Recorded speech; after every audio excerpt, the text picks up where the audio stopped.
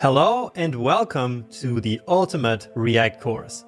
I'm so thrilled to welcome you here and to guide you on your journey of becoming a complete React developer.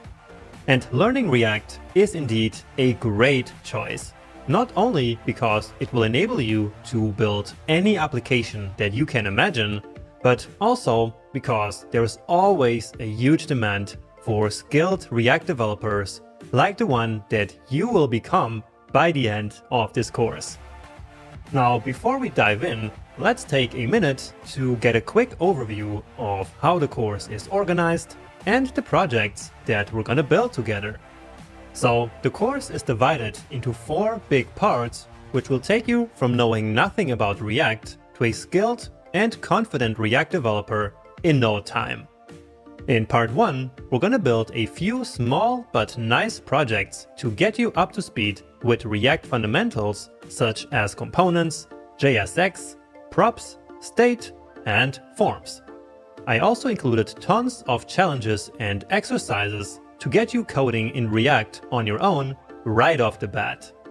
In part 2, we built upon these foundations to learn intermediate concepts like data fetching, the use effect hook, and custom hooks. There's also a special section on how React works behind the scenes, which will make you super confident when working with React on your own. Next, in part 3, is where we really take things to the next level and work on your advanced React skills. So we're gonna dive deep into topics like reducers and performance optimization, build our first single-page app with React Router, and also explore Redux and modern Redux Toolkit. Then, in part 4, we take all you've learned and apply it to the real world, as we build 2 beautiful professional applications using industry-standard libraries and tools like Redux, Tailwind, React Query, Supabase, and more. So, as you see, this course really contains everything you need to know about modern front-end development with React. It's gonna be a really exciting journey, and I'm sure that you're gonna have a ton of fun building all these projects and that you'll take your web development career to the next level. And with that being said, let's jump right in. Now, before learning anything about React, and even before setting up our development environment, let's build our very first small React app. It's a tiny app, but you will already meet many of the fundamental ingredients that all React applications are built upon. So this is going to be a lot of fun already, and so let's get started. And remember how I said that we don't even need to set up our development environment. And that's right, we can actually write our very first React app right here in basically this online code editor called codesandbox.io. So right now you can go to codesandbox.io, and there they will ask you to try this app for free, but you can do it even more easily, which is to open up a new tab and simply write react.new.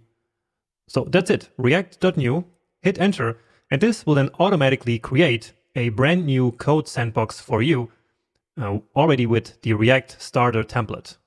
Now, by the time you're watching this, the Code Sandbox app might look a little bit different, but the idea is probably going to be the same. So here on the left side, you will have some files. Here's some info about the template. That doesn't really matter. Then in the middle, you will have a code editor where you can open these files. So just like VS Code. And on the right, you will have your output and even your console down here. So this is, again, just like VS Code. And in fact, this whole app is actually really built on VS Code. And this is actually so helpful and useful that we will use Code Sandbox a lot of times throughout this course. For example, for the coding challenges that I included in this course. But anyway, you see here that it has already created a bunch of folders and files for us. And let's start by deleting these styles.css. We're not going to use this. And we have this index.js and app.js. And of course, later we will learn what all of this code here is and does. But for now, let's open up simply app.js and delete everything. And so with this, we can then start from scratch. So let's start by building our very first React component, which is essentially a piece of the user interface. Again, more about all that later. So just write function, and by default, we call our main component the app component. And as you see, a component in React is really just a function. Now, these functions in React, so these components, can return something called JSX, which is a syntax that looks like HTML and which will basically describe what we can see on the screen. So just like HTML. So let's return a div. Let's close it here. Then let's, for example, write an h1 here. Hello world. So that's the traditional first line of code that we always write. And then we also will want a button a bit later. And here let's say get advice, because we are going to build a very small app which will fetch some advice from an API and will display it over here on the screen. So let's give this a save. And you see that it all nicely formats here, which is because behind the scenes here, we have the prettier extension already included into the starter template here. And now all we need to do is to export this function from here, because you see that this index.js file actually imports it here. So export default, give it a save, and then let's just manually reload here on the right side. And after some time, you should then, so you should see your hello world and the button. Beautiful. So that's our very first React component, but of course, nothing happens, for example, when I click here on this button. And so let's change that. And again, what I want to do is whenever I click on this button, we want to get a new advice from an API. So basically we want to fetch some data from an API and display it on our user interface. So let's actually write a new function right in here. So inside app, we will write an async function so that we can use async await. And so you should be familiar with this basic JavaScript. And if not, don't worry, there is actually a section that reviews the most essential JavaScript that you need to know for React. Now here I'm missing, of course, the function name. So let's say get advice. And then here, let's fire off a fetch request.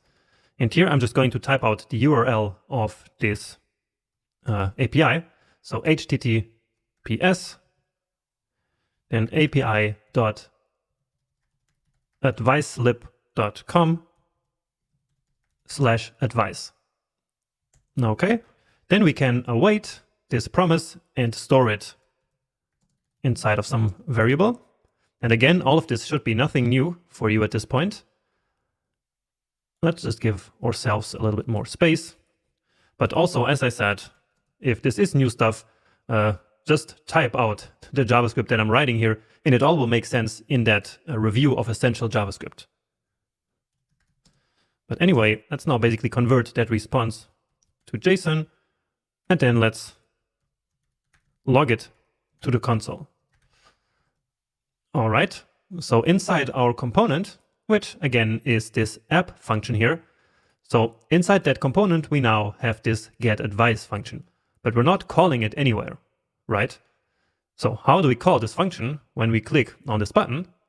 Well, we can specify the onClick attribute here. So onClick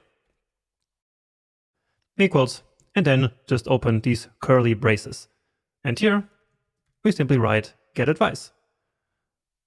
All right, let's maybe reload just to make sure. And then let's click, and well, we got something. Nice. So here we have this slip, then slip again, and then in there we have the advice. And so here we have some piece of advice. A problem shared is a problem halved.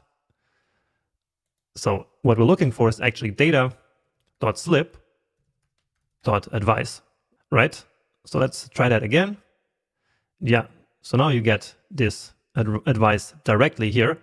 And all we have to do now is to basically get this string, so this text here, into our user interface. So we want it to be displayed right here. So here in this place. Now, how do we do that?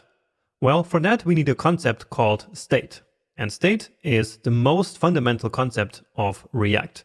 So whenever we need something to change in the user interface, we change the state. So we update something that we call state. So to create new state, we need to do it here at the top level in the function, and we write it like this. So advice and set advice, and then use state. And we start off with an empty string. So you see that automatically useState got imported from the React library. And if for you this didn't happen automatically, then please go ahead and write this line of code here. All right. So this useState here is a function in React which returns an array. And so here we are destructuring that array. So in the first position of the array, we have the value of the state that we call advice here. And the second value is a setter function. So a function that we can use to update the piece of state. Okay, and so right here in this getAdvice function, we can now use this setAdvice function to update the state. And then whenever this piece of state is updated, the user interface will also be updated. So let's call setAdvice right here. So after we receive the data, and now all we have to do is to then use this advice right here in this JSX. So remember that I said that this is called JSX, which is basically just like HTML, but we can add some JavaScript to it as well. So each time we want some JavaScript, we can basically enter JavaScript mode by using these curly braces. And we already did that down here. So we have this onClick attribute here, and then here we opened JavaScript and passed in the function. So this function will then get called whenever we click this button. So here now we can simply place this advice variable. And then let's see the magic happening. And it works. Beautiful. Let's click again, and then we get another one. Beautiful. So it's already working. So this is already your first working React application, already with a piece of state, which again is one of the fundamental aspects of React. And of course, right now, all of this seems really confusing, but of course, you will understand it as we go through the course. So basically what happens is we click this button here, and we said here that whenever we click the button, the getAdvice function should be called. And so then, indeed, it gets called, it fetches our data, and then we update the state. So we update the state by calling setAdvice, and then whenever we do that, so when we update state, then this function here, so this whole component is executed again, and then the advice here has been changed, and therefore it then changes here on the user interface. Nice. So what I want to do next is to display down here some text which tells us how many times basically we have clicked this button. So which tells us how many pieces of advice we have already read. So basically we want a paragraph here which says something like, you have read, then here we can write any HTML, like we can make it strong. Let's for now just use some placeholder value here. Pieces of advice. And let's close that here. But now, of course, we want to make this number dynamic, right? And so this is another place where we need some state, because we want this value here to be updated over time. So we create more state. So use state again, and now the initial value should be 0. And then again, this returns an array which we can immediately destructure into, for example, count and setCount. And of course, we can use any names that we want here. So what we do then here is to also update the count. So we can use our setCount function. Then here I will do something a bit strange. So we will update now in a different way, but this doesn't really matter. So it simply takes the current count and then adds 1, and that will become the new count. Okay, and now here let's replace that placeholder with the actual count value. And if we reload now, then yeah, it increased. And it keeps increasing, so that works just fine. Nice. Now maybe you noticed that when we load this for the first time, we have no advice here at all, and of course we start at 0. So let's change that so that whenever we open up the app for the first time, we already are graded here with our very first piece of advice. And we can do that with something called an effect. So we can use effect. And again, it needs to be imported here. So make sure that use effect is up here. And then into use effect, we pass a function. So what do we want to happen here? Well, basically exactly the same thing as here. So we can simply call get advice, right? Now you're seeing that it's getting completely out of control, and that's because we have a bug in our code. So here we need this empty array. And as soon as I save this, you see that it stopped. So use effect takes two arguments. First, a function that we want to get executed at the beginning. So when this component first gets loaded, basically, and then a second argument, which is called the dependency array, but that doesn't matter for now. So we will learn all about this later, but for now, just make sure that you have this empty array here. All right, and if we reload now, you see that very soon you get this very first advice automatically. Now down here, we also get two pieces of advice, even though it should be only one, but again, we will worry about that later. This is just because of something called strict mode in development. Now, if we keep clicking, then of course it keeps increasing normally. But when we load for the first time, basically this effect will be executed twice. And so then this increases 2 times. Nice. And this is actually all the functionality that I wanted already for this little application. To make it just a little bit more real world, so to say, let's create a new component for this message down here. So in React, we try to divide user interfaces into components. And so let's kind of do this already here. So let's call this component message, and notice how it is uppercase here. So just like app, this one also needs to be uppercase. That's a convention in React for all components. So here all we want to return is basically just this. So we cut it from here, and then here we simply include message. Now you see that we have this error there, but we will take care of that in a minute. And so now we can basically include this component, so actually message, just as if it was another HTML element. So message, and then we can close it immediately like this. But now we have a problem, because here we are using this count value, and well, right now this component has no way of knowing about the value of this variable. And so what we need to do is to pass it right into the component. So we do that using something called props. And the prop is basically just like parameters to a function. So let's say we wanted to call this prop count, and then we pass in the count value. And again, here we are entering this JavaScript mode by using the curly braces. And so now here we can accept that, but not like this. So it's not like a normal function where we simply accept count. Instead, what we accept is an object called props. And it's on this props object that count is now a property. And again, if this sounds too confusing, well, it is actually pretty simple, as you will see when we learn this all step by step and not all at once. So here I just want us to have a little bit of fun and very briefly get to know all these different ingredients of React. But you don't need to worry about learning any of this right now. Just type the code and have some fun and see the application here coming together.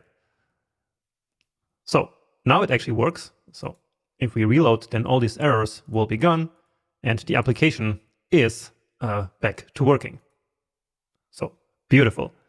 And actually, this is all that I wanted to do for this small application, which still already has a lot of the React ingredients that real-world React applications will have. So we have state, we have effects, we have props, we have, of course, JSX here. We created 2 components, and so that's already pretty nice. So I hope that this was fun and that you also got this application to work. And if not, so if for some reason you run into some trouble, I will attach a link to this code sandbox right onto this Udemy lecture. And with that being said, after this small introduction, it's now time to actually set up our system a little bit and really start learning about what React actually is, why it exists, and start learning really React. Now, before leaving this intro section, let me give you 8 quick considerations on how to actually take this course. And I promise they are super short and super important. So please don't skip this video, as it will set you up for success with this course. First of all, there are many different types of students in this course. Some have never written a line of React code in their life, while others want to get better or more advanced at React. This course is for all of you. Everyone is welcome. So please don't write a bad review immediately if the course is too easy or too hard or progressing too slow or too fast for you, because I built this course with everyone in mind. Now, to make it perfect for you, you can always rewatch lectures, jump to other sections, watch the course with slower or faster playback speed, or ask questions in the Q&A section. Of course, you can give a 1-star review if the course is absolutely terrible, but please at least wait for a couple of sections to get a good idea of the course. And then you will actually find that it's not terrible. Also, you don't need to watch the entire course in order to learn React. There are many parts of the course, especially in the big projects, where we will just practice what we already learned before, but just in another context. Now, this practice is excellent for you, and the more videos you watch, the better you will become. But if you are short on time, you can just skip many sections or parts of sections, which will allow you to cut the course length at least in half. Now, about actually taking the course, as you should already know, you always need to code along with me. You will learn exactly 0 React skills by just sitting and watching me code. You have to actually write the code yourself, even if it's just typing the exact same code as in a video. It really doesn't matter, because as long as you're coding, the code is somehow getting into your brain and you're learning. Now, in the first few sections of the course, don't worry about why or how things work in React, or about some React best practices.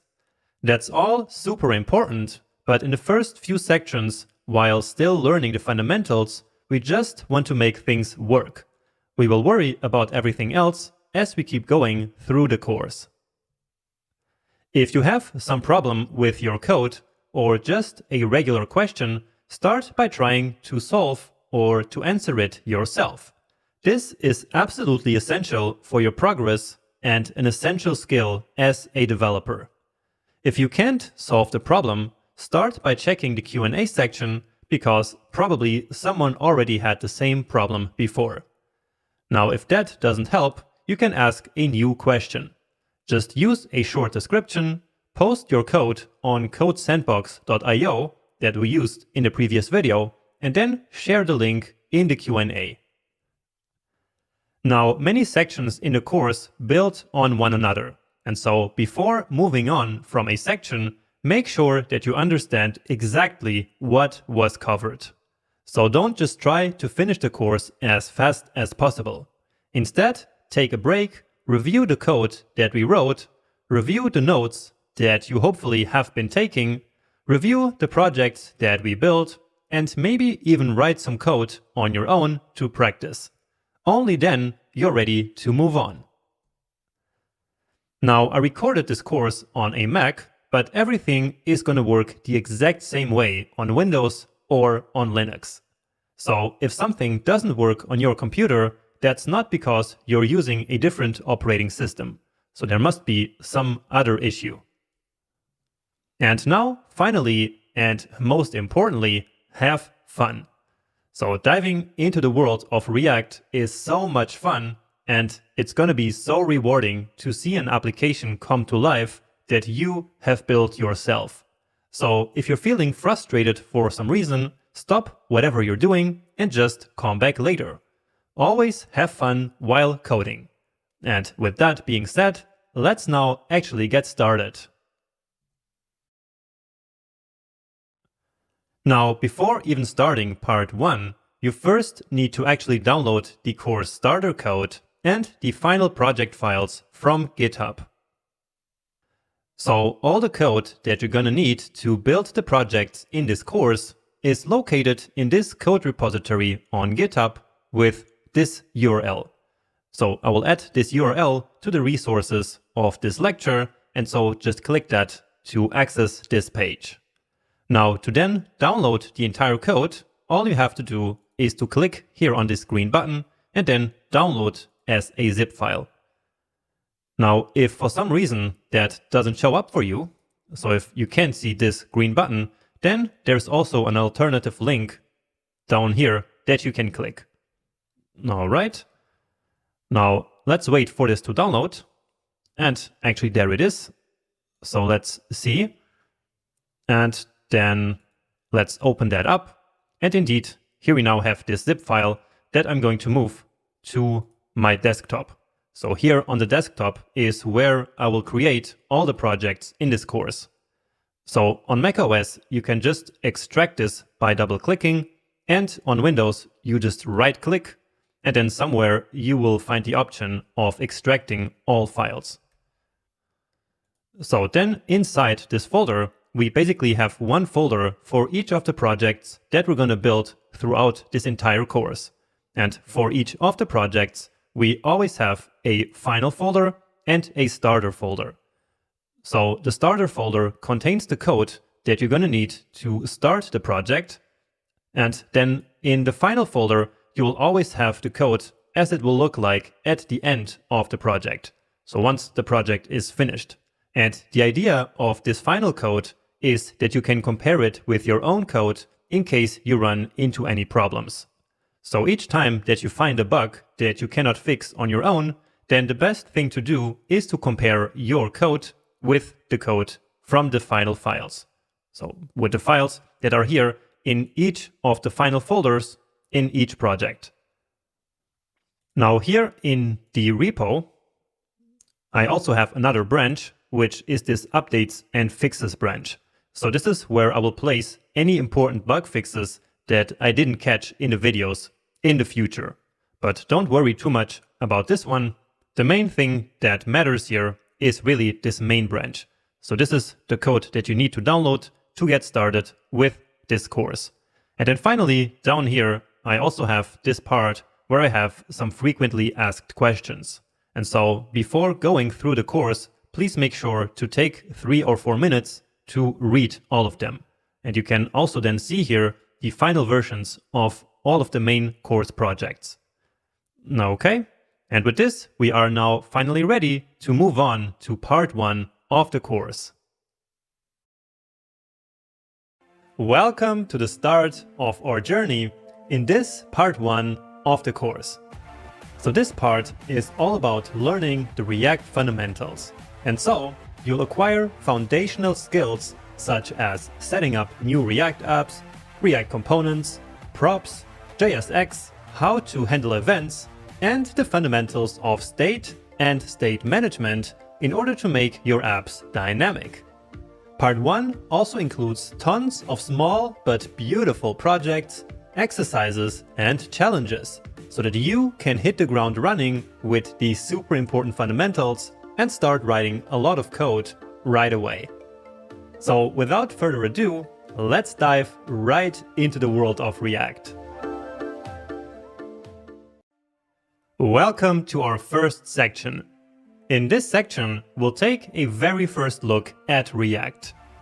So we're going to talk about why we need something like React in the first place, what exactly React is, and how it compares to vanilla JavaScript. Then, to finish, we're going to discuss different options for setting up a new React application, and then use a tool called Create React App to build our very first React project. So, are you ready? Then let's get started. Now, before we start learning about React, let's actually ask ourselves one very important question. Why do front-end frameworks like React actually exist in the first place? Why not simply use vanilla JavaScript to build our apps? Well, let's answer that question in this lecture. And we're going to start at the very beginning by reviewing how websites used to be built in the past, how we transitioned to a new way, and how that led to the rise of front-end frameworks. So back in the day, before around 2010, all websites were always rendered on the server. So in server-side rendering, a website is basically assembled on the backend, so on a web server, based on data and templates. The resulting HTML, CSS, and JavaScript code is then sent to the client side, so to the web browser that requested the page. The browser then simply takes this code and basically paints it onto the screen. And a typical example of server-side rendered websites are all websites built with WordPress. Now, the JavaScript that used to be included in these websites was initially only to add some simple dynamics to the page, like simple animations, hover effects, and other stuff like that. And usually, a very popular library at the time called jQuery was used for this, because it made JavaScript work the exact same way across all browsers back then. However, over time, developers started writing more and more JavaScript code to be executed by the browser, until at some point, these became fully fledged web applications, which then led to the rise of so-called single-page applications. So these are basically web pages that are rendered on the client, not on the server. So in client-side rendering, basically the work of rendering a web page is shifted from the server to the client. And so now we don't call these web pages anymore, but web applications. Now, a web application still needs data, which usually comes from the backend in the form of an API. And I'm sure you have already worked with APIs like that, right? So the application consumes this API data and renders a screen for each view of the application. And these single-page applications essentially feel as if you were using a native desktop or phone application. So you can click on links or submit forms without the page ever reloading. So you're technically always on the same page, and therefore the name single-page app. Now, just before leaving this slide, I want to quickly mention that server-side rendering is actually making a comeback right now. So it's slowly getting modern again, driven by frameworks that are built on top of modern client-side rendering frameworks, such as Next.js, Remix, and many others. But in either case, we still need to learn how to build single-page applications, of course. But do we want to do so with vanilla JavaScript? Well, actually no, we do not want that, because there are actually several problems with using vanilla JavaScript to build large-scale applications, as we will see in a moment. But first, let's establish that building any front-end application is really all about handling data and then displaying that data in a nice user interface. That's basically all a web application does, if you think about it. So it receives data, changes the data as the user uses the app, and it always displays the current data on the screen. What this means is that the most important task of a single-page app, and really of any application and website, is to keep the user interface in sync with the data. Or in other words, is to make sure that the UI always displays the current state of the data. Now, as it turns out, displaying the correct data and making sure that it stays correct over time is actually a really hard problem to solve. And to understand why that is, let's take a look at this Airbnb application. So in this interface, we can identify a few pieces of data. First, we have this list of apartment. Then we have a search bar. We have some data about the filters that are being applied. And we also have this piece of data here, which indicates whether the search should be updated as the user moves the map.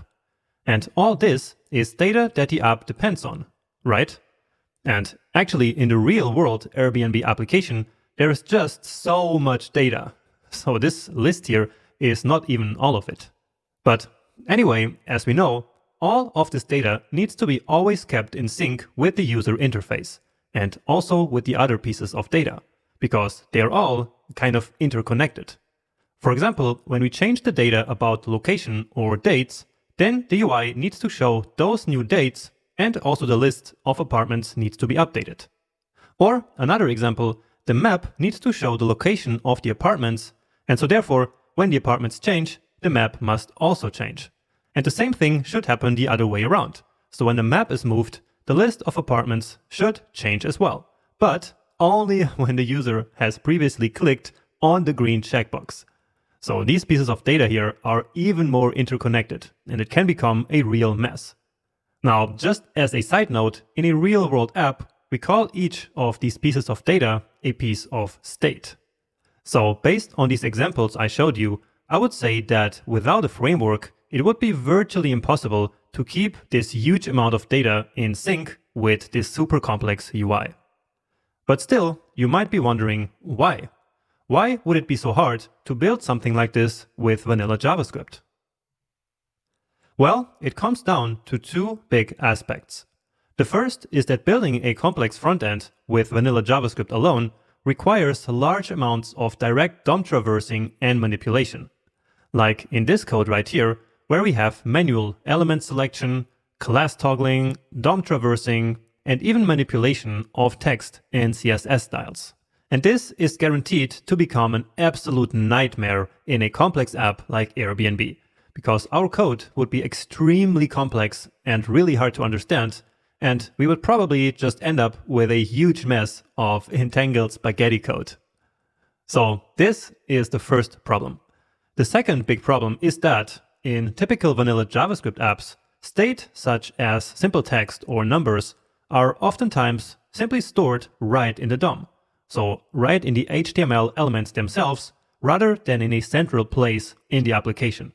The result is that we end up with many parts of the app accessing and changing that DOM state directly, which makes the spaghetti code even harder to understand, and even worse, it will most certainly introduce many bugs into our application. And no one wants bugs, right? Now, of course, you could try to solve these problems on your own, but then you will just end up creating your own framework, which will most likely be way worse than all the well-established frameworks that already exist. So at this point, you might as well just use a battle-tested framework like React. Alright, so now that we know why it's so hard to write a single-page app with just JavaScript, we can answer the fundamental question that we asked in the beginning. So why do front-end frameworks actually exist? Well, we kind of already answered that question over the course of this lecture. So the big fundamental reason why these frameworks exist is because keeping a user interface in sync with data is really hard, and it's a lot of work too. So basically, frameworks like Angular, React, or Vue take this hard work of synchronizing data with the user interface away from us developers. So they solve this really hard problem so that we developers can focus only on the data and on building our user interfaces themselves. Now, different frameworks have different approaches to doing this, but they are all similar in the fact that they keep UI and data in sync over time. Now, another extremely valuable thing that frameworks give us is the fact that they basically enforce a correct way of structuring and writing code. So essentially, the authors of each of these frameworks came up with a good way of structuring applications so that other developers can then follow these conventions as well to build better applications with, hopefully, a lot less spaghetti code. Finally, frameworks give developers, and especially teams, a consistent way of building web applications. This way, everyone on the team will build their part of the app in the exact same style as everyone else, which will, in the end, create a more consistent codebase and product. And there you go. This is why modern web development is all about JavaScript frameworks. Now, to get a first feeling for how React keeps the user interface in sync with state, let's quickly compare the advice app that we built in the first section with a vanilla JavaScript implementation of the same application. So here I have them open side by side, and if you want to follow along, I actually added this vanilla javascript.html file right into the same code sandbox that we used to build this first advice app. So right here in the source folder, there's now this vanilla.js, or actually vanilla-.html file. And again, I will post the link to this code sandbox into this lecture. All right, so in case you don't really remember what we did back here, you can always pause the video and just analyze this code here for a second for yourself. So what I want to do now, again, is to just quickly compare the React code that we wrote before with this vanilla JavaScript. Now, ironically, this vanilla JavaScript implementation is actually in an HTML file. So I placed all the HTML file and then also the JavaScript right into one HTML file just to keep it all in the same place. But already this shows us the very first difference between the two philosophies. So here, everything is basically done in JavaScript. So even the JSX, so basically this kind of HTML here, is written inside of JavaScript. So JavaScript is taking care of everything, while here in the vanilla JavaScript, HTML is still in charge. So we have an HTML file, and that HTML file is then including the JavaScript into it. So it's basically the other way around, right? So right inside this HTML, we still have our same h1 here for the advice. The only difference is that it's empty, while here we include that advice state. Then we have the button and the paragraph for the message. Then inside of the script, so inside of the JavaScript part, we need to, of course, then manually select all of these three DOM elements. So I selected the advice element, the button, and also this one here for the count.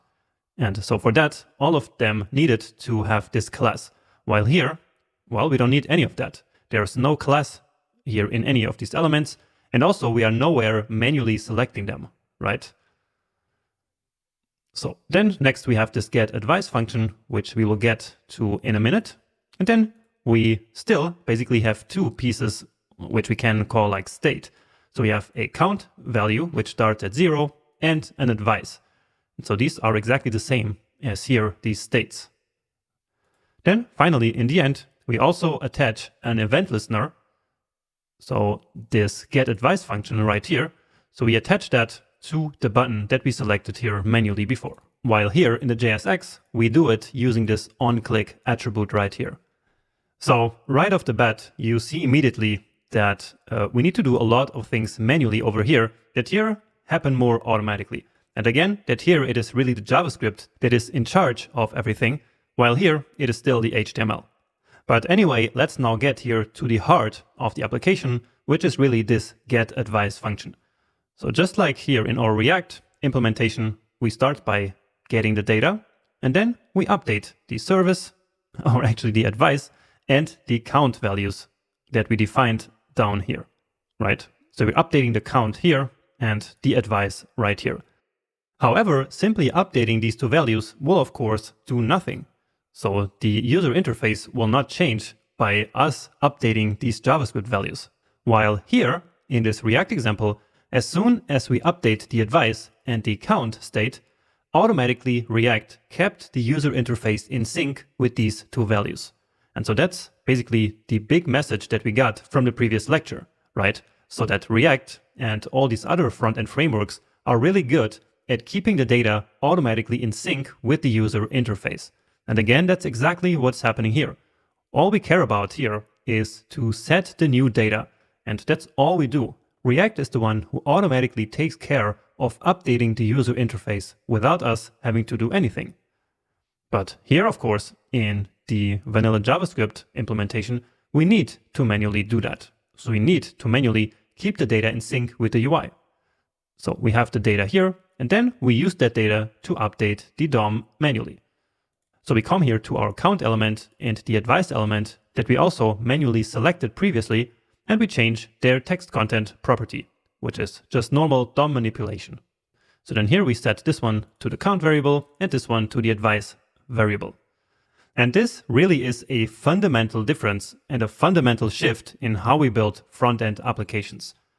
Now, you might argue that in this very small example, doing this is not a lot of work, and maybe it might not even be necessary to learn React. And I would agree with you that we would, of course, not need React to build something really small and simple, such as this. But as soon as we get just a little bit bigger than this, it starts kind of getting out of control. So we would have to select tons of elements, and we would really need to create a lot of extra code that with React, we don't have to. Again, because it automatically takes care of keeping the data in sync with the user interface. That's really the main thing that I want you to keep in mind from this lecture and from the previous one. So of course, feel free to analyze all the differences that exist here in this code, because just with this, you can really see the two different philosophies at work. I'm not going to go even deeper into this at this point, but it would be pretty interesting if you take a few minutes and really compare what's going on this side here and on the React implementation. And so once you're done doing that, it's now time to finally learn what React actually is in a bit more detail. So hopefully I see you right in the next lecture soon. So now that we know why we need a JavaScript framework in the first place, let's start by learning about the most popular framework out there, React. So in this lecture, we will get a high-level overview of what React actually is and how it works. So it's going to be a full-packed but super interesting lecture, so let's quickly get started. So, according to the official React documentation, React is a JavaScript library for building user interfaces. Now that's something, but it really isn't that helpful, is it? So let's extend this definition by a bit so that it becomes more helpful, or should I say, a little bit more crazy, like this. So now, in this slightly modified definition, React is an extremely popular, declarative, component-based, state-driven JavaScript library for building user interfaces, created by Facebook. And this is actually a lot more helpful, because now we can deconstruct this definition and learn about what React actually is, step by step. So, starting with component-based design, React is all about components, such as buttons, input fields, search bars, and so on. So components are the building blocks of user interfaces in React. And in fact, basically all React does is to take components and draw them on a web page. That's it. And so we build complex UIs in React by building multiple components and then combining these components like Lego pieces. For example, to create a complex application like Airbnb. So here we have exactly the same components that we saw earlier, but all combined into a complex UI. So the nav bar, the search bar, the results panel, and the map. Now another thing that we do with components is to reuse them. For example, here in the results panel, there are multiple listings that look quite similar.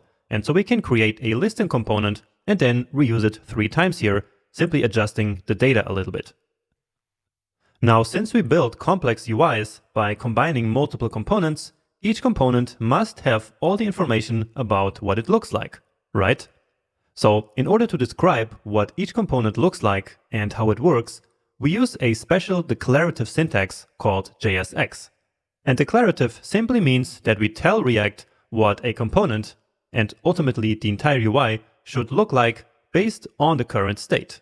So React is basically a huge abstraction away from the DOM, so that we never have to work with the DOM directly as we would with vanilla JavaScript.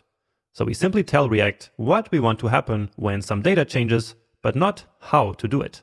And again, we do that using JSX. So JSX is basically a syntax that combines parts of HTML, CSS, JavaScript, and it even allows us to reference other React components. And the declarative nature of React is an essential concept that, of course, we will really dive into later. But now you might wonder, if we never touch the DOM, then how does React update the UI? Well, that's where the concept of state comes into play. So remember that the main goal of React is to always keep the UI in sync with data. And from now on, let's actually call that data state. For example, an array of apartments on Airbnb. So based on our initial state, React will render a user interface using the components that we wrote using JSX. Then, based on some event like a button click, the state might change. For example, more data about apartments might be loaded from an API. And so here comes the interesting part. Whenever the state changes, we manually update the state in our app, and React will then automatically re-render the user interface to reflect that latest state. Or, in other words, React reacts to state changes by re-rendering the UI. And that is, in fact, the whole reason why React is called React in the first place. Now, there's always been some debate over whether React is actually a framework or just a library. Well, the short answer is that React is actually just a library, even though I keep calling it a framework. And the reason for that is that React itself is really only the so-called view layer. So if we want to build a complete real-world application, we need to choose multiple external libraries to add to our project, for example, for routing or for data fetching. Now, to address this, there are actually multiple frameworks that have been built on top of React. So frameworks that include all these functionalities that React is missing out of the box. And the most popular ones are called Next.js and Remix. But again, more about all that later in the course.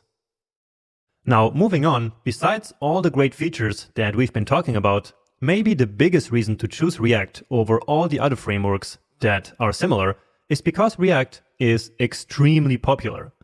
So according to the weekly download numbers from NPM, React is by far the most used framework, and the difference between React and the other ones only seems to be growing. So React really isn't going anywhere. A big reason for that is that many large companies have adopted React a long time ago, and so now more and more smaller companies all over the world are following in their footsteps.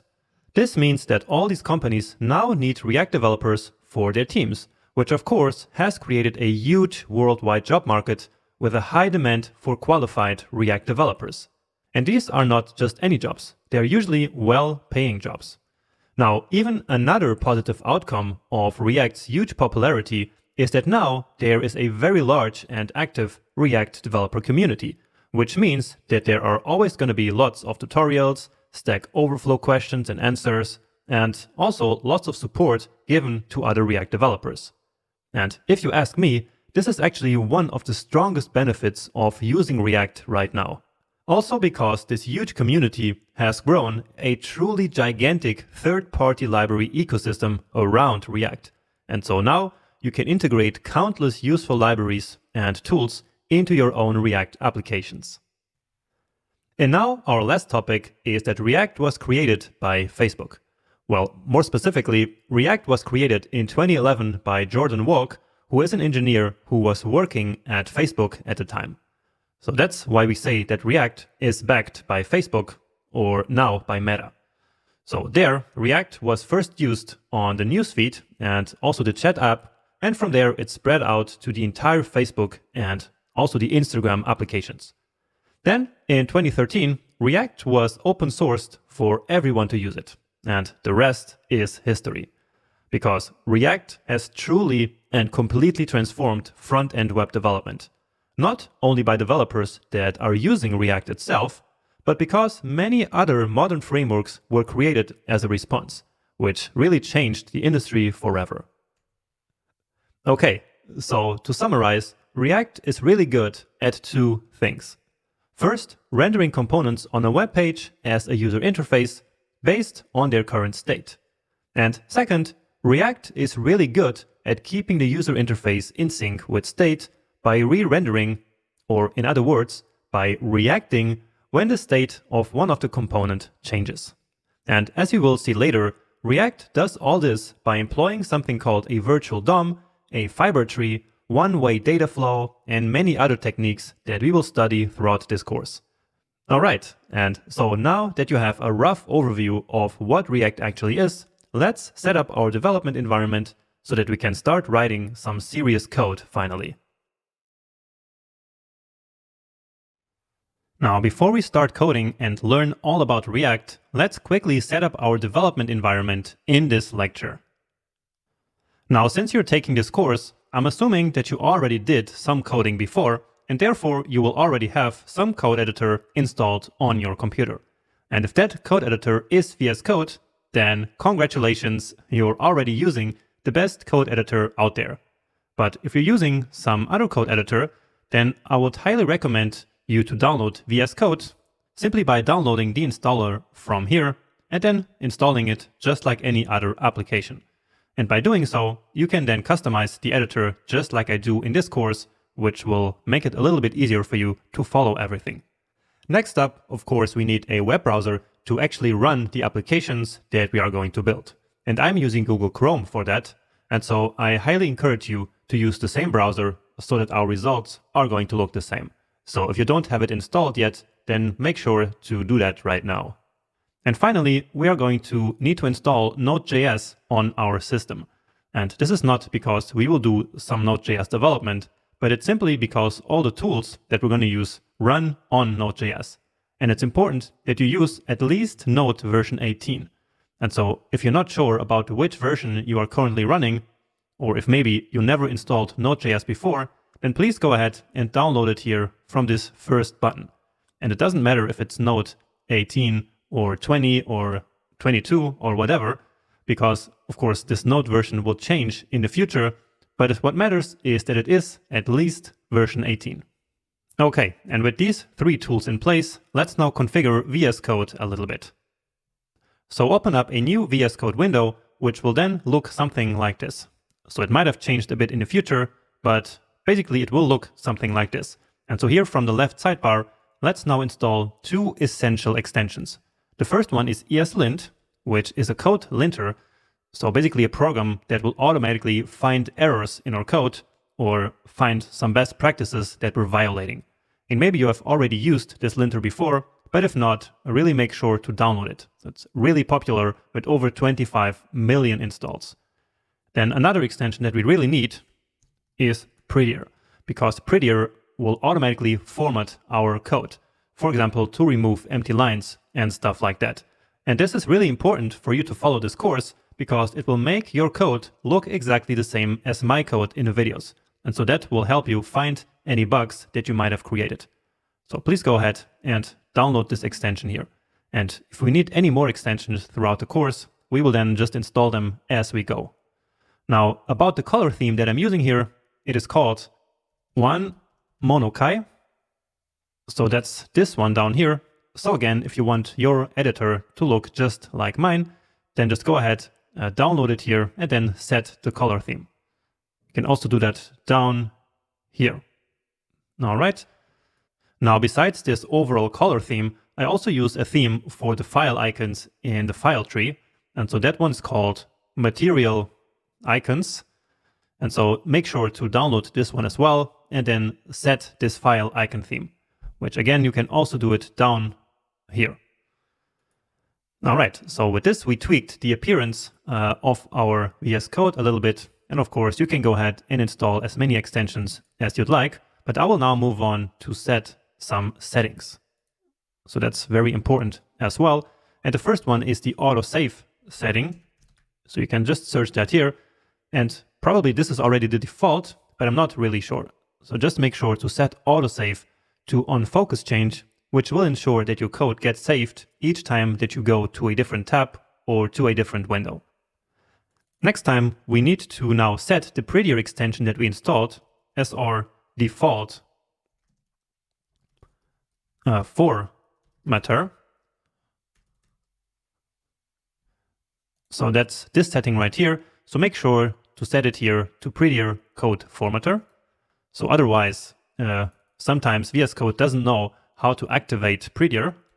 And then also we want to tell VS Code to do this formatting on save. So let's search for the setting format on save, and then let's simply turn this on right here. Then about ESLint, we can set the ESLint run setting here and set it to on save. So basically, by default, ESLint will run each time that you type a new character, which might be a bit too much. And so by setting this here, ESLint will only check our code each time that we save it, which usually is more than enough. But of course, if you want, you can also leave the default, which is on type. Okay, so that's all the settings that we need. Next up, let's quickly make sure that you actually have Node.js installed now. And so for that, let's open up a new terminal, which I like to do using this shortcut that you should see up here on the screen. And so then to check your Node version, just type node-v. And so make sure again that your Node version is at least version 18. And if not, just go ahead and install it once again. All right, and now to finish, let's just set up some snippets. So snippets are basically some pieces of predefined code that we can use to greatly speed up development. So I actually prepared a file of 3 snippets that we're going to use a lot. And they are here in these starter files that we downloaded from GitHub right in the first section. So make sure to open it up. And this file is right here in the very first folder called setup. So let's open this file here, for example, by dragging and dropping it here onto this VS Code icon.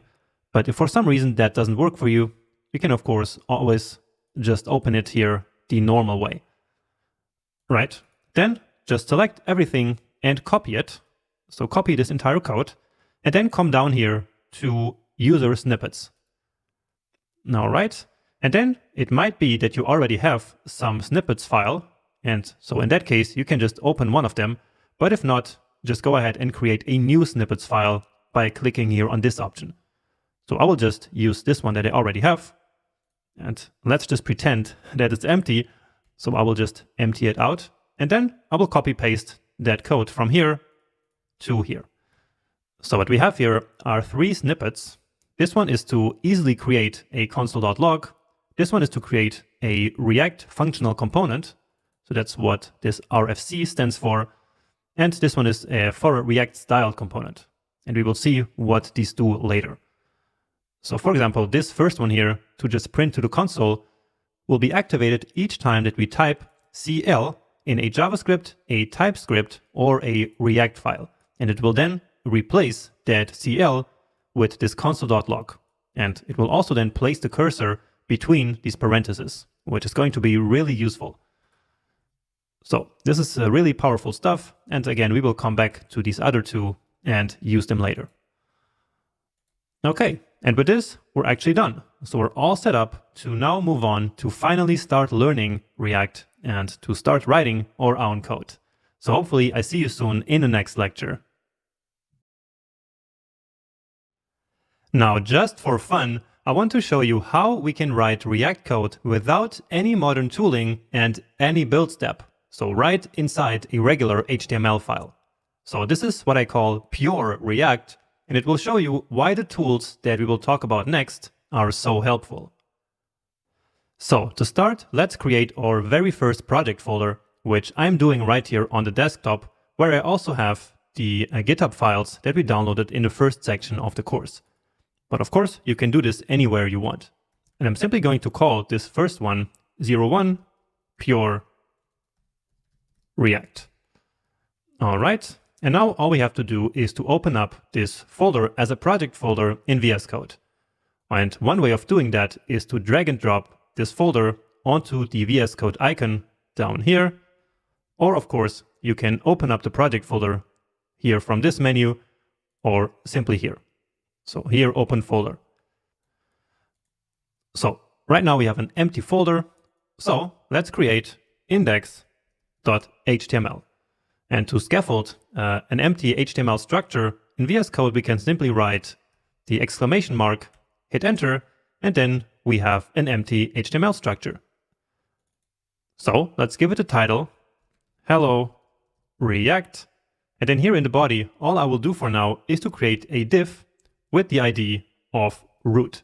And it could be any ID here, of course, but root is the standard for React. And we will place nothing in here.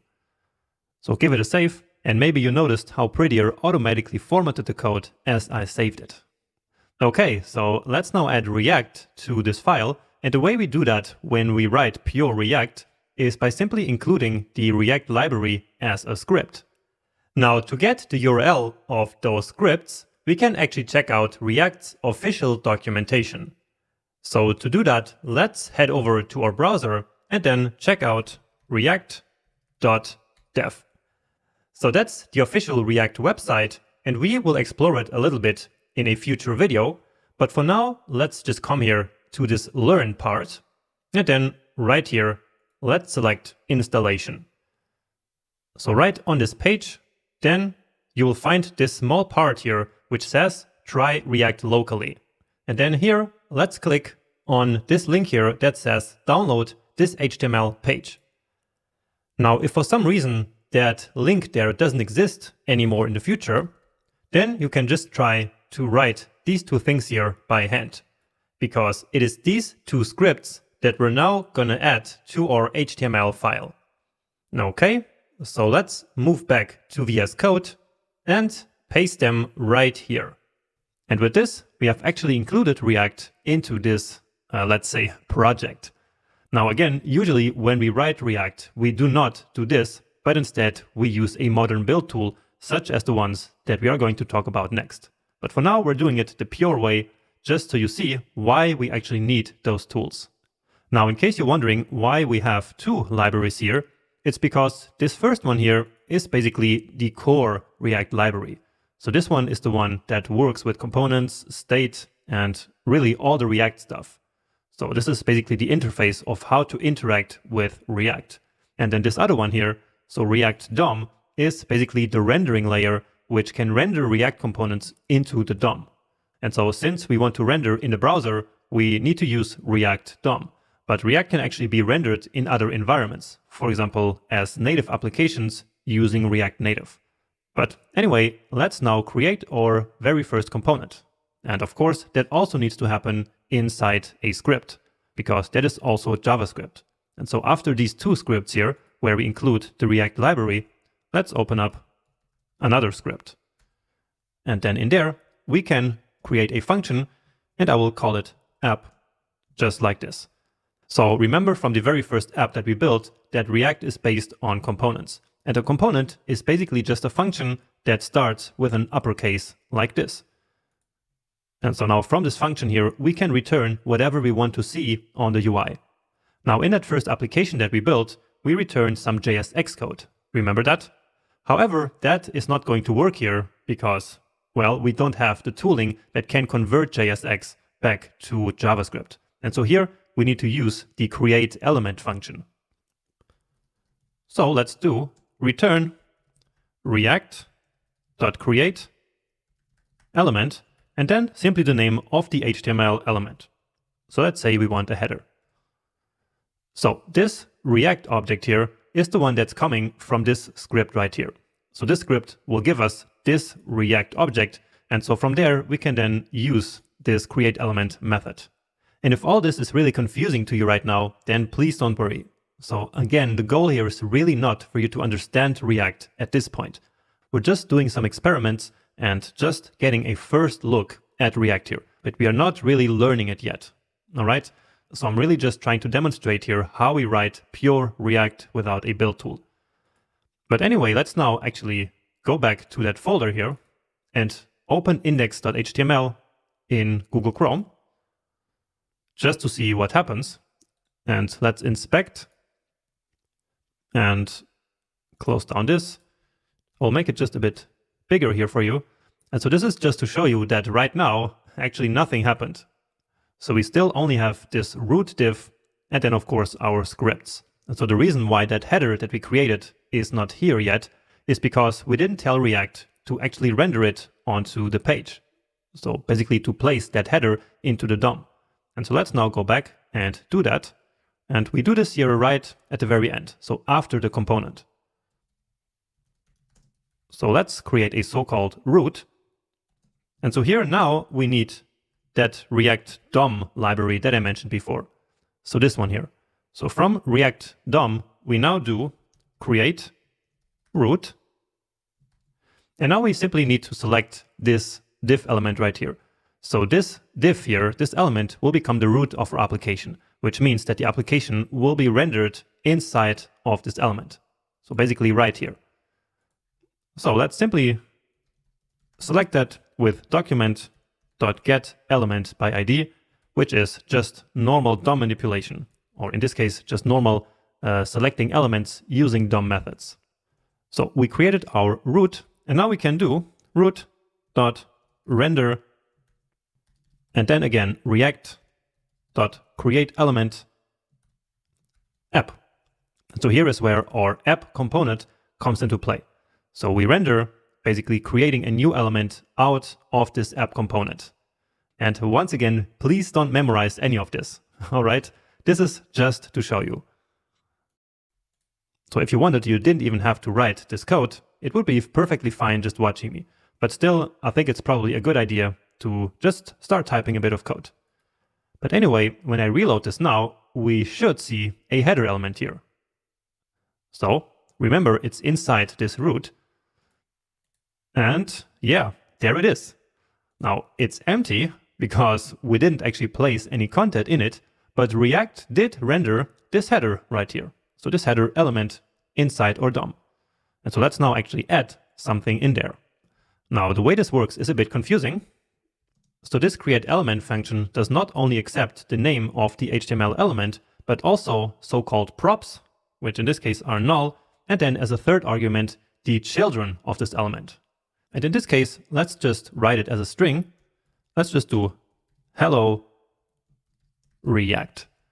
Give it a save. Let's go back. And yeah, there we go. Beautiful. So now this hello React is basically a child node of this header node right here. But let's go back. And yeah, as I mentioned before, we used JSX to write this, and then we wouldn't have to write this weird thing right here. We would just write it as HTML, basically, but that doesn't work here. And so that's one more reason why we do not write pure React like this in a real development environment. But anyway, right here in this function, we can, of course, just write any normal JavaScript logic. So let's, for example, create a string of the current time. So that's new date. And of course, this has nothing to do with React. To local time string. And then let's add that here into the string, and we can just use a template literal for that. And in case you're not familiar with that for some reason, there is the next section in which I will explain all the essential JavaScript that we need for React. All right, but here let's just place now this time. Let's say it's, and then whatever the time is right now. Let's go back, and you see that we always have to manually reload the page. And of course, that also will disappear as soon as we start using some modern tooling. But anyway, here now we have our time. And as a last small thing in this application, what I want to do is to now update this every second with the new time, which then basically will make this function as a clock. So let's go back and let's do that. And for that, we need the concept of state. So maybe you remember from the first app that we built that state is necessary whenever we want to update something on the screen. But of course, we will go really deep into what state is and how it works a bit later in the course. For now, let's just create a new piece of state, and then we don't need this anymore, actually. So let's say const, and again calling it time, and then set time, which is a function with which we can update that time state. So then we need to say react.useState. And again, the React object is that big object that we got here from this script. And then here we need to set the default value. And so that's then going to be this. Let's paste that here, give it a save. And if we update now, it will look just exactly the same. So there's no updating yet. So it of course simply reflects the current time now. Okay, so let's go back and basically have it update every second. So for that, we need something called an effect. So react.useEffect, and we also did that in the first app. And now in here, inside this effect, we will simply use the JavaScript setInterval function. So this is not a React function, but it's simply a JavaScript function that we're going to use to set up a timer that every second will update this time state here. So setInterval also needs a function, and we could use arrow functions here to make it a bit shorter, but never mind. So this function should run every 1000 milliseconds, so once a second, and what should happen each time, so each time that this function here will be executed, is that the time should be set. So set time, and then again this, because this will then always be the new current time. So paste that here. And now finally here we need to define this empty array. And this will all make sense once we start learning about effects. But for now, just copy the code like this. And this should now already work. So let's check it out. Of course, we need to again manually update. And yeah, beautiful. So we have a working clock that we coded only with React. You see down here that the DOM is actually updated in this place once every second. And so that's the work of React. Nice. Now, this of course is all very bare bones. And yeah, as I said, this is really not how we use React in the real world. So we have no modules here. We have no way of converting JSX. We have no HTTP server, which automatically reloads the application and so on. But again, I still believe that it was quite useful to shortly explore this pure React in this lecture. But of course, now it's time to move on to a more robust and real-world setup. Now, since we are in the first look at React section, let's just take a quick look at React's official documentation that we first opened in the previous lecture. So the official React documentation is at react.dev. And so if you want, you can check out here their landing page and basically get a nice introduction to React. But what we are mostly interested in is here this learn part and the reference part. So here in learn, you have basically some stuff about getting started and some things about the installation, but you will not really need this for now because we will talk about how to set up a React project over the next few lectures. Then down here, you have the section about learning React. So where they basically teach you the very fundamentals of React. Now, since you are watching a React course, that's not going to be super helpful for you, but a few pages that might become helpful are here in this section of escape hatches. So not for now, but really for later. So this page here is really great once we start learning about effects, and the same thing about this page here as well. So I really like these two, and I advise you to read them once we reach the advanced part of useEffect. So while you're going through the course, I think this is all you might need about this learn section. So we're more interested in here in this reference section. And so here, basically, they explain you every single method or every single function that exists inside React. So for example, the first React hook that we're going to learn in depth is this one here of useState. And so if you then want to learn even more about it or see maybe some other examples that I didn't talk about in the lecture, you can come here to this corresponding page about this useState hook, for example, and then you can read all about what they have to tell you here. Or maybe at some point I will mention the useLayoutEffect function that we will not really go in depth into the course. And so then if you want to really learn what this means, you can click here and learn about it. All right. So you can keep this React documentation open at all times while you're learning. That's actually a good idea because a good developer always knows where to find all the information that they need. And in many cases, that's right in the official documentation. Okay, and that's all for this lecture. And so now let's move on to actually learning about how to set up a real-world React project. So as we just learned, in the real world, we don't just write React apps in a single JavaScript file without any tooling.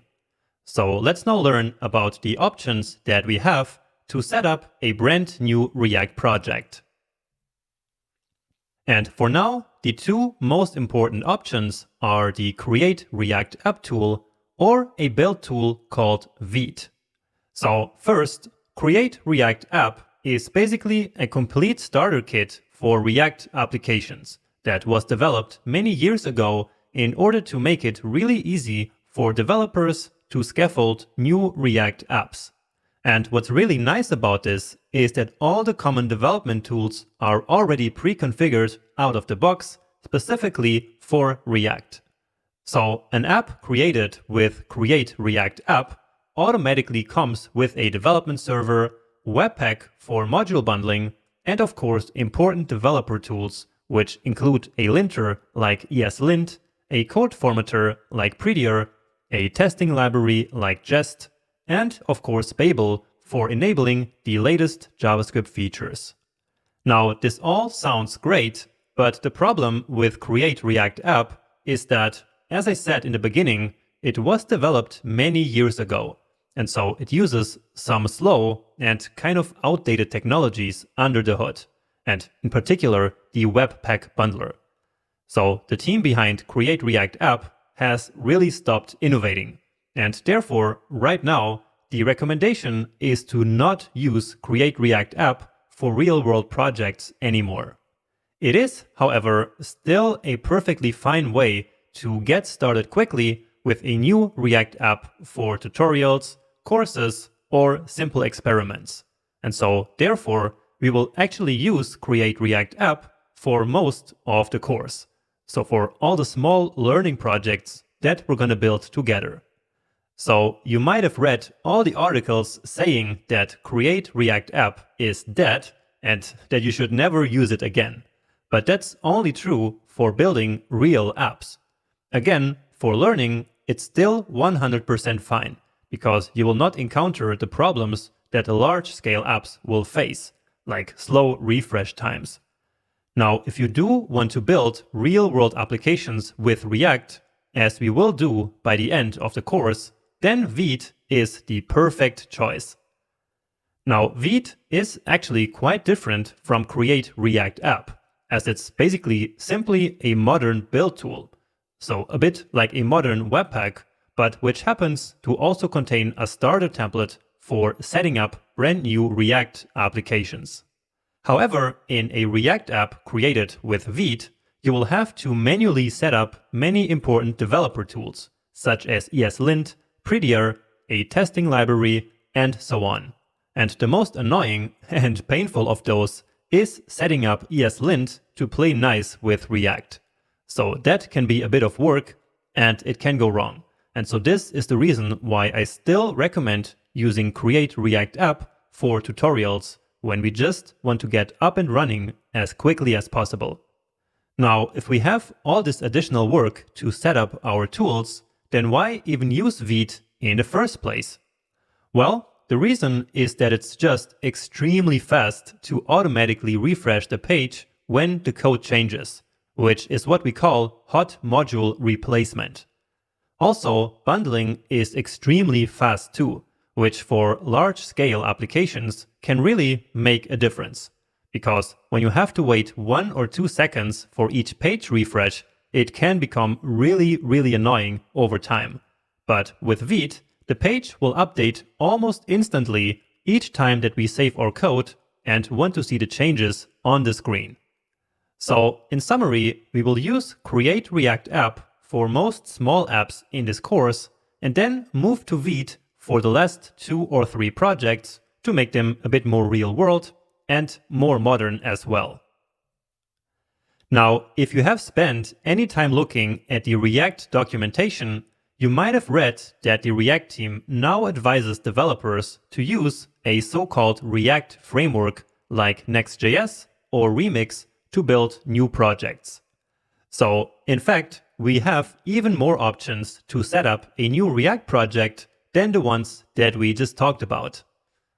Now, we're going to talk about what React frameworks are throughout the course. But for now, all you need to know is that a framework like Next.js contains solutions for things like routing, data fetching, and server-side rendering. So things that React itself does not provide easily out of the box. So essentially, a React framework is a framework built on top of the React library, and which is going to make it even easier to build applications than with just vanilla React itself. And this sounds great, right? Well, yeah, it kind of does, but only for some applications. However, many people, and that include me, think that telling developers to always immediately go for a React framework is not the best idea and not always necessary. Vanilla React apps, so apps built only using React, still have a very important place too.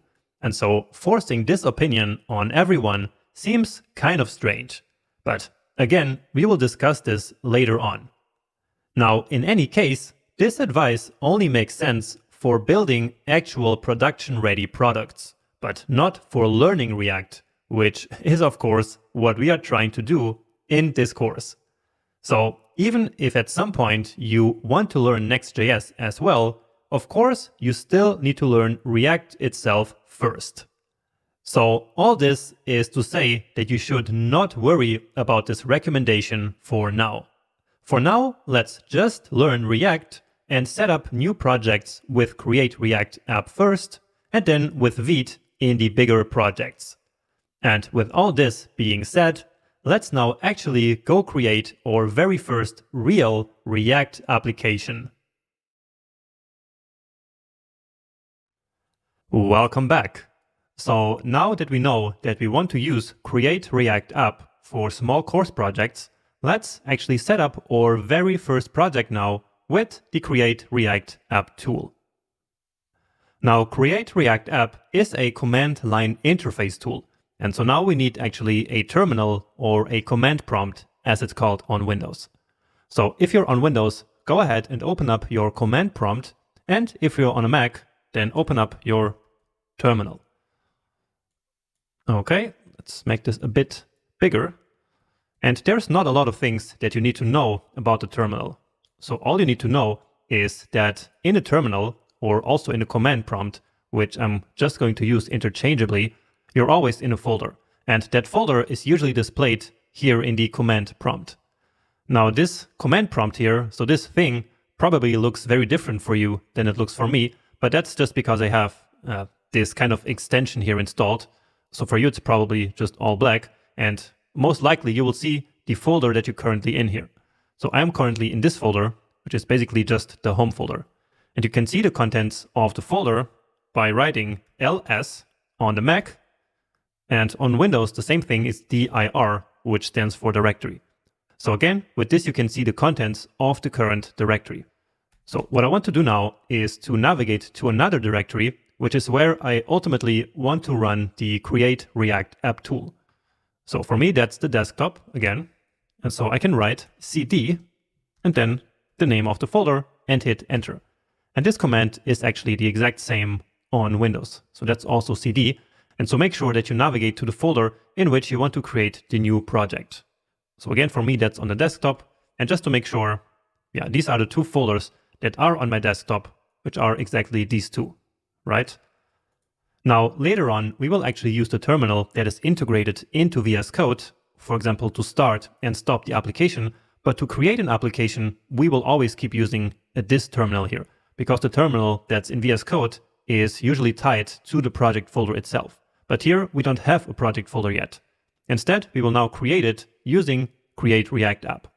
Once you're in the folder where you want to create the new project, type npx and then create-react app and then the name of the app that you want to build. Now in our case, that's going to be pizza-menu, because this is our very first project that we're going to build in this course in the next section. However, we're not really ready to run this yet, because I want you to actually use the version 5 of Create React App. So please write this and then 5 to lock in version 5 of Create React App.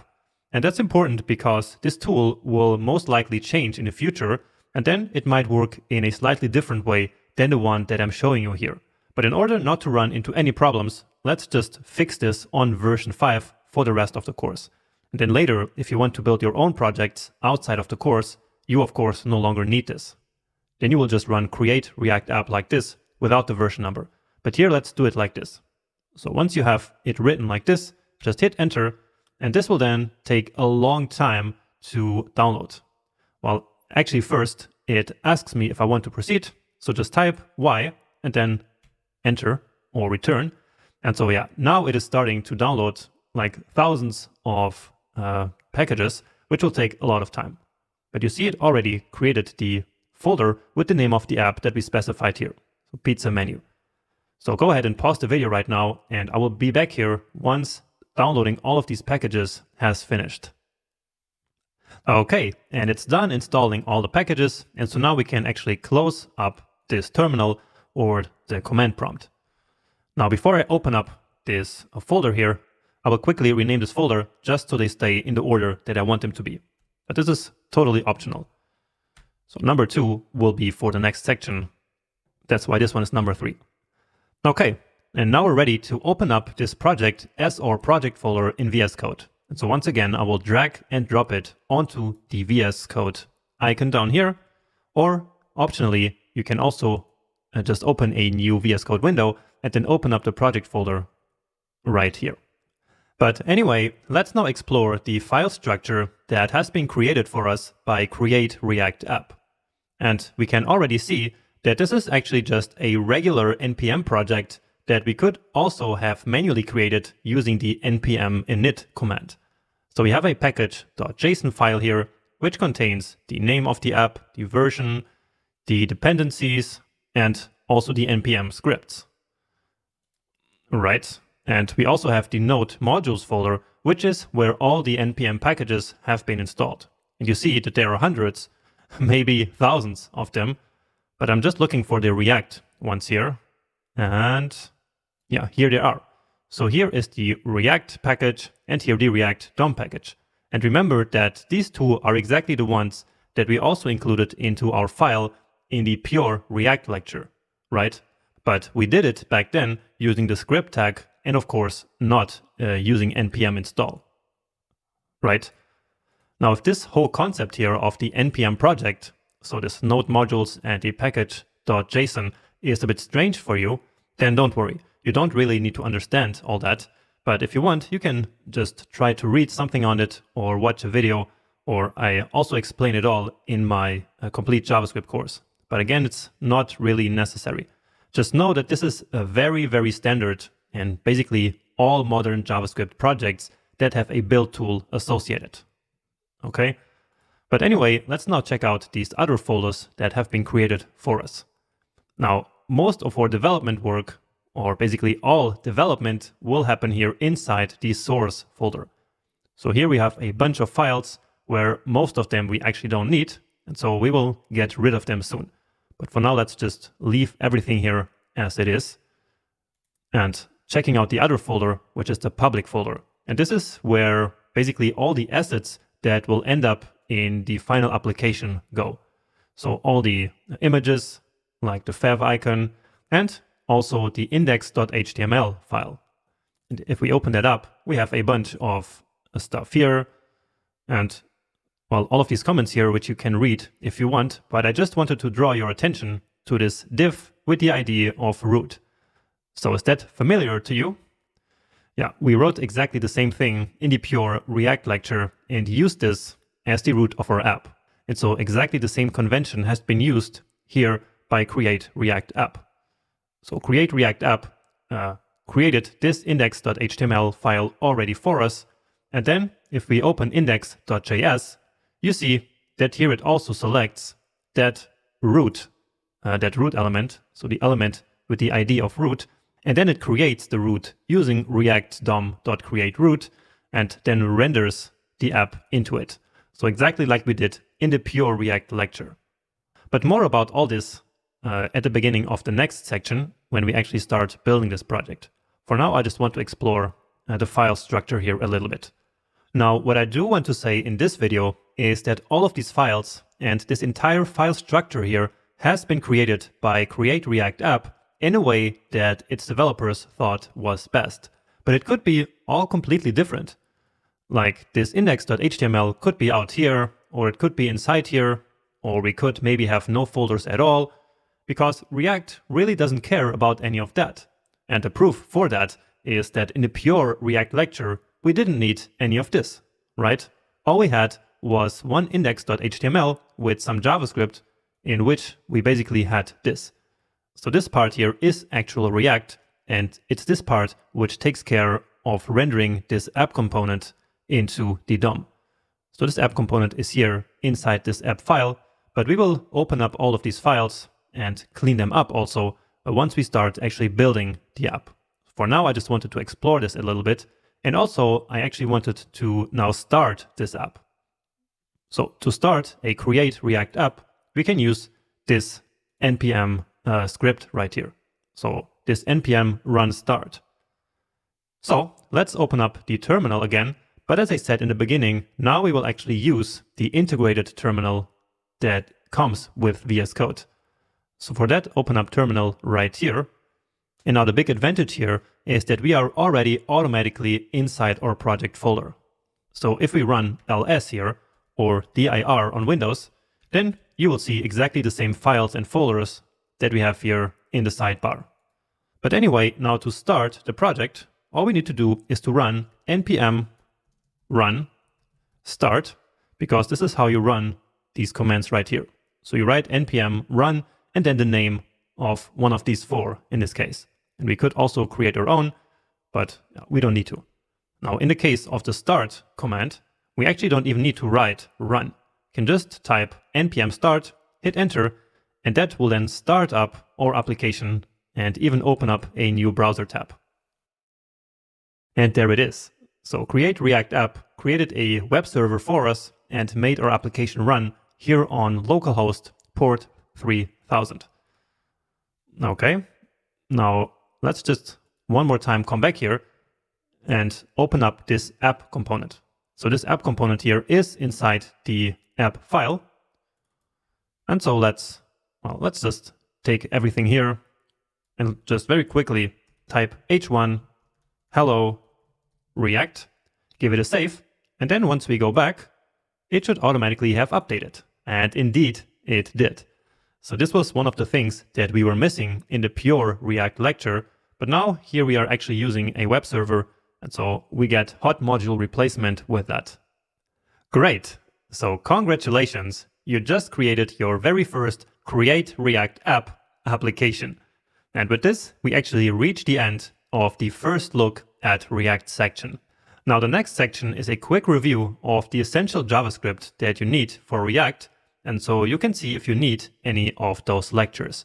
But if not, then just move on right to the next section, where we will then start building this pizza menu that we started here to learn all the fundamentals of React. So hopefully I see you there very soon. React is a JavaScript library, and therefore you will need a good understanding of some essential JavaScript fundamentals. So if your JavaScript is a bit rusty, then this section is for you. So we're going to review topics such as destructuring, the spread operator, template literals, ternaries, and asynchronous JavaScript with promises and async await. Now, one of the things we do all the time in React is to work with immutable arrays. And so we will spend some time with the important array methods map, filter, reduce, and sort. Now, if you already know all these things, then please feel free to just skip this entire section and move right to the next one. So let's start this JavaScript review section with the very important concept of destructuring. And as always, I will start by creating a new folder here, which I'm simply calling JavaScript review, and then we need to get our starter files from the GitHub repo that we downloaded already in the beginning of the course. So let's select script.js here from the starter folder, and then let's paste that into the project folder that we just created. And now to open up this folder, I will simply drag and drop this folder onto the VS Code icon right here, which then sets it as the project folder. And alternatively, if that didn't work for some reason, you can of course always open up a project folder simply by clicking here on open. Right? But anyway, let's open up our script.js here, and as we see, it already contains some starter data. So we have this array here, which contains 5 book objects. So we have one object for each book, which has a title, a date, and so on. So all the relevant stuff about books. And then also I created 2 functions down here. So this getBooks will basically simply return this data here. And then we have getBook by ID, which basically simply returns the book with the ID that we pass in here. All right. So again, this lecture is about destructuring. And to start, let's create a variable called books, which will simply be the result of calling getBooks. Now, in order to actually execute this code, we will now use a special extension for that, which is called Quokka. So just go ahead and download this extension, which will allow us to run some JavaScript code right inside of VS Code. So without us having to connect this script with some HTML file, for example. So very helpful. And then to start Quokka on this file, we can come to our command palette, which is down here, or simply you can use this keyboard shortcut. So you should actually memorize this because this command palette is really useful all the time. So to start Quokka now on this file, you just type Quokka and type it correctly and then start. So then it is this one. So start on current file, hit enter, and you see that immediately it opened this panel down here. So in this output tab, and also it activated this tool here on the left side. And so now this code is actually already being executed, but to see anything, we can, for example, simply write now this variable, so this books that we already have, and it will immediately print it down here to this kind of console. It will show up here on the left side, so in this extension here, in this tab, and also it shows right here inside this file. So this is actually really helpful, especially for smaller values. So when you have an object, it's easier to check it out here in the sidebar. So here we can now see this entire array and all the objects that are in there. Okay, and now with all the setup in place, let's actually quickly talk about destructuring. So destructuring is very, very useful all the time whenever we need to basically get some data out of an object or out of an array. So for example, let's say we needed the title and the author of a certain book. And to demonstrate this, let's actually use getBook here with some ID, for example, ID2. Let's also call it here just book. Okay. And now again, if we wanted to take the title out of this book object, so let's say we wanted to create a new variable called title, we could do book.title, right? And now using the Quokka extension, we can see that the title is the Cyberriet or something like that, right? And indeed, if we go here to the book with the ID 2, then we get exactly that title, right? And of course, we can take other data out of this. For example, let's say we wanted the author as well. We would do book.author. And then here, let's just see that. Okay. And by the way, we can also simply do console.log, which will get a similar result. So again, this author here, but then we can do multiple at the same time, which can be a bit more helpful. Now, reading data from the book object like this can become a little bit cumbersome, especially when we have lots of properties that we need to take out. Then we would have to write one line of code for each of these properties. So that's really not ideal. And so that's why we have object destructuring. So with object destructuring, we can simply create these new variables all at once. So let's again say title and author. And right now VS Code is complaining because we're already defining them up here, but never mind that for now. And so then here we simply specify the object out of which we want to take the title and the author. And that's actually it. So let's comment out these two. And then we see that we get the exact same results down here. Now here what's crucial is that we actually give these variable names here exactly the same name as the properties in the object. So if we had titles here, then that would not work.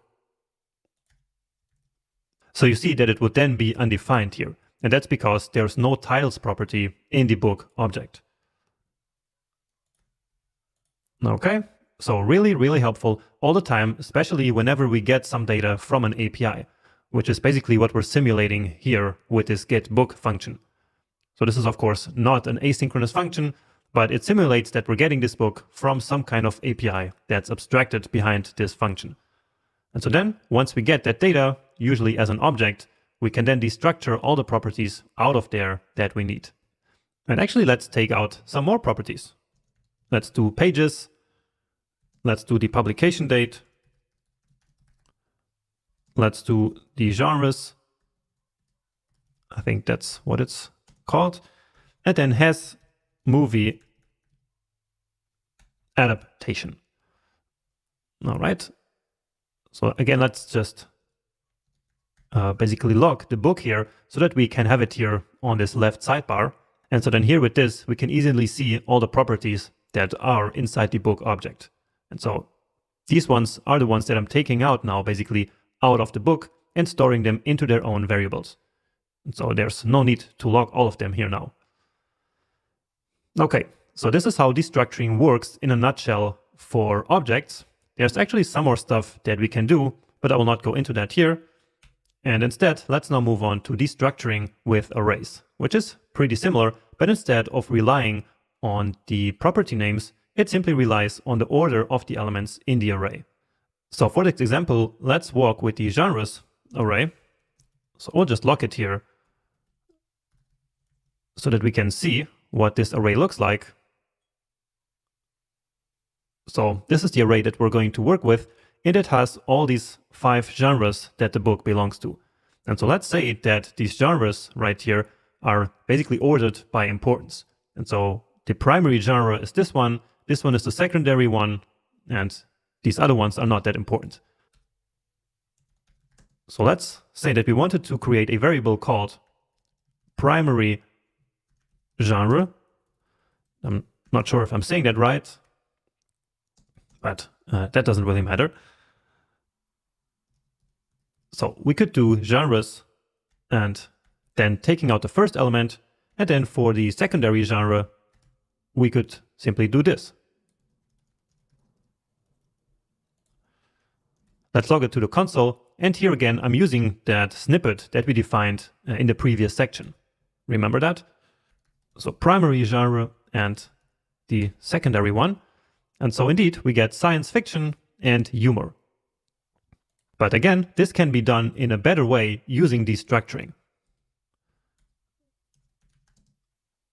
So let's using destructuring. So defining some variables, and then here instead of the curly brackets for the object, we use the square brackets, which is how we define arrays. Now here, primary genre and secondary, and then simply equal genres. Give it a save, and then here we have the exact same result. So basically, the first variable that we define here in this way, in this destructuring, will take the first element out of the array and assign it to this variable. And then here, of course, the second one. So it takes the second element out of the array and assigns it to this variable. And of course, we could keep going, but here we are only interested in the primary and in the secondary genre. So we take these two out of this array by using array destructuring. Now moving on, let's quickly learn about the rest and the spread operator. And let's go back here to this line of code where we did the destructuring in the previous lecture. So where we took out this primary genre and the secondary genre out of this array. And now let's say that we also wanted to get all the other genres, so the ones that are not the first and the second one, into another array. So basically into an array containing all the other genres. And for that, we can use the rest operator. So here we can simply write ... and then give it any name that we want. So let's say other genres. And so this will automatically create an array which contains all the values that we haven't previously destructured. So let's log that here. And indeed, here it is. So we took out science fiction and humor, which, remember, is the first and the second one, and then we got an array with the third, the fourth, and the last one. So, exactly what we wanted. And of course, if here we didn't have this one, then these other genres would also contain the secondary genre. So then only primary genre would be right here, so would be this one, and then the other genres would be all the other ones. Now this is not what we want, so let's put it back. And now just one important thing about this is that we can only place this here in the end of the destructuring operation. So placing this like here wouldn't make a lot of sense. So this immediately gives us here an error saying that a rest element must be the last in the destructuring pattern. Okay, so let's again go back. And that's actually it for the REST operator. Now, what's a bit confusing about this is that the same syntax, so the 3 dots, is also used for the spread operator, which is a bit more common than the REST operator. So the spread operator, we use it actually all the time. It's really important and very common. And just like destructuring, we can also use it both on arrays and objects. And let's start to look here at arrays first. So let's say that we want to create a new array with all the genres, but add a new one to the end. So how could we do that? Let's say new genres. So we want a new array, as we said, right? Containing all the current genres and then another one at the end. So we could try to just add genres here and then let's say epic fantasy. So let's see what that would get us. But immediately we see that this is not exactly what we wanted, because we now have an array which contains, of course, the epic fantasy, but then also another array. So we simply have the entire genres array and then the genre that we wanted to add. But this is not what we want. We want one array which contains all of these values here individually. So all of these 6 genres one by one, and not one array which contains 5 genres and then simply the other genre in the end. So what we can do is to use the spread operator. So the spread operator, as I said, has the same syntax. So we can simply write this here. And what this will do is to basically take all the values out of the array and place them here one by one. So you can imagine as if this would be converted into simply writing these genres here one by one. So taking them out of the array, placing them here. And so since we're building a new array here, we will then get this new array which contains all these individual values and at the end epic fantasy. All right, so this is really helpful. And of course we could also place it at the end, and then epic fantasy would simply be at the beginning of the new array. So just like this. Great. So this is how the spread operator works with arrays. But now let's move on to objects, where the spread operator is even more important because it allows us to add new properties and also to update existing ones. So let's create a variable called updated book. And let's say that now we wanted to create a new object based on the current book, but which has a new property. And that new property, for example, can be the movie publication date. So we already have a publication date property here, and we also have a movie adaptation. And so we can now also create a property which says when the movie was actually published. Now this book here doesn't actually have a movie, but that's not really the point here. That doesn't really matter. We're just learning how to do this. So let's try to create this updated book object just like we did before by using the current book object and then adding a property here saying movie publication date. And let's simply use this date. And this date is actually the publication of the movie of the first Lord of the Rings book, which I think is book number 1. And so let's, just to make this right, let's get the book number 1 here. So you see immediately everything updates here. So all these loggings that we have, all these genres here, of course. But what we're interested in here is the updated book, right? And again, to inspect this, let's open up here this sidebar. And just like before, this is really not what we wanted.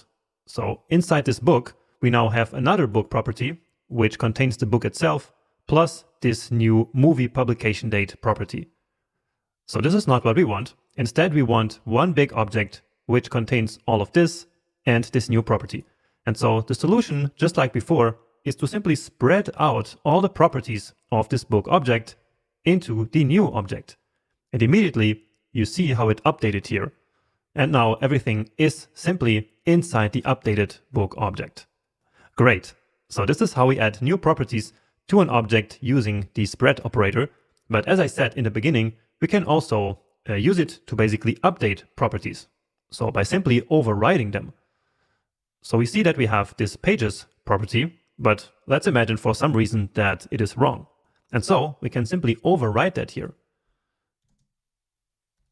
So let's say the number of pages is actually 1210. So if we inspect that again, then you see that now it is actually 1210. And the reason that works is because, as I mentioned in the beginning, this syntax here basically takes all the elements, so all the properties of the object into this new object, and that of course will contain the original pages property. And so then we have two pages properties, and so then the second one, so this last one, will override the first one. So if we place this one first, which is perfectly valid, then you will see that it goes back to 1216, because then the pages property coming from right here is the last and will therefore then override this one. So whenever we want to do this, the spread out original object needs to be first. So just writing out what we did here, adding a new property, and then overriding an existing property. And I'm focusing so much here on this because this is going to be really, really important when we work with React, because when we want to update objects in state, which you will learn later what that is, we will need to use this technique. And we will also talk about this a bit later again in this section. But for now, just keep in mind that when we want to create a new object and then add new properties to it or override existing ones, this is how we do it. So we use the spread operator. And the same is true for arrays. So very, very important. So it's fundamental that you know this as we go through the course. In this lecture, let's review template literals. So template literals are an ES6 JavaScript feature which allows us to very easily create strings that contain some JavaScript variables, or actually that contains any JavaScript expression inside of a string. So let's illustrate that by using some of these variables that we have created here in the beginning. So like some of these here about this book, in order to create a summary string of the book. So creating a string that contains a summary of the current book object. So let's create summary, and here is where we will have our string. Now usually strings in JavaScript are defined with normal quotes, like this, or with double quotes, right? However, template literals are with these backticks. And if you're using an English keyboard, they are just above the tab key on the left side on the keyboard. So these backticks indicate to JavaScript that this is a template literal. So for now, let's just write anything here. And then I will immediately write it out here again so that Quokka can display the result of this variable here. And so for now, we see that this is still a normal string as if it had been defined with the normal quote. But now let's actually add some JavaScript expression in here. So for that, we use this $sign and then curly braces. So let's say title is a book, and indeed this title right here, or in fact any JavaScript that is in here inside of this block, is then replaced in the string with the value that this block basically returns. So the value that is created here. And so title is of course Lord of the Rings, and so then in the string we see the Lord of the Rings is a book. So let's try something else here. So as I was saying, any JavaScript expression works here. So we can do 2 + 4, or really whatever we want. We can call functions here, and really anything that is an expression. So anything that immediately produces a value can be placed here inside this block. Okay, but now let's create a little bit more of a nice looking string here. So let's say the Lord of the Rings is a book with a certain number of pages. So here we can use the pages variable, which remember we took out of the books object using destructuring. And so now you start seeing why it is so helpful, because otherwise we would have to write book.title, then here book.pages, and so on. So for all these variables that we're going to use here. So it's a 1216 page long book, was written by, now let's use the author here, And again, we took that one out using destructuring and published in, now here we can use our publish date, or actually I think it's called publication date. All right, so then here sometimes the string becomes a bit too long, and in that case I just like to scroll down here and see the output right here in this panel here on the bottom. And by the way, in case that your Quokka didn't open up this panel, you can always open it up by opening the terminal, which should be right here. So you can do a new terminal like this, and then you see that here you have the problems tab, the output tab, and then here you can just select Quokka. All right. So here we have this string now, and here we have the publication date. But here I just want the year, and so let's just take out the year. And so this is again to show you that we can write any JavaScript expression here inside these curly braces. So let's say we want to split this string by this dash, which will result in an array, and then from there we just take the first element. So that's just standard JavaScript. And so now indeed, here we get a string as we want it. Great, and that's actually all I had to tell you about template literals. That's just how easy and straightforward they are, but we use them really all the time in React. So in React, we need to define values based on a condition all the time, and many times in situations where we cannot use an if-else statement. And so let's now learn how to use the ternary operator instead. So in JavaScript, the ternary operator is a very special type of operator that has 3 operands. So 3 parts that are needed for this operator to work. So let's work here on the pages value again. And so the first part of the ternary operator is a condition. So let's say pages greater 1000. So this is a condition. And if this is true, the result of this operator will be whatever is after this question mark. So let's define a string here, and let's say over 1000.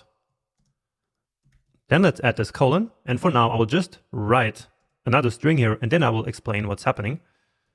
So less than 1000. So again, the ternary operator has 3 parts. The first part is this condition here. The second part is this second operand, which is the result of the operation in case that the condition is true.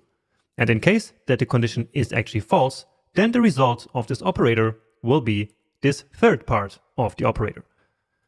Okay? And in case that is confusing, just remember that an operator is a bit similar to a function. So it always returns some value. So for example, if we have 2 plus 2, then the operator here is the 2, and it will result basically this 4. Right?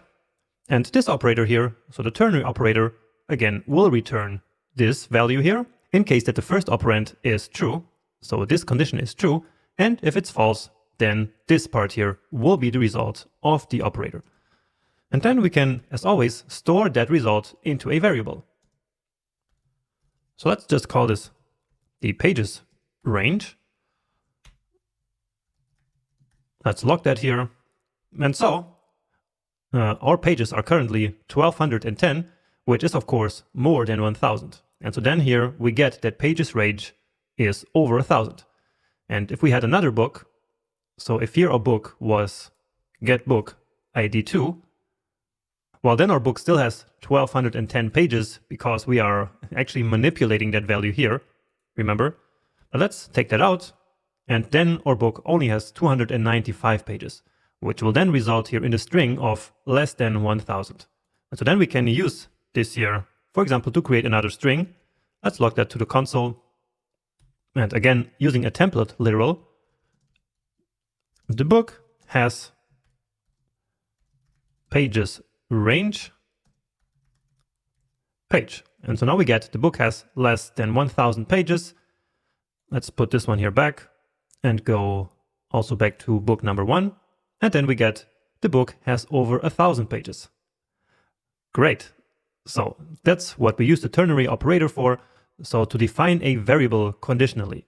And let's just quickly do that here again, right here in the summary string, just so I can show you that we can really use any JavaScript that returns a value here in one of these blocks. So the book has, here will be our JavaScript block, and then let me just write the end, been adapted as a movie.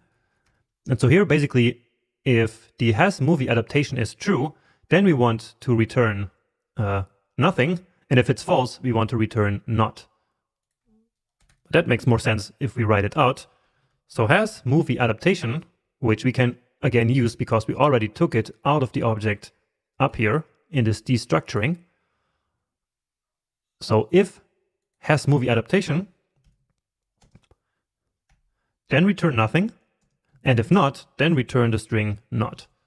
Okay, and well, that's a bit hard to see there. So the book has been adapted as a movie, which makes sense because this here is true. But once again, if we change this to number 2 here, then the book, then the book is different. It has no movie, and so then our string should say, the book has not been adapted as a movie. Great. So with this, we used a conditional right here inside the template literal, and it would not have been possible to use an if-else statement here instead, because an if-else statement is, well, as the name says, it's a statement. So it does not return a value. So it would have been impossible to use that here. And so then the ternary operator is exactly the way to go. And as I said in the beginning, we do this all the time in React. So this is one of these things that is really important to know before starting to write React applications. In this video, let's quickly get ourselves familiar with arrow functions. So arrow functions are a new way of writing functions that have been introduced into JavaScript in ES6.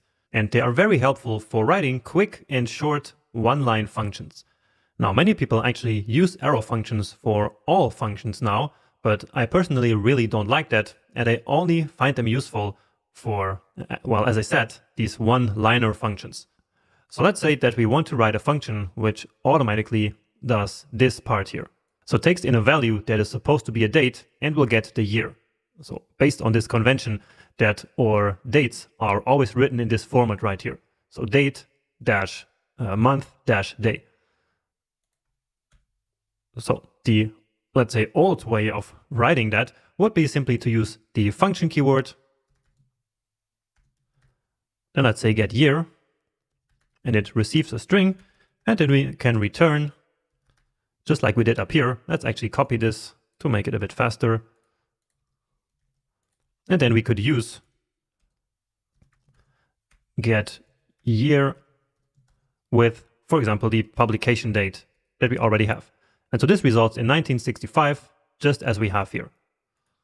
So this is the traditional way of writing functions, which I still use all the time for longer functions, but now we also have arrow functions. So let's see how we write an arrow function.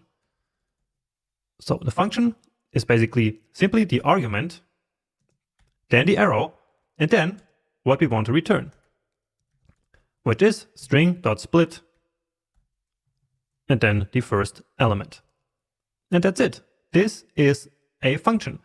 And maybe you noticed that the prettier extension that we're using in this course did automatically wrap this parameter here inside these parentheses.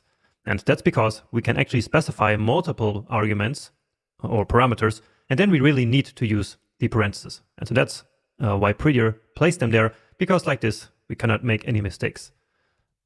So we could really pass any number of parameters here in that we wanted, and then based off those, we can then return something. So again, this part here is automatically returned without us having to write the return keyword explicitly. Okay, so let's just turn this one here off, because now we want to reuse this getYear name. Because right now, this is a function, but we cannot really use it because we haven't stored it anywhere. So we can just do this, const getYear, and then store that function value into this variable here. And so this then becomes a so-called function expression as well, while this one here is a function declaration. So that's a subtle difference that you might have heard about, and it's not really important. What matters is that this is an arrow function where we automatically return whatever is here on the right side of this arrow. Now, if we had more code here, So if we had multiple lines, then we would have to use a function block again. So using these curly braces, then we could write whatever code we needed here. And then in the end, we would actually have to manually return again. So this one would also work the same way. So you see that we have the result here. But if you use this block, then you really do need this return keyword again. Otherwise, as you see, it returns undefined. But again, the ideal way of using this function is when you really have just a one-liner. Then you don't need a return keyword, don't need a function block. All you need is this. And this really becomes very useful for callback functions, for example, in some arrow methods, as we will see later. Now, let's actually use this here. So for that, I will cut this part and we'll place it here before the summary, because now I want to use the getYear function in here. Also delete this part. Actually, I cut it and put it here just as a reference. And now here, instead of doing it manually here, we can call the function right here inside of the template literal. So getYear, and again, publication date. And the result that we get in the console is indeed exactly the same. In this lecture, let's review how short-circuiting works with some logical operators. So in JavaScript, some logical operators, such as the AND and the OR operator, have a feature called short-circuiting. So short-circuiting in logical operators means that in certain conditions, the operator will immediately return the first value and not even look at the second value. And this probably sounds confusing. So of course, let's write some code here. So starting with the AND operator, the AND operator short circuits when the first operand, so when the first value is false, and then will immediately return that first value. So let's use a console.log here, and let's do what I just said. So when the first value is true, the AND operator will automatically return the second operand, so the second value, no matter what that is. So let's say some string. And so indeed, immediately we get some string here. And so here we have no short circuiting. The short circuiting works in the AND operator when the first value is false. So here, if we have false, then there is a short circuit and the operator does not even look at the second value. So instead it immediately returns the first one here.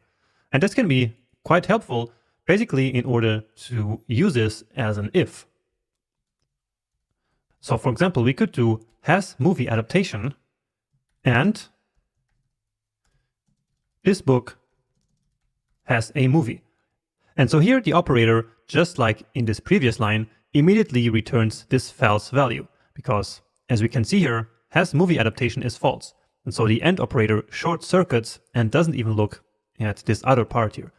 But of course, if we go back to using the first book right here, then we get this book has a movie. So again, this acts a little bit like an if, right? And so sometimes in React, we use that to our advantage. And this also works with so-called truthy and falsy values. So a truthy value is basically any value that is not a falsy value. And the falsy value, let's just write that here, is 0, an empty string, null, and undefined. And I think there's actually one more, which I can't think of right now. So yeah, these are the ones that actually matter. So this one is not one of these falsy values, and therefore it's a truthy value, which means that for the AND operator, it is as if this was actually really a true value, because basically behind the scenes, this gets converted to true.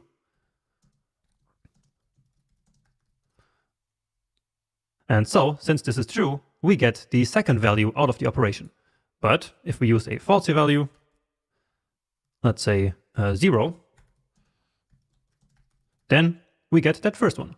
So here once again, we have short circuiting in action because this is a falsy value. All right, so that's enough for the AND operator. Now let's go to the OR operator, which works exactly in the opposite way. So this one short circuits whenever the first operand is true and will then return it.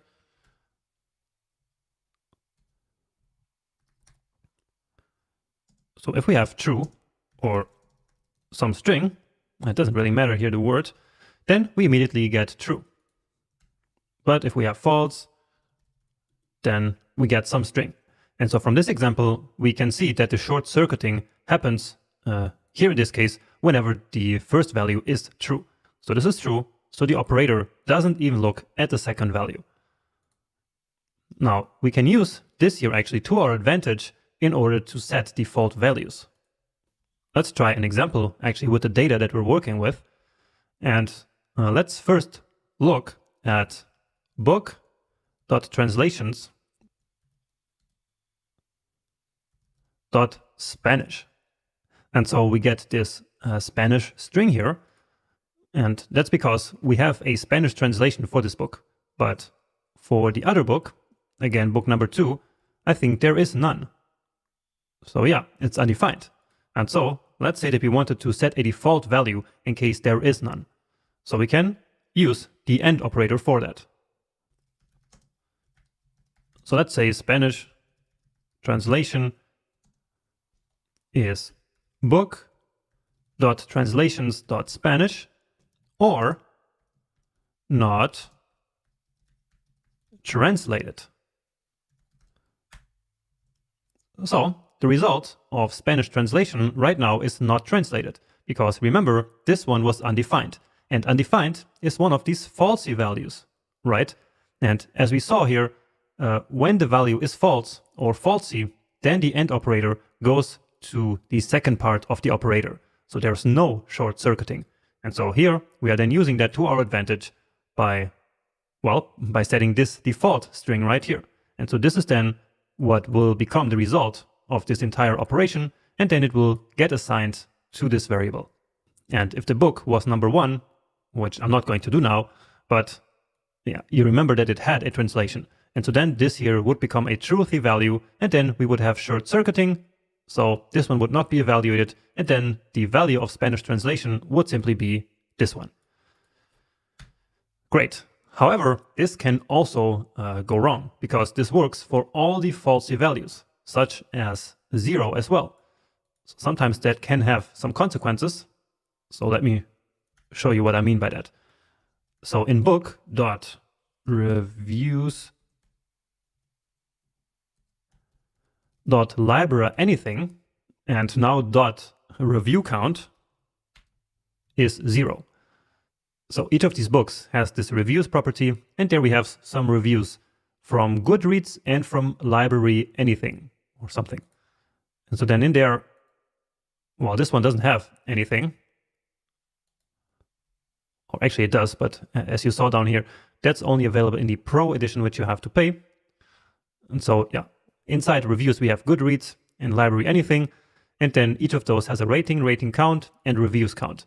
But for this book number 1 that we're using right now, the reviews count for library anything is 0. And so let's use this value so I can show you that this can also go wrong.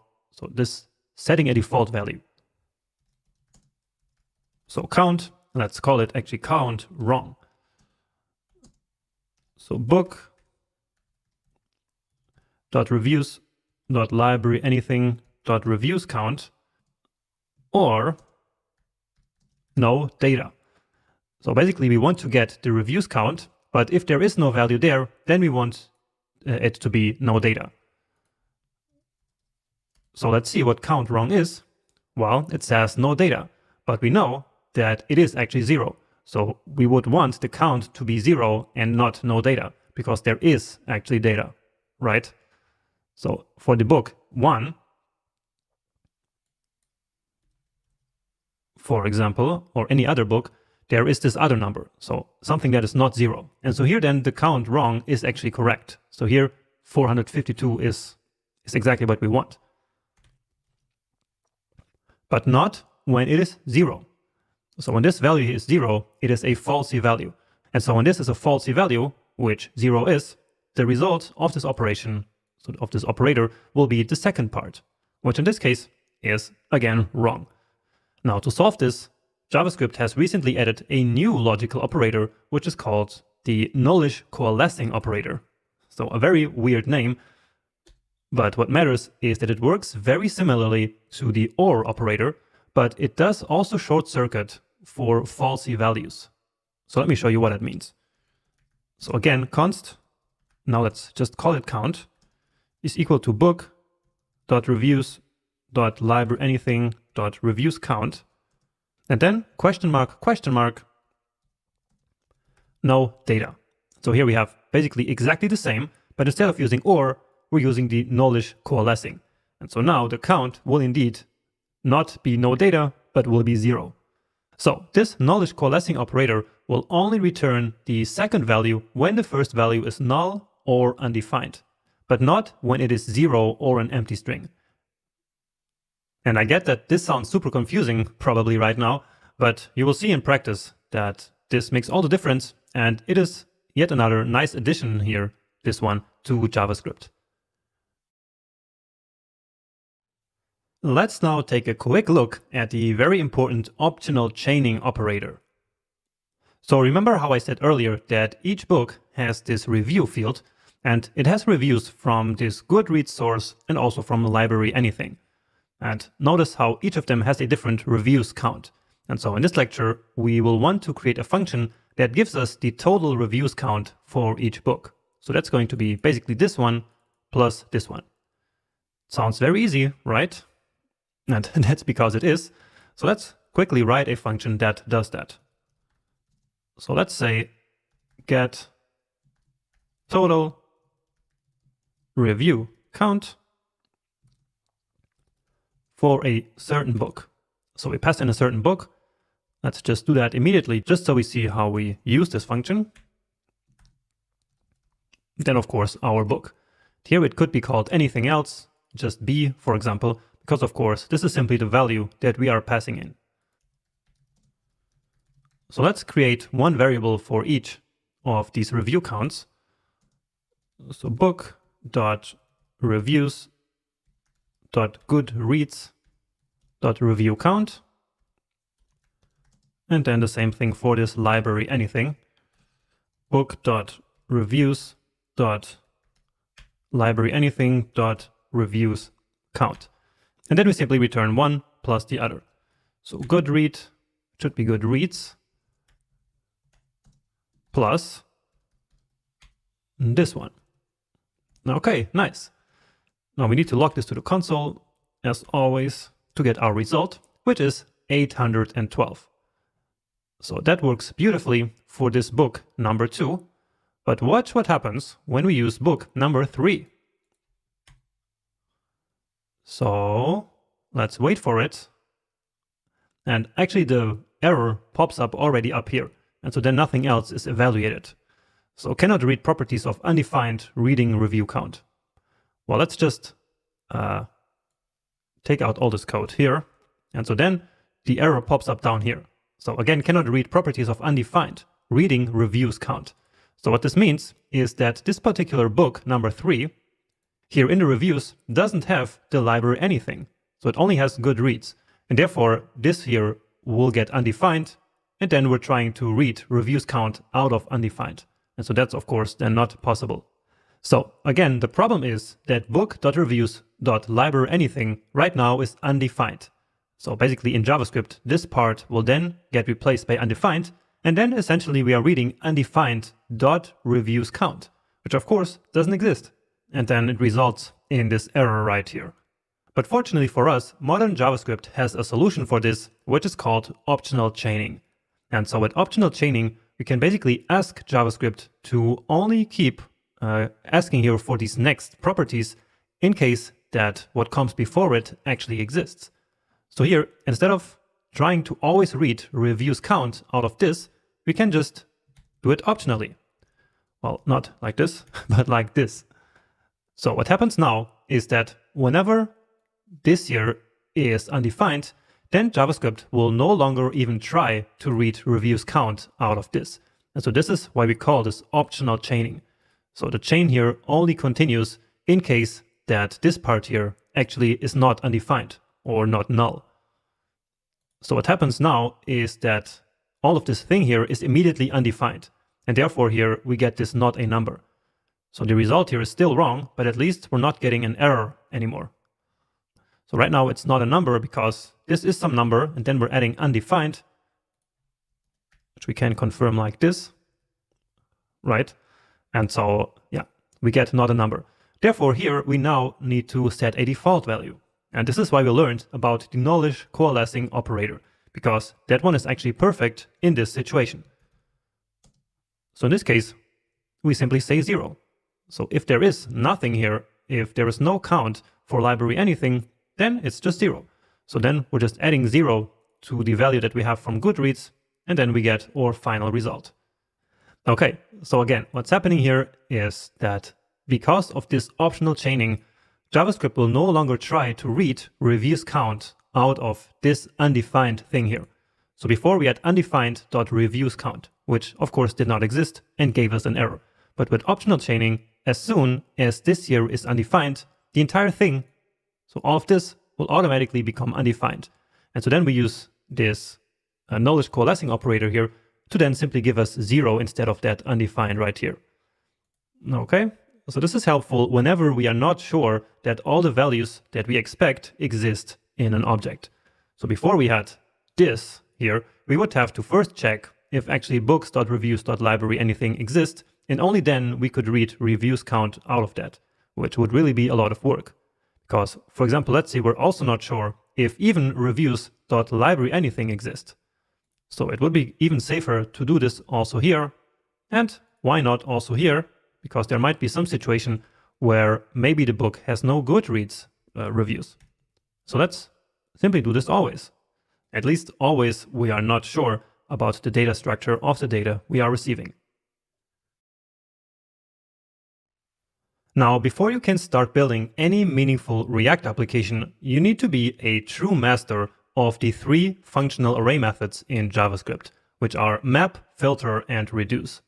And I call them functional array methods because these methods do not mutate the original array, but do instead return a new array based on the original one. So in this lecture, let's start by taking a look at the map method. And to start, let's actually take out all this code here, because we do no longer need it now, because from now on, we will actually start working with the entire books array. So let me take that out, give it a save, and then here we have all this panel and this Quokka output here cleaned up a bit. So let's again pretend that we are getting our books from this fictional API using the getBooks function. So let's say get books. And so remember that this will then give us the entire books array. And so now we are ready to use the map method on that array. So what does the map method actually do? Well, basically the map method will loop over an array and return a new array with the same length with some operation applied to each of the elements of the original array. So just to illustrate that, let's say we have this very simple array, and on that we can call map. And so now map expects a callback function, which is a function that will be called for each of these elements of the array. And so now here these arrow functions that we talked about earlier become really handy, because now we can simply use an arrow function here, for example like this. And I will explain in a second what this does, but for now let's just take a look at the output here. Actually, let's save this in some variable.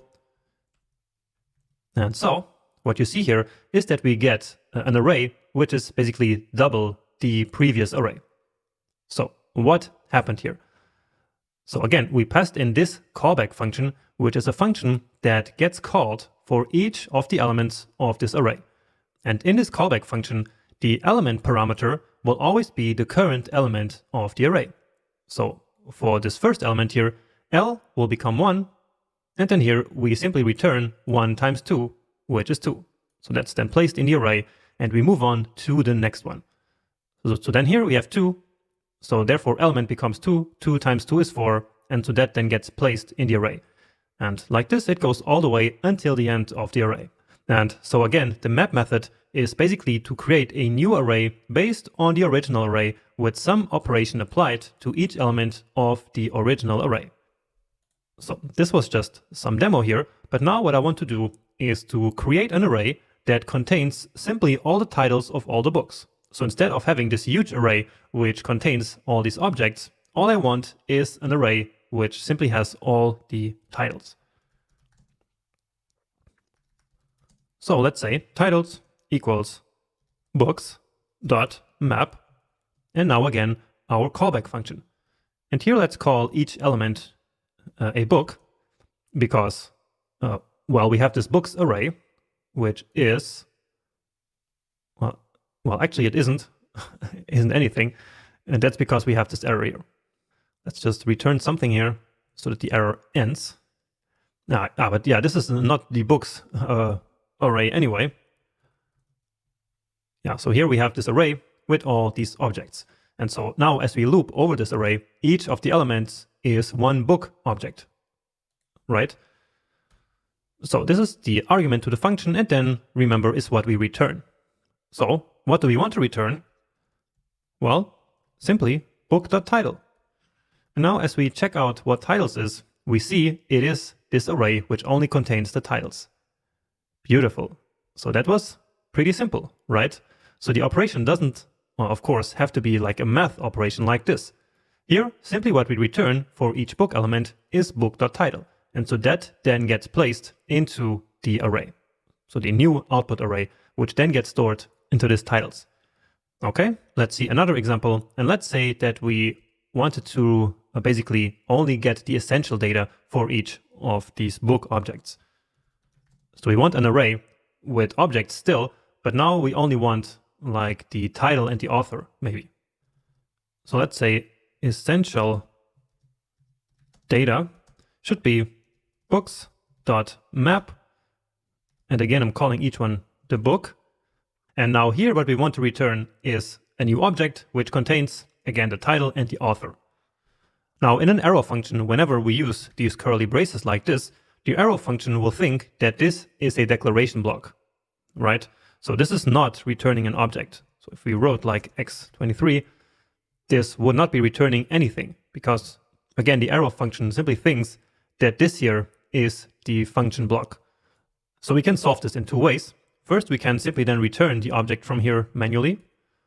So we can now say title is book.title and author is book.author.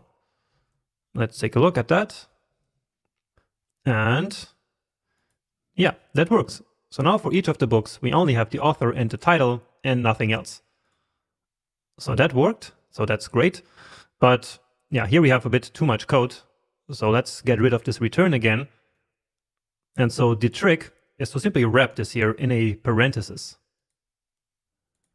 So we don't need any of this. And so now that works the same. And so by using these parentheses first, instead of the curly braces, then again, we are automatically returning this object from here. So just like here, we are returning the result of this operation, and here we are returning simply this value right here. And of course, we could also do some computations in here. For example, let's say we wanted the reviews count. And now here we could get back this function that we did before. Let's just copy that. And then let's just call get total review count for the current book. And so now, yeah, we get all of this data that we wanted. But again, it's just the essential data, just basically a small part of the total data that we had before in the books array. So these are just a few use cases that are going to become in handy for the rest of the React course. And if this was maybe a bit too fast, so if you didn't know this map method before and you didn't quite understand it yet, that's understandable because this was more of a crash course on this map method. And so if somehow it hasn't clicked for you yet, you can just check out the documentation on MDN, or of course you can also check out my complete JavaScript course, because there I explain it all in a lot more detail. But for this short introduction, this should be enough. And so let's now move on to the next important method, which is the filter method. So next up is the filter method. And as the name says, we can use the filter method in order to filter out some elements of the array based on a condition. So let's say that we want to create an array which only has books that have more than 500 pages. So let's say long books and then books.filter. Give it some more space right here. And now here the idea is the same thing as before. So again, we pass in a callback function which should return something. So again, each element of the array is a book. And now here, instead of returning the value that we want in a new array, we need to return a condition which will either be true or false. And if the result of that condition is true, then the current element will go into the filtered array. But if it's false, then it will get filtered out, basically. So let's see that in action. And let's say book.pages greater than 500. And that's already it. So let's put long books here, close down here. So long books should be this one. And we see immediately that the array only has a length of 3 now. So this one has 1216 pages, this one 658, and then here also more than 500. So it worked. And so let's now go again over this to see what actually happened. So just like in the map method, this function here, this callback, will be called for each element of the array. So let's then go through the array one by one. So this is the first element. And so here, then this condition will be executed. So book.pages greater than 500. And indeed it is. And so here, this function, this entire callback here will return true. And so if it is true, then that element goes into the new array. So into the new long books array. Okay, let's do the next one. Here we have pages only 295. And so then here in the second element of the array, this will become false. And if it's false, then the element is basically filtered out. It will not make it into the new array. Then filter moves on to the next one. Here we have 658, which we already saw here in the results. And of course, that's because it has more than 500. Here, this one is again left out as it has only 200 and something. And finally, the last one, Game of Thrones is a long book. So that, of course, makes it into the long books array. Nice. Now we can actually keep adding new methods here. So after this filter, we can chain on another filter. And that's possible simply because this one here returns a new array. And on arrays, we can call filter, right? Therefore, we can call filter here again. And let's now say that we only want the books who have a movie adaptation. So out of these 3, so book dot has movie adaptation. And that's already it, because this alone, so this has movie adaptation, is already a Boolean value. And so here, we don't even need to write a condition, because all we need is to return either true or false, right? And so now long books, well, it's actually still 3. So it seems like all of these actually have movie adaptations. Yeah, that's right. So let's just put Dune here. So book number 3, let's put it to false, just to see what happens. All right. And now indeed, that movie also has been filtered out. So we just set Dune to false. And so now we only have here the Lord of the Rings and the Game of Thrones. So these are the only 2 long books which have a movie adaptation. So let's say long books with movie, right? Now this one here was just to show you that we can chain multiple filters. In practice, it would probably be better to just do an AND here, right? So that would be more efficient, but this one also works. So since this is so important, so again, we use this filter really all the time in React. This is really super important, this method. Let's do another one here. So let's only filter out adventure books. So not actually filtering out, but let's basically filter for adventure books. So that's a better way of saying it. So books.filter, And again, it will loop over the entire books array. And so let's do books. And then we're back to our genres array. So remember that this is an array. And now what we want is to include books in the array where the genres array includes adventure. So we're looking for adventure books. And so books.genres should include adventure. So includes always returns either true or false. And so right there we have our condition. Okay. So adventure books. But actually let's do something first. So let's again chain another method here. And this time let's actually chain a map. So that is also perfectly fine because we already know that this here returns an array. And so then on an array we can always call map. So again, let's call it book, but of course it could be called anything that we wanted. So in all of these methods here, we called it book because that is what makes more sense semantically. But if we just called it X, like it would work the exact same way, right? So this is just a function that we can call the parameter, so the argument that it receives anything that we want. So here again, let's just return the title so that the output is a little bit easier to read. So the books that, or where the genres include adventure are The Lord of the Rings, Dune, and this Harry Potter book. And so if we check that out, then indeed, well, here we cannot see that. That's because of the Quokka limitation, where we cannot see so deep into the object with the free version. But I can assure you that, for example, The Lord of the Rings, yeah, so you see, here we have adventure, and so this book made it into the final array. This one does not. That's why it was not there.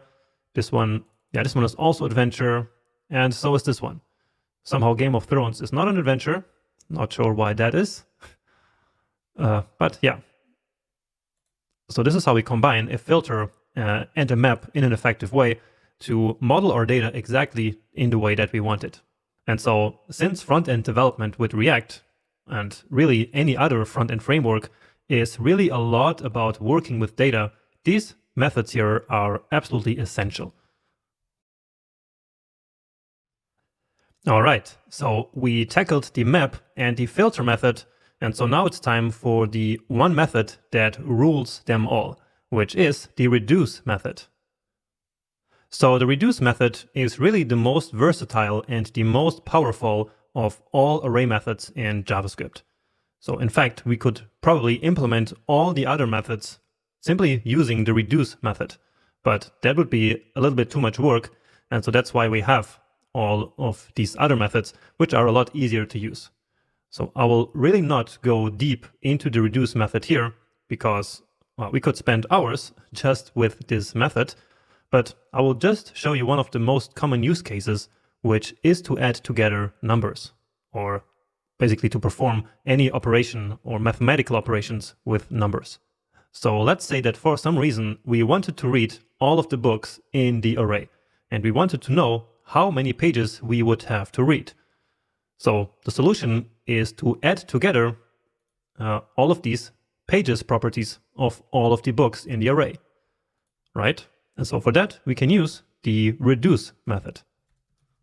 So let's say pages, all books, and then books.reduce. Now the reduce method also takes in a callback function, which will be executed for each element of the array. And as a second argument, it also takes in a starter value, basically.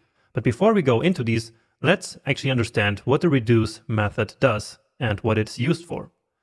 So it is called the reduce method because the goal of reduce is to reduce basically the entire array to just one value. So to boil it down. And if you think about it, this is exactly what we are trying to do now. So we want to boil down the entire array to just one number, which is in this case the number of pages of all the books combined, right? And so that second argument that I mentioned earlier is basically the starter value for that final value that we want to obtain. So first we will want to pass in a function. We will do that in a minute. And second, we want that starter value. And in this case, since we are adding together all of these values, we will start from 0, of course. It makes sense, right? And now here, let's talk about the function that will get called.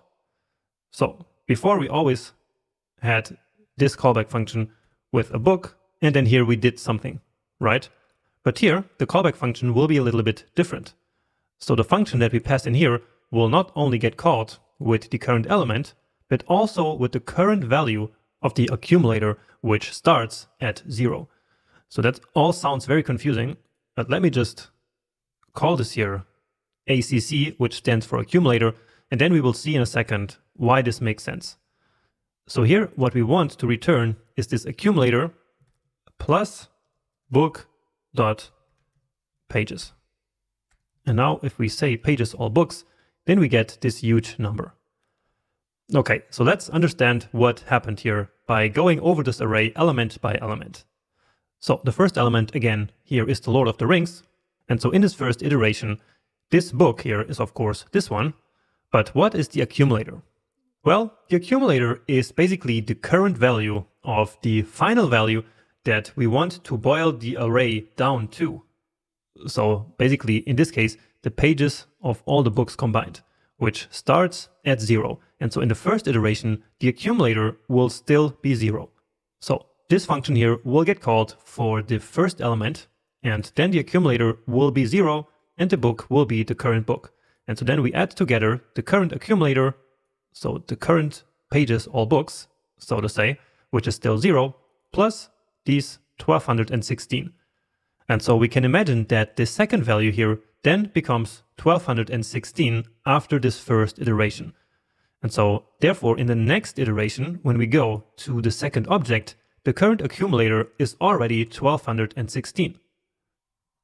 So here again, it will in the second iteration be already 1216, and then on top of that, we add 295. So that's then the current book pages. And so then in the next iteration, the accumulator will already be 1216 plus 295, which is like 1500 something. And then on top of that, we add this number of pages. And so it goes all the way until the end. So we can imagine this accumulator here basically as a pile onto which we put more and more and more until in the end we reach the final result that we were looking for. So it's like an intermediary value, in this case, onto which we keep adding the number of pages until in the end we reach 3,227 pages. Okay, so that was a bit confusing once again, but it's also not super important to understand how it works, especially if all we're doing is like this simple adding of numbers. So this always works the same in the end. And so yeah, the most important use case usually of reduce is just this. But we can also do very, very complex things, as I said in the beginning, because this initial value here doesn't have to be a number. It could also be an array, or it could be an object.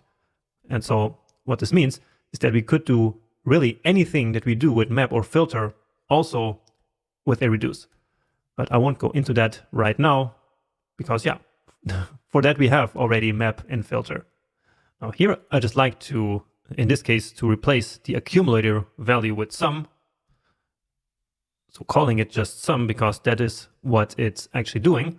But just keep in mind that, well, it is an accumulator because we keep adding up and up and up onto this temporary value, so to say. In this case, it's simply the sum of the pages. And so here I like to then call it sum. Okay, and that's actually all I had to show you here about reduce, because yeah, many times we just use it for simple stuff like this. And so now you know how to do that. And now the last array method that I want to quickly talk about, because we also use it quite frequently in React applications, is the sort method. And as the name says, we can use this method to sort an array. So let's start with a small demo array, basically. Let's just give it a few numbers. And let's here create a new array based on that array. So x.sort, and here we need to pass in a function with 2 arguments. And we usually just call them a and b.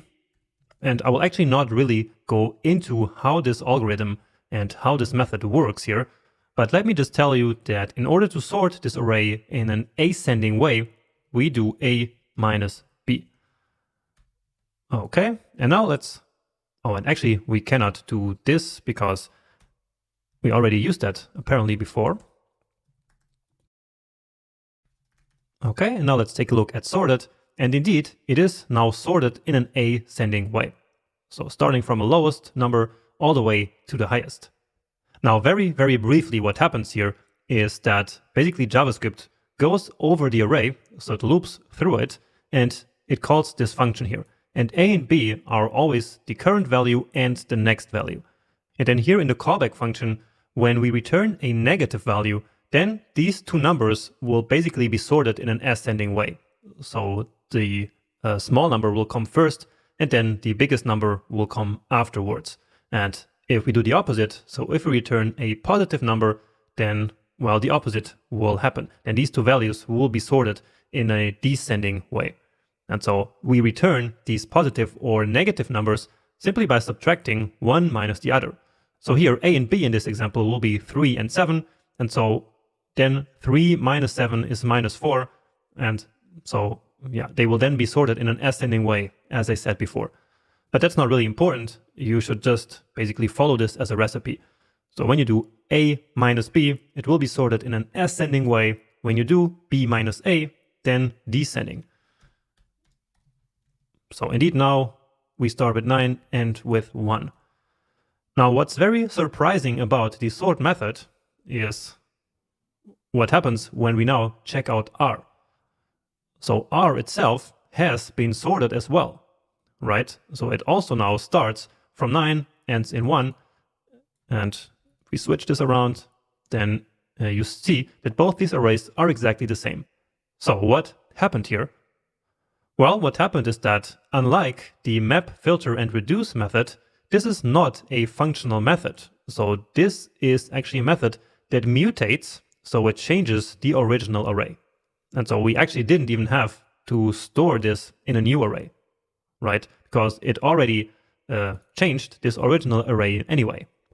However, usually we do not want that to happen, especially in a front-end framework like React, which really does not like us mutating data. So a nice trick that we can do here is to first take a copy of the array simply by doing array.slice and open and close. And so this will then basically return a brand new array, which is a copy of this one. And so then on that array, we can chain the sort method. And so you see that with this, the sorted is still the sorted array, but R is now back to being the original one. So now it's not been affected because before sorting, we took a copy and then we sorted only this copy, but not the R itself. Okay, but now going back to a more practical examples, because rarely we have an array like this that we need to sort, but usually we always have an array of objects. So that's very common that we have to sort that. And so let's say sorted by pages. So as you can imagine, we will now sort the entire books array by the number of pages. So books.slice, again, very important to take a copy here. Then here we just follow that recipe. So AB, and let's say we want a descending one. And so then we say B, but now it's not just B minus A, right? Because these are now the two book objects. And of course, we cannot subtract those. So we need still a numeric value here. And since we want to sort by pages, we do b.pages minus a.pages. And now sorted by pages. And cannot really see that there. Let's close all of these.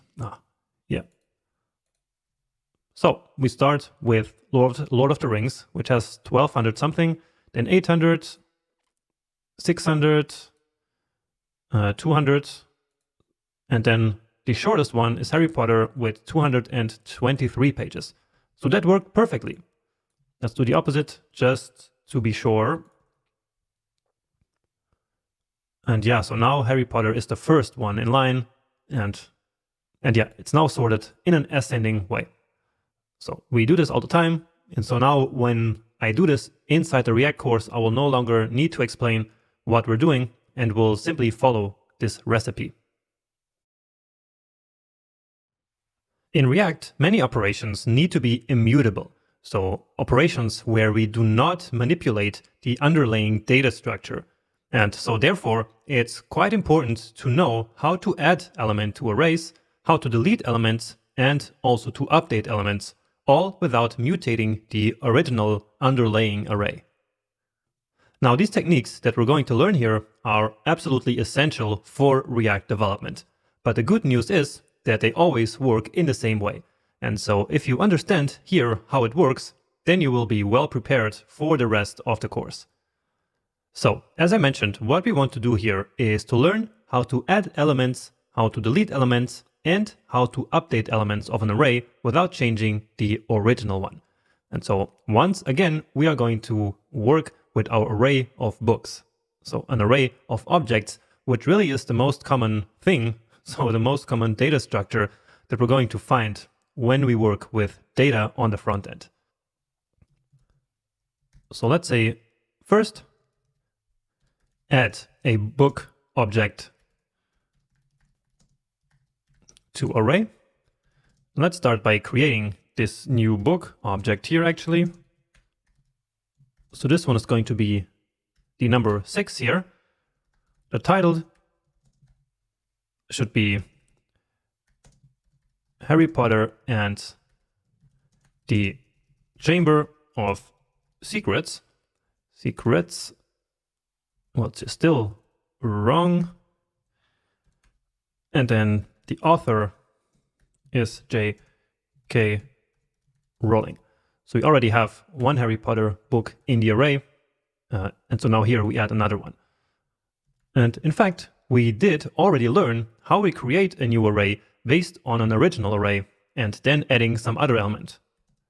So we talked about that right at the beginning of the section when we talked about the spread operator. Remember that? So let's say books, then after adding, let's say, or after add. And so all we need to do is to spread all the books here into this newly created array and then simply add another book, so another object. And then if we take a look at this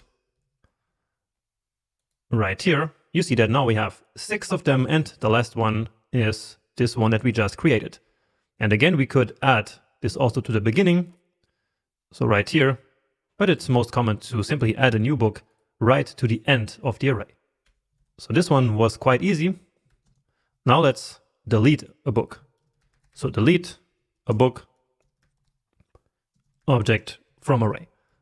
So again, this is always going to work in the exact same way, no matter how the objects look like, well, as long as they have an ID, which they usually have.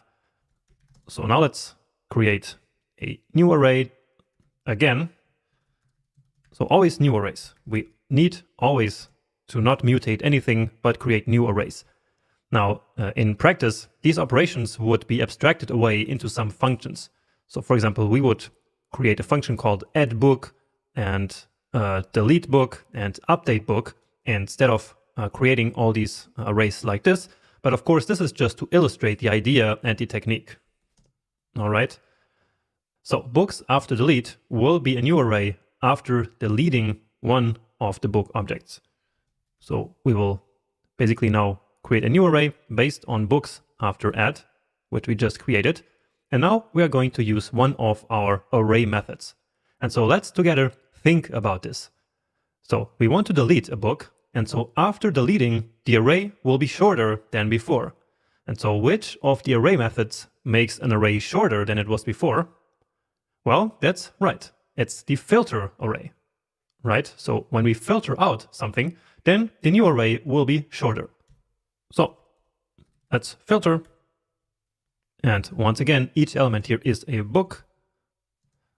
And so in this case, let's say we want to delete the book with the ID number 3. And so we can say book.id is different from 3. And that's actually it. Let's take a look at that. So this one has ID 2 and the next one has number 4. So 3 is no longer there. Great. So why did this work? Well, because of what we already learned before. So whenever this condition here in the callback returns a false value, then that object will not be in the final array. So if we want to delete the book with the ID 3, basically what we want is to include in the final array all the books where the ID is different from 3, right? Because again, whenever this condition here is actually true, the object will end up in the final filtered array. And so the easiest way of thinking about this is to actually write a condition which does place the objects into the new array. And so again, that happens whenever the book ID is different than 3, because when it is 3, we want to delete it. And so yeah, that's exactly what happened here, as we saw here in the result. Great. And yeah, again, we would usually create a function called deleteBook, and then that function would receive this ID here, and then here we would simply use that ID like this. But here we're simply like manually deleting the one with the ID of 3. So again, just to illustrate how it all works. And so now let's, in the final stage, update a book object, well, in the array. So books, let's say after update, and we're going to do it on the books after delete. So it's like chaining all of this here one after another, but we're storing the intermediate result inside variables. And again, let's think about what array method we need here. So after updating one of the book objects, the resulting array should have the exact same length as before, right? And so which method produces an array which has the same length as before? Yes, that's the map method. So map is our choice whenever we want to update an object that is inside an array. Okay, so here we now need our ternary operator, because we, of course, don't want to do anything for most of the books. We only want to update exactly one book object, which is the one with the ID that we're looking for. So let's imagine we want to update the book with the ID of 1. Then let's say book.id, if it is 1, then return an updated object, which for now let's just write an empty object temporarily. But if not, well, then simply return the book as it is, so without any changes. And that's simply book, right? So let's already look at the result here, just to see that something happened. So again, we are trying to update the book with the ID of 1. And so now this one here is indeed just an empty object, because this was the one where book ID was equal to 1. So it was equal to 1, and so therefore, then what was returned from this callback function was this empty object, which is what we see here. But for all the other ones, it simply returned the original object. So then nothing changed. All right, but of course, we don't want to return this empty object, but we want to return an object which has an updated property. And in fact, we already learned how to do that way back, again using the spread operator. So remember, we simply spread out the current book object into this object, so this newly created object. So we take basically all of the properties into this new object, and then we can simply overwrite one of them. Let's say we want pages, again 1210. Let's just do something a bit more dramatic just to see the result a bit better. And so, yeah, now we have only one page here, while everything else again remains unaffected. Let's put it 1210, and there we go. So we updated one property in one object of the array. And this is again something that we do all the time. And so you just basically need to memorize this recipe right here. So when we want to add a new object to an array, we do this. We create a new array, spread the current elements, and add a new element. When we want to delete one, we use filter, because filter makes the resulting array shorter. Then we simply keep all the book elements, so all the book objects where the ID is different than the one we want to delete. And to update, we use the map method because the map method creates an array which has the exact same length as the original. And so then when we are at the ID that we're looking for, so that we want to manipulate, then we create a new object and overwrite the property that we want to manipulate. And for all the other books, we simply return the book unchanged. So to finish this section, we're quickly going to review how we can use asynchronous JavaScript techniques in order to fetch data, so to load data from an external web API. And the first way in which we're going to do this is to directly use the concept of promises. And let's start by deactivating all this code that we no longer need. So now we're actually going to leave this domain of books, and we'll just focus quickly here on something entirely different. So in order to fetch data from an API, in the browsers we have the so-called fetch API. So a function that is called fetch, and into which we can pass a URL of an API. And let's actually use a kind of dummy API that you commonly see in tutorials, and that's the JSON placeholder API. Yes, it doesn't matter. So just Google this JSON placeholder. All right, and then open up this this page, and then we can just copy this URL right here.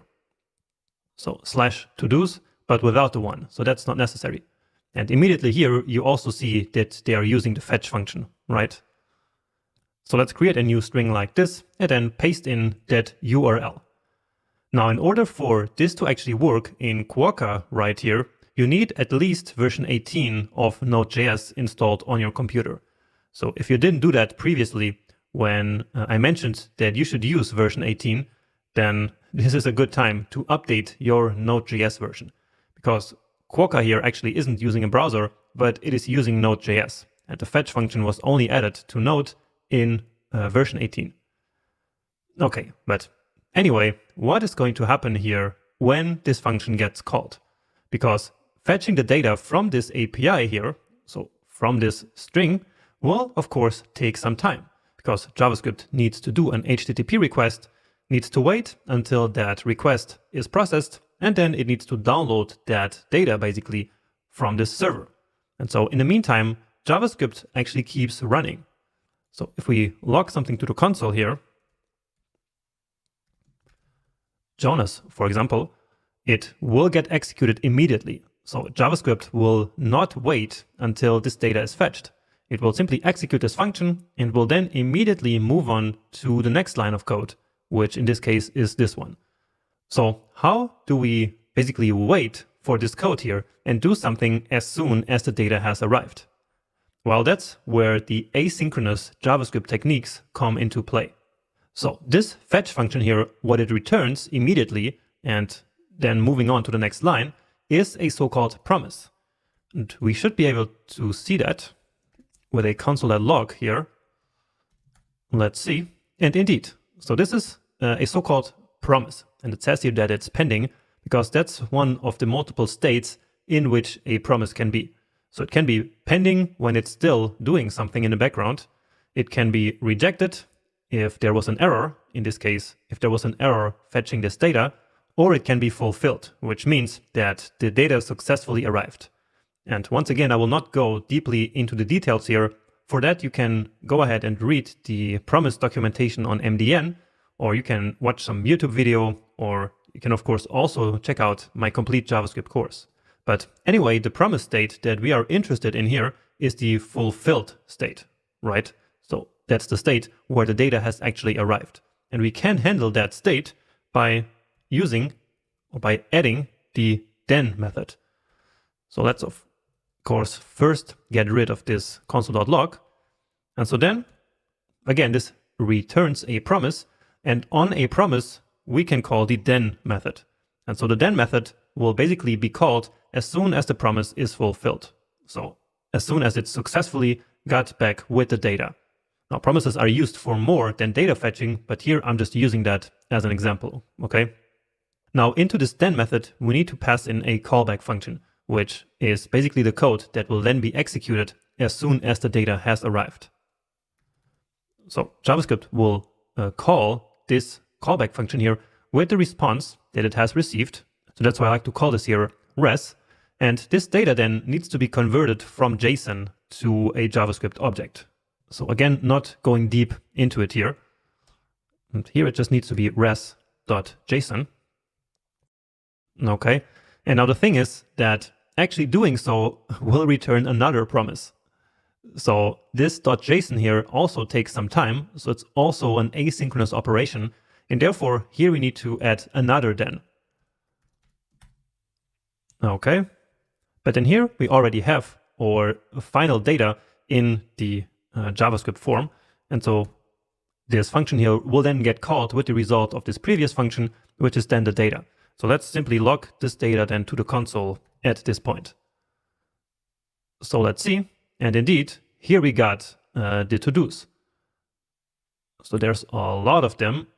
All of them came through the JSON placeholder API. Now what you notice here again is that it first printed Jonas to the console. So the result of this, and only later is when this array of to-do objects was finally printed to the console as well. And again, that's because this data arrived later. So what happened here was that, as I mentioned before, is that this fetch function fired off a request to the API. And then immediately JavaScript moved on to the next line, which is this one here, where it simply basically registered this function here to be executed later. The same here, and then it immediately executed this line of code, right? Then some time passed, and then the data from the API arrived. And so then JavaScript goes back here and executes this callback function that we had registered before. And so this is where the response arrives. It's converted to JSON, and then here we receive the data in this callback function and log it to the console. So literally JavaScript will wait until it executes these functions here, which is usually not how JavaScript works. But here we are using asynchronous JavaScript, while usually JavaScript is a synchronous language, where one line of code is simply executed after the other. Okay, and here now at this point, you could do something a bit more meaningful. For example, in React, we would then typically take this data and set some state, which would then get reflected right in the user interface. But of course, more about that later. For now, I just wanted to basically show you or to review how we use these promise methods here in order to successfully handle the moment when the data arrives from the API. So in the previous lecture, we learned how to handle fetching data using promise methods. But in this lecture, let's take it one step further and learn how to do the exact same thing with a much nicer and cleaner syntax called async await. So this syntax that we just learned here works really well, but it's not the most easy thing to work with, I would say. It's not the most beautiful code in a way. And so we can basically implement this logic here in a different way using async functions in the await keyword. Now everything I explained to you in the previous lecture is still 100% valid, and the whole idea behind promises doesn't go away. The only thing that's going to go away is these then handlers right here. So we're going to, again, do it in a cleaner way. So now instead of just doing it like this, let's create an async function. So that's simply a function with the async keyword before it. And then let's call it or get to-dos.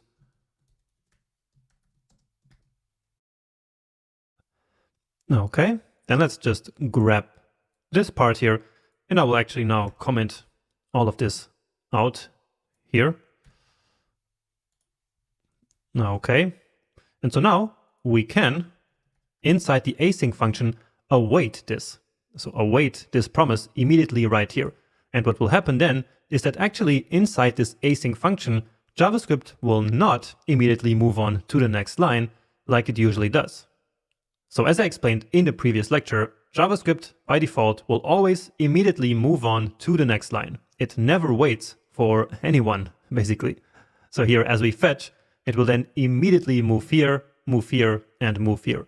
It will of course not execute these callback functions, but it will basically register them. That's not really important, but what is important is that we saw that immediately this code here was logged to the console. So way before the data from the API actually arrived.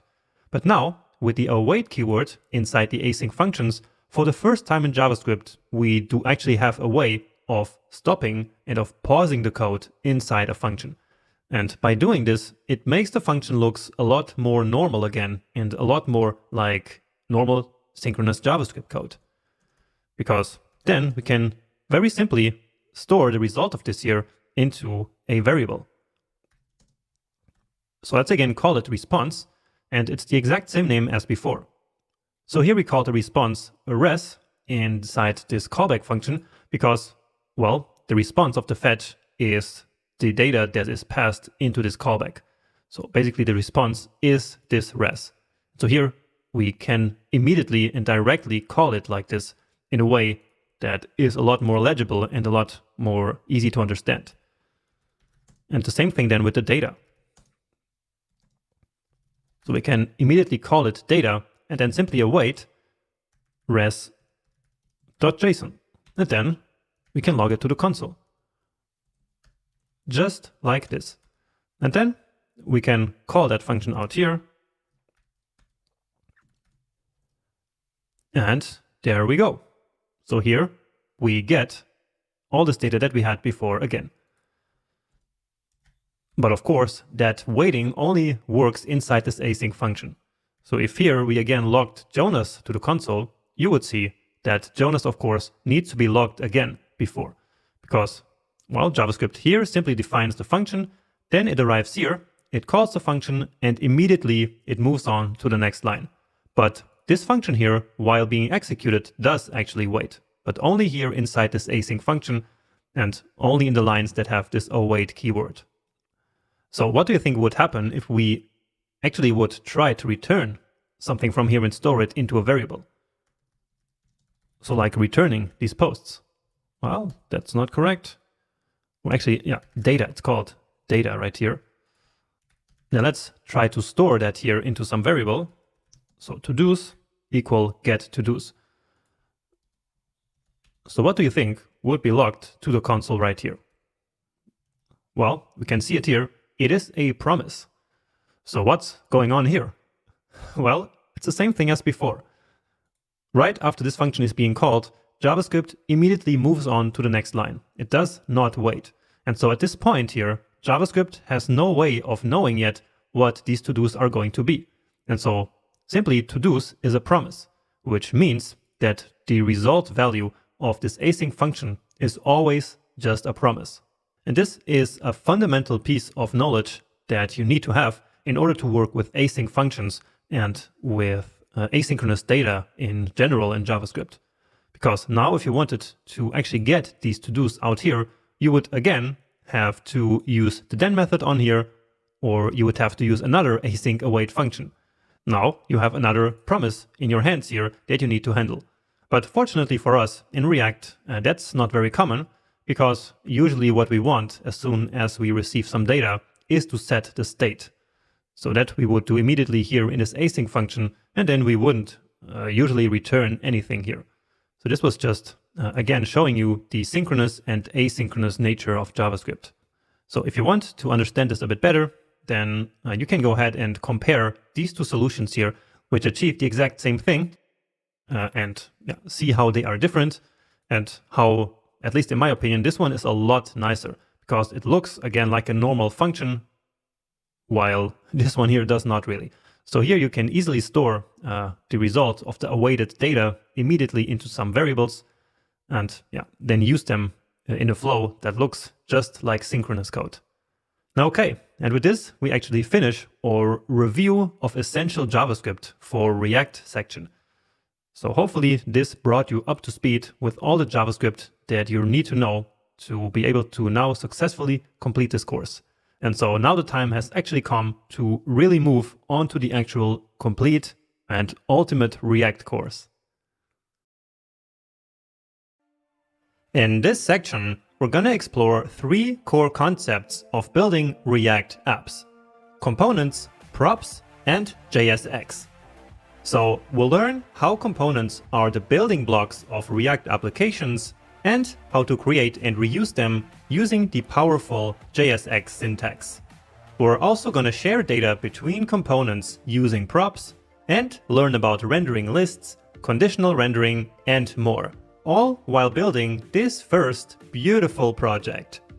Along the way, you will start practicing React on your own by building a developer profile card using these fundamental skills. Okay, so let's go start this React journey right now.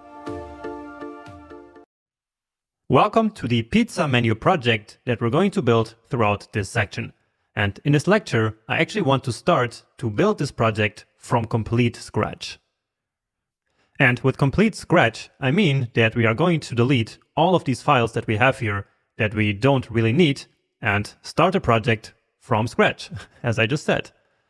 So let's close this one, and even the index.html, which we will not delete and recreate, but all of these, feel free to ignore them and to delete them. So delete, and let's start from scratch. So here we have our first error, and notice that I placed the browser here on one side and our code editor on the left side so that we can always see the output at the same time. So you see that our application is kind of looking for this file right here, but of course it doesn't exist anymore because we just deleted it. So let's start from scratch. And we're going to create our first file inside of this folder, and it's going to be called index.js. And it really needs to be called index.js because Webpack, which is the module bundler in this project, expects the entry point to be called index.js. All right. But anyway, let's now start by importing React from React. And again, this is just simple JavaScript here. So importing modules is part of JavaScript, and specifically since ES6. Then let's also import React DOM from React-DOM/client. All right, and as I keep saving, somehow it keeps moving the file here, but never mind. So we just imported these two libraries. And again, remember how we imported basically these exact two same libraries in the pure React lecture. And in fact, I want to open up that file here so that we can compare it. So open, and then on the desktop, pure React, then index.html. And so remember, here we imported also React and React DOM using these script tags. But again, here, these were installed using npm, and here we are now importing them into our project using the import syntax, which is coming directly from JavaScript. Next up, let's actually create our app component again. So function app, and it wouldn't have to be called app. This is just a convention, right? What is necessary is that this component starts with an uppercase here. So now let's return here, again, the same thing that we returned before, which is just hello React. And now all we need to do is to render this to the DOM. And so once again, this is going to be similar to what we did here. So we could even copy paste all of this here into our app that we already have. But let's write it by hand. So of course, in the future, we will not be writing all of this by hand, but at least once, I want you to write all of this by hand so that you actually know what is going on here. All right. So let's now create a so-called root. And for that, we use the React DOM library on which there is a create root method. And so now we select this root element. Well, not here, of course, but in our public folder. So here you have all this stuff, like this strange URL here. And again, Webpack will take care of all of this. Like it will replace this URL right there. But what we're looking for here is this div with this ID. So ID root. So we are going to select this element so that React can render our application inside of this div. So document.get element by ID. Okay. And then let's do root.render. And we could also have written it all in one line. So without storing this here as an intermediary variable, but like this, it's a bit cleaner. Okay, and then here we place our app, give it a save, and there it is. Hello React, which is our nice app component right here. So this is how we write React from scratch, basically. Now I just want to draw your attention that this is the way that we render the root, so that we basically render our app in the DOM in React version 18. So React version 18. But if you're seeing an older code base that is before React 18, this worked in a different way. So it looked a little bit different. So let's just exemplify that here. And you don't need to write this code here. I just want to quickly show it to you. So before React 18, we would simply do react.render and then place the app in there. All right. And another change that we would have to do is to get rid of this. So this would be a React 17 app, but with these changes, so with having React DOM/client and with rendering this way, we made our app ready for React 18. So we can now comment this one out, and I will just leave it here as a reference. Now, just one final thing that I want to talk about here is strict mode. So we can simply activate strict mode by, instead of directly rendering the app component as a root component, wrapping this here into a strict mode component. So let's write react.strict mode. And so this strict mode is basically a component that is part of React and that we can take from React. And so you see that automatically VS Code then closes this component. So let's copy or cut this from here and place it here, give it a save. And so the app is now wrapped inside of this strict mode. And strict mode is really not a big deal. The only thing that it does is that during development, it will render all components twice in order to find certain bugs. And also React will check if we're using outdated parts of the React API. So strict mode is nothing groundbreaking, but it's still a good idea to always activate it when we develop React applications. From now on, you will start coding on your own computer, and it's pretty much guaranteed that errors will happen and that some things simply won't work. And so right off the bat, I want to show you a few techniques for dealing with these errors and problems. So this is a really important lecture, so please don't skip it. So let's say that you're doing some change here in your code and save it, and then you want to see the output. But imagine that for some reason your page didn't update here. So what do you do? So when that happens, don't panic, but instead try out a few solutions, which I will tell you now. And the first one is to make sure that the application is actually running. And believe me or not, this has actually happened to me before. So I thought the app should be running, and I was doing some updates to the code, changing something, and I was wondering why the app was not reloading. Then at some point I noticed that, well, I actually hadn't even started the app. And so this is actually something that can happen. So if you don't have the app running, of course, so if you didn't use npm start, like I showed you earlier, then, well, of course, your app cannot reload in the browser.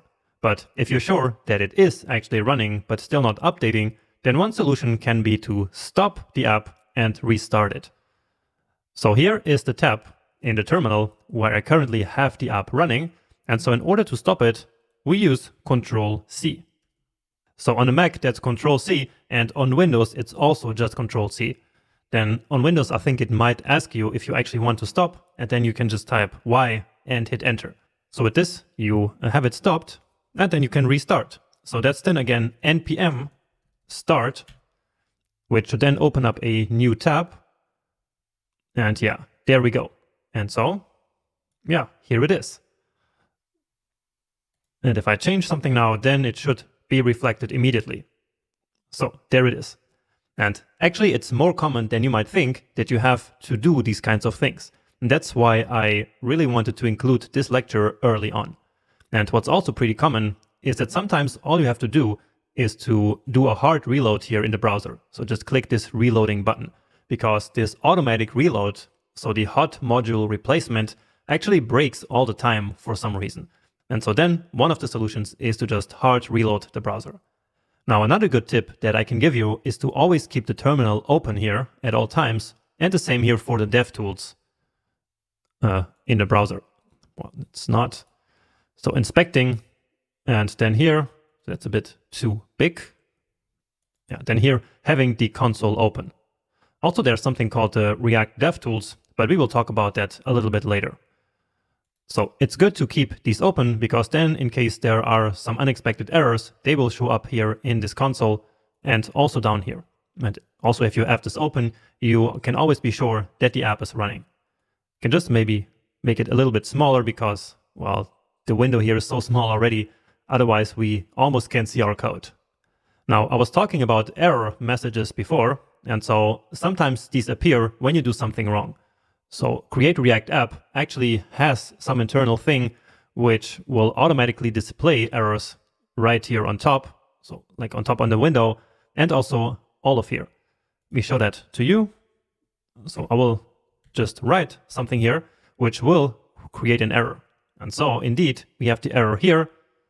Well, actually not here, but sometimes important errors do pop up here. But we have this overlay over the entire app which gives us this error message. And so it's a good idea to then take a look at this error message and maybe try to understand what exactly went wrong. So usually this first part here is not really important, but then here it tells us adjacent JSX elements must be wrapped in an enclosing tag. Did you want a JSX fragment? And maybe if you don't really understand this, you can just take this, copy, open a new tab and Google it. And so this is now the power of React's huge community, because hundreds, if not thousands of people before you have had the same problem and have Googled it, or have like asked a question on Stack Overflow, and so you will find your answer there.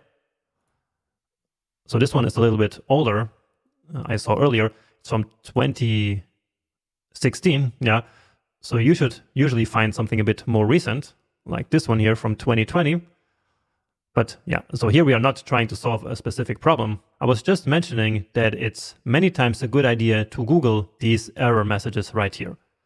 So in this case, it's really not allowed to return more than one element. So here we are returning the H1 and the P, and that's not allowed in React.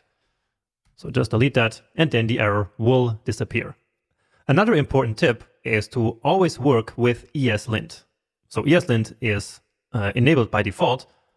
For example, if you do this, like const x equals Jonas, and give it a save, then immediately you get this warning here. So then you can hover, and it will warn you that x is declared, but its value is never read.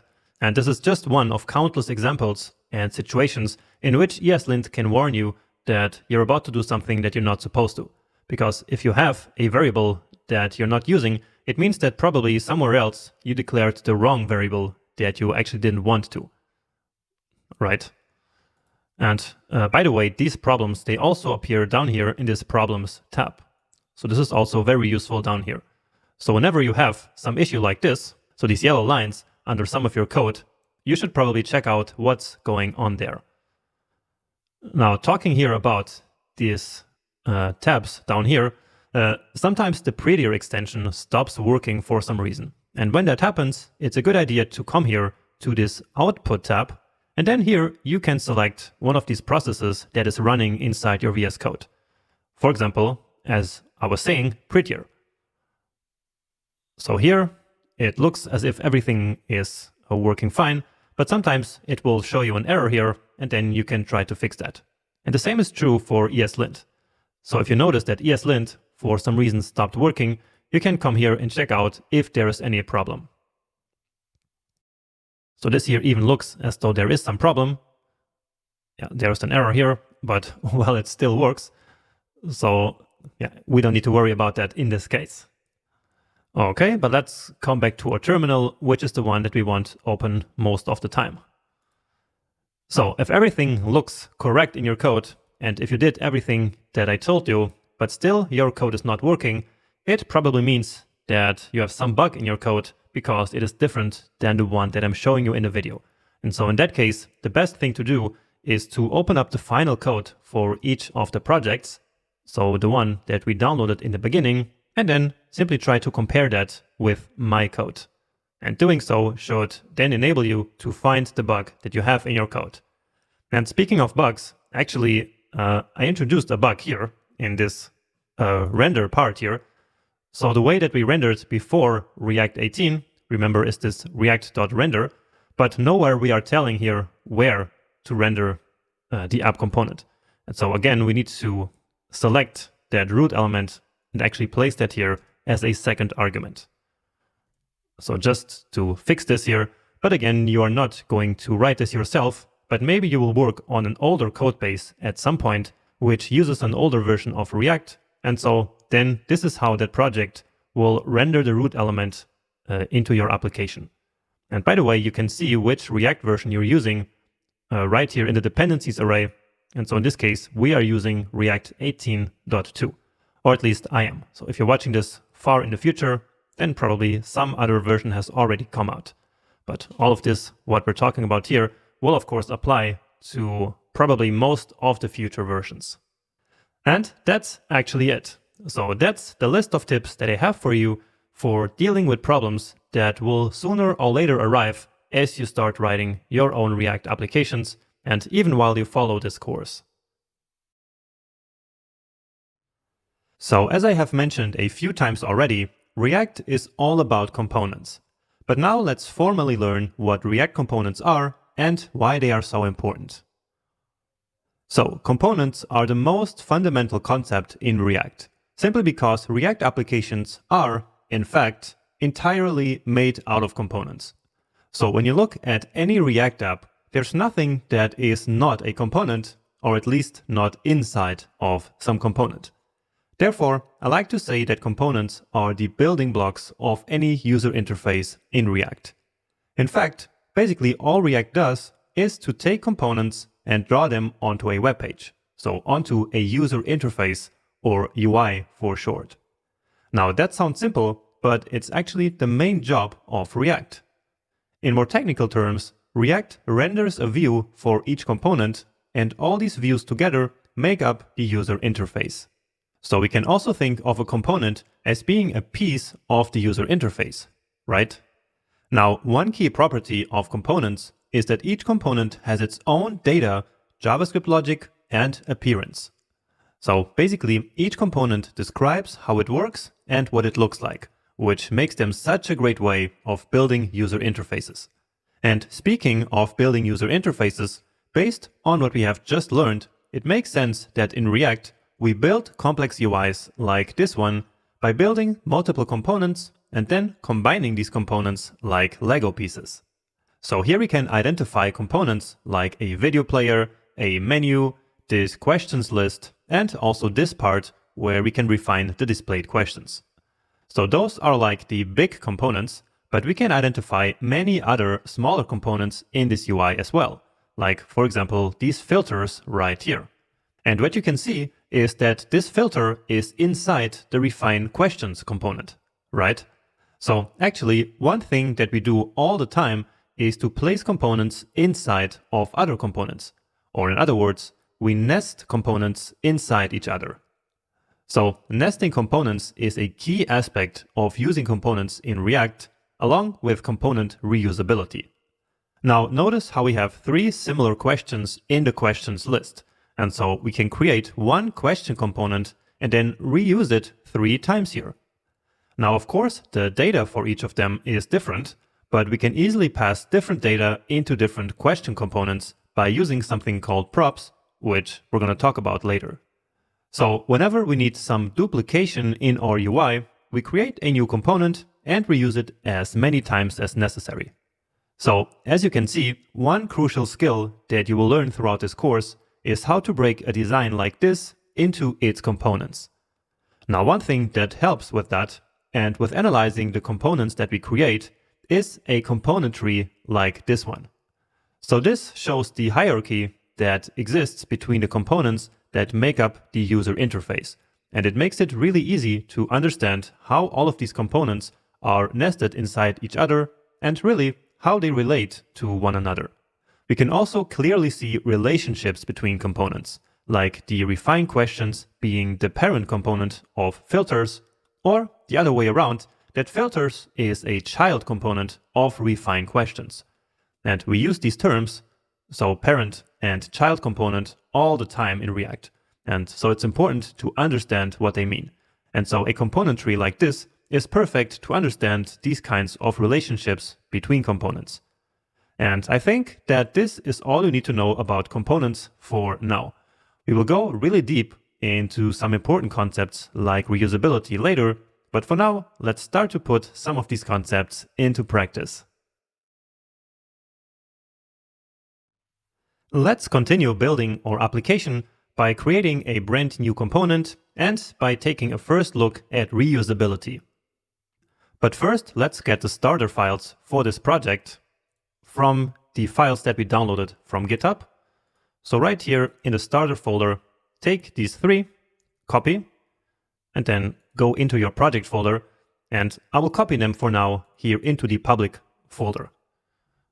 So we have this folder of pizza images, we have this starter data, and this index.css, which we should probably move into this source folder. So make sure that you have these two files here after including the starter files. And now let's come back here and let's create that brand new component that I was talking about. So in React, we write new components using functions. So function, and I'm calling this one pizza because it will contain some data about a pizza. And then here for now, we have no parameters to this function, and then the function body. Now in React, there are two important rules when we write components as functions.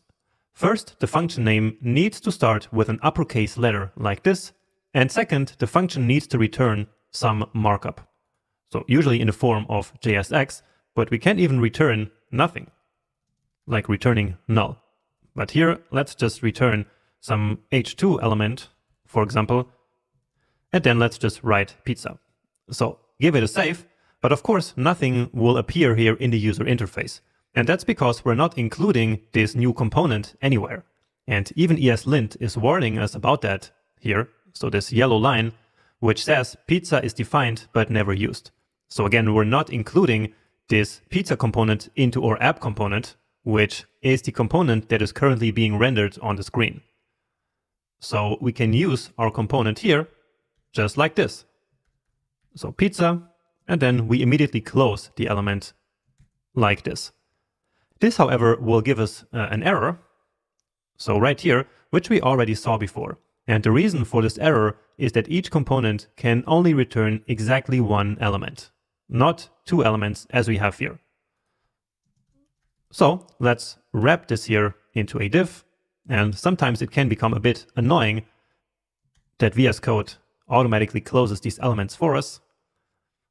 But anyway, now we get our pizza in the UI. And so that's because we now nested this pizza component inside this app component. And with nesting, I mean that we basically used or called this component here inside app. What's very, very important to notice is that by nesting, we do not mean that we write the function inside this other function. So what we should never do is to nest the component declaration itself. So like this. This still works actually, but it's a very, very bad idea for reasons that we will learn about later. So never nest the function declarations, but always declare all your components in the top level. So just like this. So again, when we say nesting components, what we mean is that we include one component into another like this. Okay, so let's now make this pizza component here just a little bit more interesting. And for that, we are going to use our starter data here. So let's open up data.js. And all we need this for is to select everything, then copy it, and then let's just paste it here. Okay, so as you see right now, we are doing all the development of this application in one big file. While in the real world, we divide our code into modules and then include these modules into one another. But here I just want to keep it simple, so we're not going to do that yet. So actually we can then delete this data.js and close this down. So for now, we will simply use this here as an example.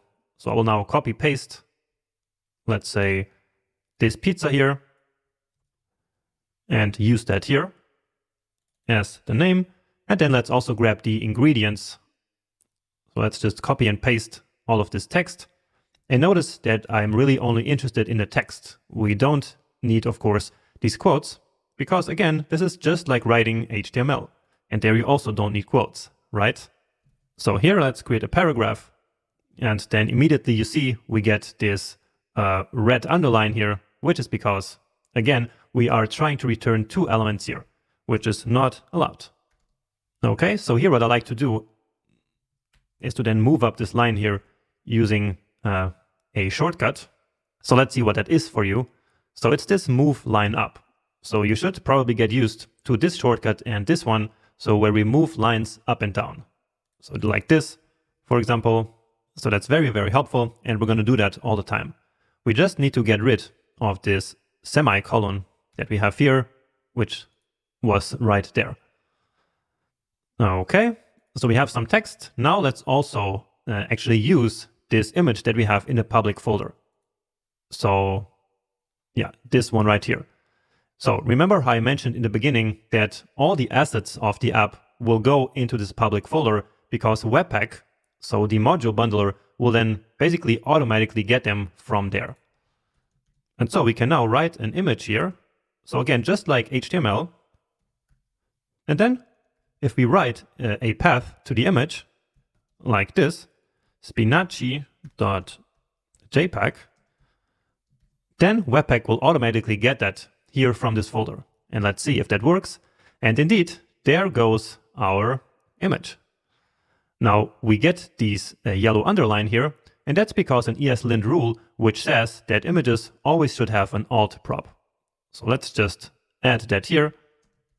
So to make it a little bit more accessible, let's just put the name of the pizza here, and then ESLint is happy. So we have this component here, and now let's talk about the idea of reusing this component. And for now, all we're going to do to reuse this component is to basically use it several times. So let's do 3 times, just so you can see that now this piece of UI, which is the pizza component, will be included 3 times. So 3 times this delicious spinach pizza. Nice. Now, of course, the data here in all of them is now the same because we didn't customize that data yet, but we will do that later, of course, when we talk about props. For now, I just want you to get this really important concept that we can call each piece of the UI, or in other words, each component multiple times here in order to reuse it. And that's a fundamental concept of writing React applications. Now, just one final thing here, and this has nothing to do with code, is that maybe you have noticed that we get all these colored lines here in the sidebar, and even down here. Now, the reason for this is that when we create a new project with Create React App, it will actually automatically set up this project as a GitHub repo. That's why you also get all these different colors here. And also here you see all the changes that we have made to the different files. So here we deleted some stuff, we modified some stuff, and here these images are still untracked. Now, since we're not really going to use GitHub as we build these small projects, I actually just want to remove these colored lines here from the gutter, so from this place. And for that, we can go to our settings and then just search for div decorations. So here the default is all, so let's set it to none. And so then our editor will look just a little bit cleaner here. And we can close down the sidebar. And with this, we finish this lecture and are ready to move on. We have written some pieces of JSX in this course already. But what actually is JSX and why is it such a big deal in React? Well, when we first talked about components, we talked about how a component contains its own data, logic, and appearance. And that makes sense, right? Because if a component is a piece of the user interface, it means that we must be able to describe exactly what that component looks like. And so that's where JSX comes into play. So JSX is a declarative syntax that we use to describe what components look like and how they work based on their data and logic. So it's all about the component's appearance. In practice, this means that each component must return one block of JSX, which React will then use to render the component on the UI. Now, looking at this code, this JSX looks a lot like HTML, right? But in fact, JSX is an extension of JavaScript, which allows us to combine parts of HTML, CSS, and JavaScript all into one block of code. So basically, we can write HTML and embed some pieces of JavaScript where necessary, for example, to reference some JavaScript variables. And we can even reference other React components so that we can then combine, nest, and reuse multiple components. But now you might be thinking, if React is a JavaScript framework, then how will it understand this HTML-looking code? Well, remember that JSX is just an extension of JavaScript, which means that there is a simple way of converting JSX to JavaScript. This is done by a tool called Babel, which was automatically included in our application by Create React App. And the result of this conversion looks something like this code on the right, where each JSX element was converted to a react.createElement function call. And does this look familiar? Well, I hope it does, because this is exactly what we returned from the app component in the pure React lecture. So in that lecture where we couldn't use JSX because we didn't have that Babel tool. But anyway, this conversion is necessary because browsers, of course, do not understand JSX. They only understand HTML. So behind the scenes, all the JSX that we write is converted into many nested react.createElement function calls. And these function calls are what, in the end, create the HTML elements that we see on the screen. Now, what this means is that we could actually use React without JSX at all. So we could just manually write these createElement functions instead of JSX. But that doesn't look like a lot of fun, right? It also makes the code really hard to read and to understand, and so actually everyone just uses JSX. Alright, so now that we know what JSX is all about, let's go back to that first paragraph where I say that JSX is a declarative syntax. So what does it actually mean that JSX is declarative? Well, before we can understand what declarative means, we first have to review what imperative means. So when we try to build UIs using vanilla JavaScript, we will, by default, use an imperative approach. This means that we manually select elements, traverse the DOM, and attach event handlers to elements. Then, each time something happens in the app, like a click on a button, we give the browser step-by-step instructions on how to mutate those DOM elements until we reach the desired updated UI. So in the imperative approach, we basically tell the browser exactly how to do things. However, doing this in a complex app is completely unfeasible for all the reasons that we have learned about before. And remember that that's the reason why frameworks like React exist in the first place. And it's why React chose to use a declarative approach to building user interfaces. So a declarative approach is to simply describe what the UI should look like at all times, always based on the current data that's in the component. And we will soon learn that this data is props and state.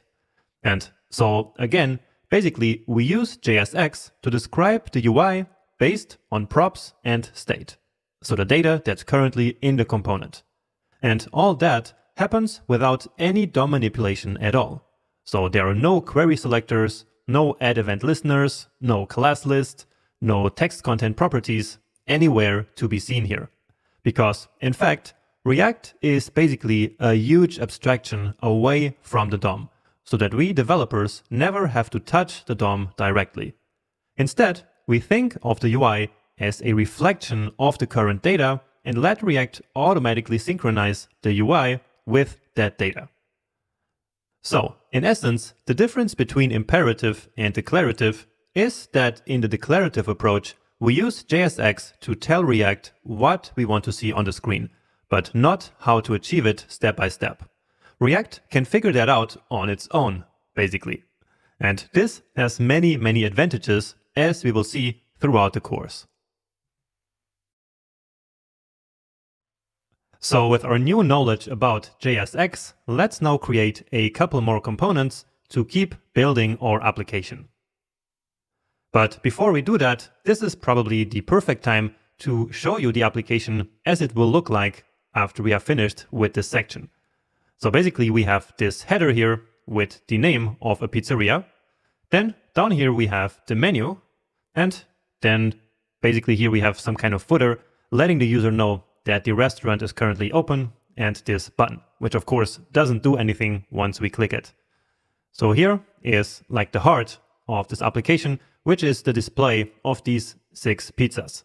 And notice how we already kind of displayed this pizza here. And so here you see that we are going to reuse this pizza component 6 times in order to print these 6 pizzas. All right, but now what I want to do in this lecture is to basically focus more on these bigger layout components. So let's create one component for each of these 3 big parts. So one for the header. So a component called header, and we can leave this empty for now. We are just building out here the structure. Then one for the menu. And then one for the footer. And here I'm always missing the parentheses, so that's not good.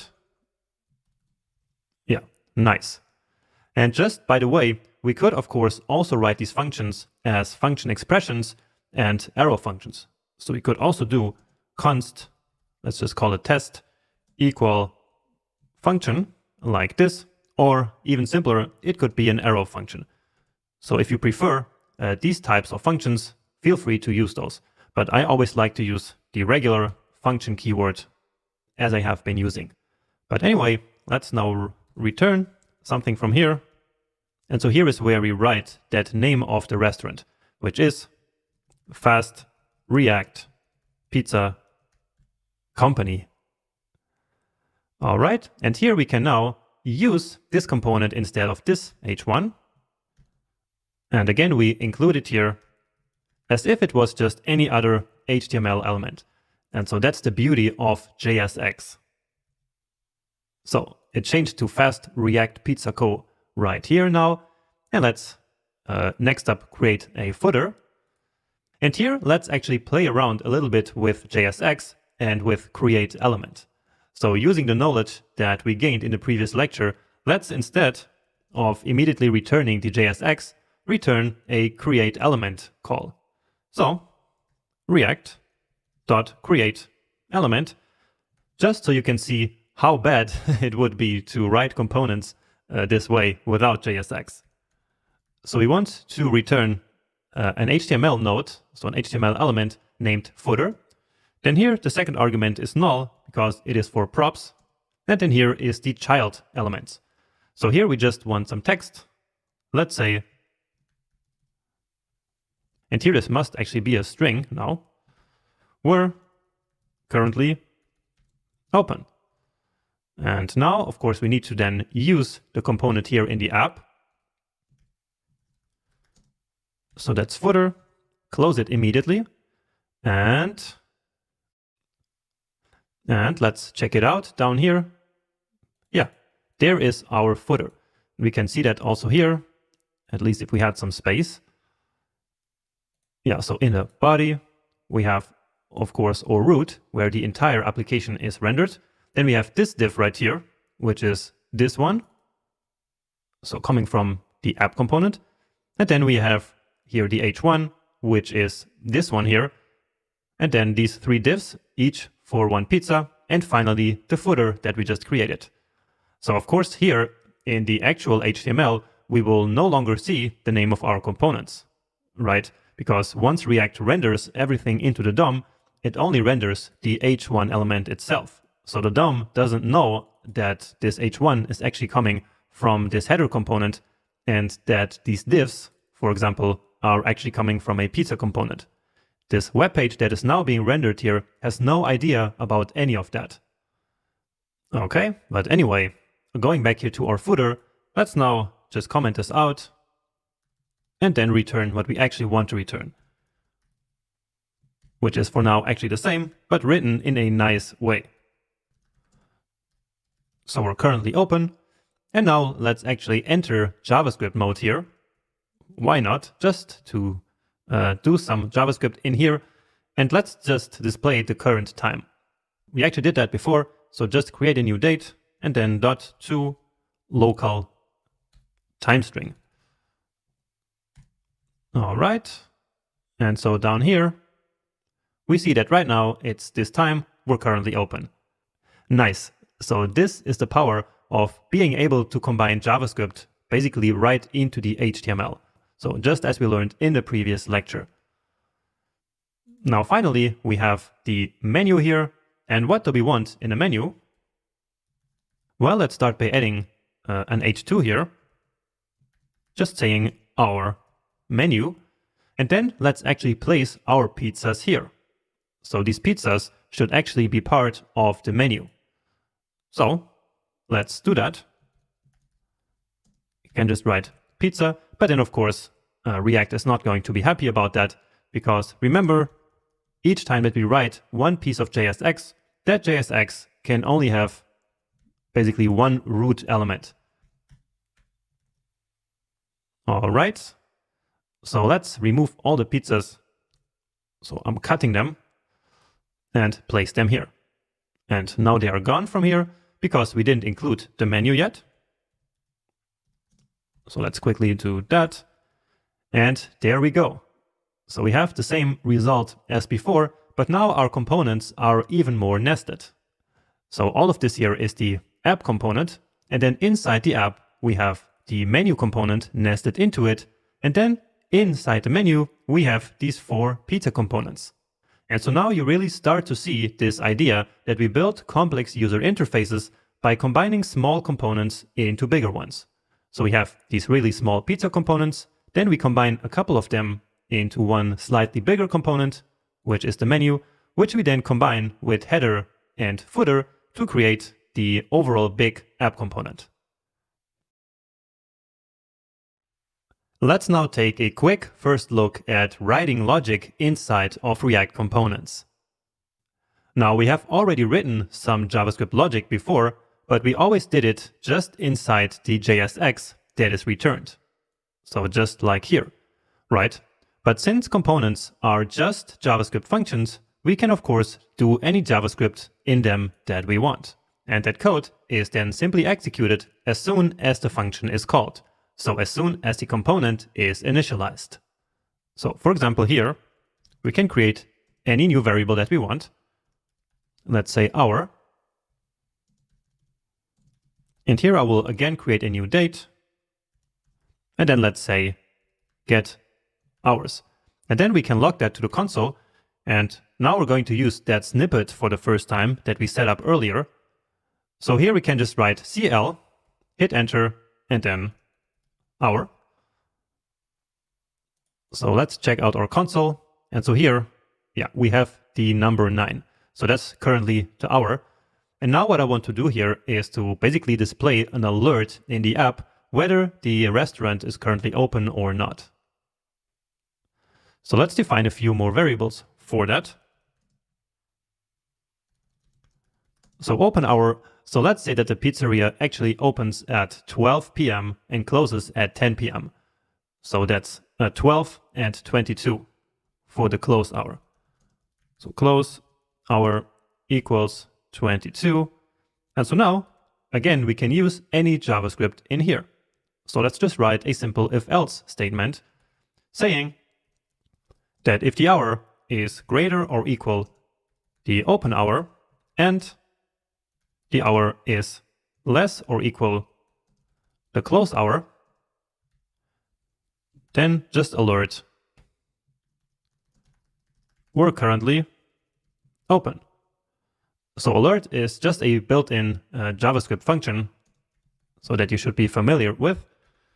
Maybe we'll just use this here as a demonstration that we can write some simple JavaScript in here. So alert, sorry, we're closed. And here we need some double quotes. like this. And here we have some bug.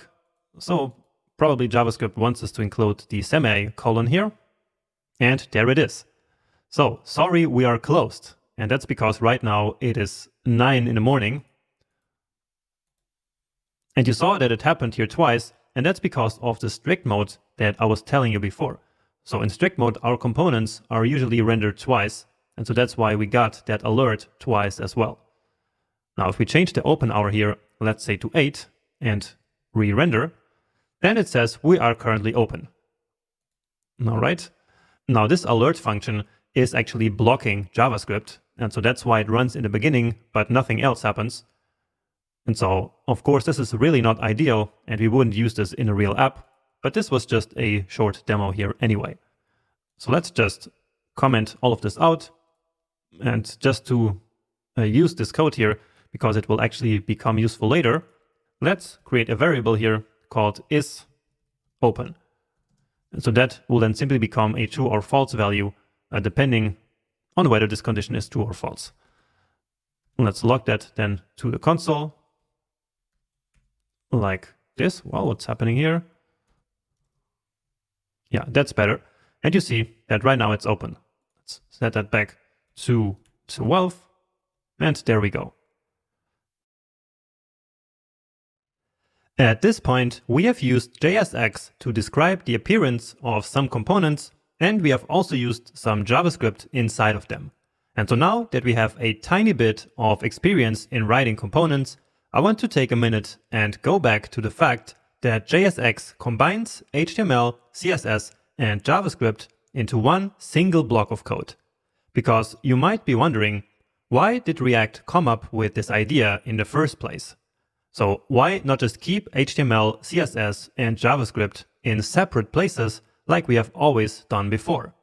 And this might sound like a trivial question, something you think is not really relevant at all, but it's actually deeply relevant to understand why React was completely designed around components.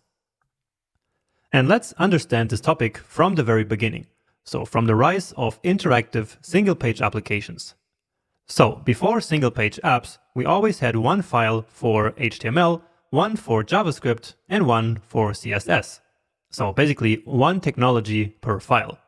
That was our traditional separation of concerns. And I'm pretty sure that, just like me, this is how you first learned web development. However, as pages got more and more interactive, they became single-page applications, where the JavaScript started to determine the user interface and the content in general. Or, in other words, JavaScript became more and more in charge of the HTML. And we can see that here in this really small code example, where the content and the presentation of these HTML elements are really completely determined by the JavaScript code. They are, in fact, tightly coupled together. So the HTML doesn't even make sense without the JavaScript here. Now, the details of this code are really not important. So if you can't read this code, that's no problem at all. My point here is that if the JavaScript is in charge of the HTML anyway, so if the logic and the UI are so tightly coupled together, then why should we keep them separated in these different files and in different code blocks? Well, the answer to that question is what gave us React components and JSX. So the fact that logic and UI are so coupled in modern web applications is really the reason why a React component contains the data, the logic, and the appearance of one piece of the UI. In fact, it's the fundamental reason why React is all about components. And the same is actually also true for most other modern front-end frameworks. Now, returning to some code, in this React example, we can see how JavaScript and HTML markup live very happily together in this one single component. So this component has some JavaScript logic, it has JSX, and then inside that JSX, there is yet another block of JavaScript, which in turn has even more JSX inside of it. So everything is mixed together, but it all still works really well. So content and logic are tightly coupled together, and so it makes sense that they are co-located here. And co-located simply means that things that change together should be located as close as possible together. And in the case of React apps, that means that instead of one technology per file, we have one component per file. So one component that contains data, logic, and appearance all mixed together.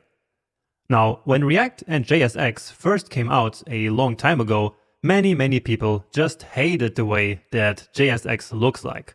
And they hated that we are throwing separations of concerns out of the window.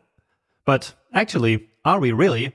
Is there really no separation of concerns in React? Well, I think that the people who say that React has no separation of concerns got it all wrong.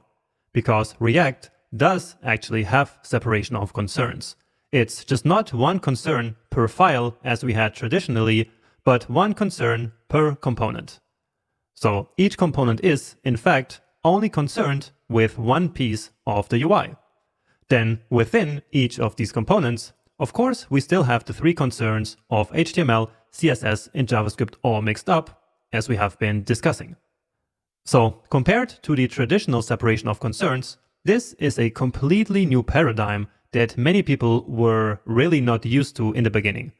But now, many years later, we all got used to this and it works just great. So having all the information about a certain component in one single place really does work in an amazing way. All right, so this was a long lecture, longer than I had expected, just to arrive at this conclusion that React does actually have separation of concerns, just a different separation of concerns. But I still hope that you liked the way how we arrived at that conclusion over the course of this video, because hopefully this gave you a lot of additional fundamental React knowledge. So at this point, we know that React components can also contain CSS styles.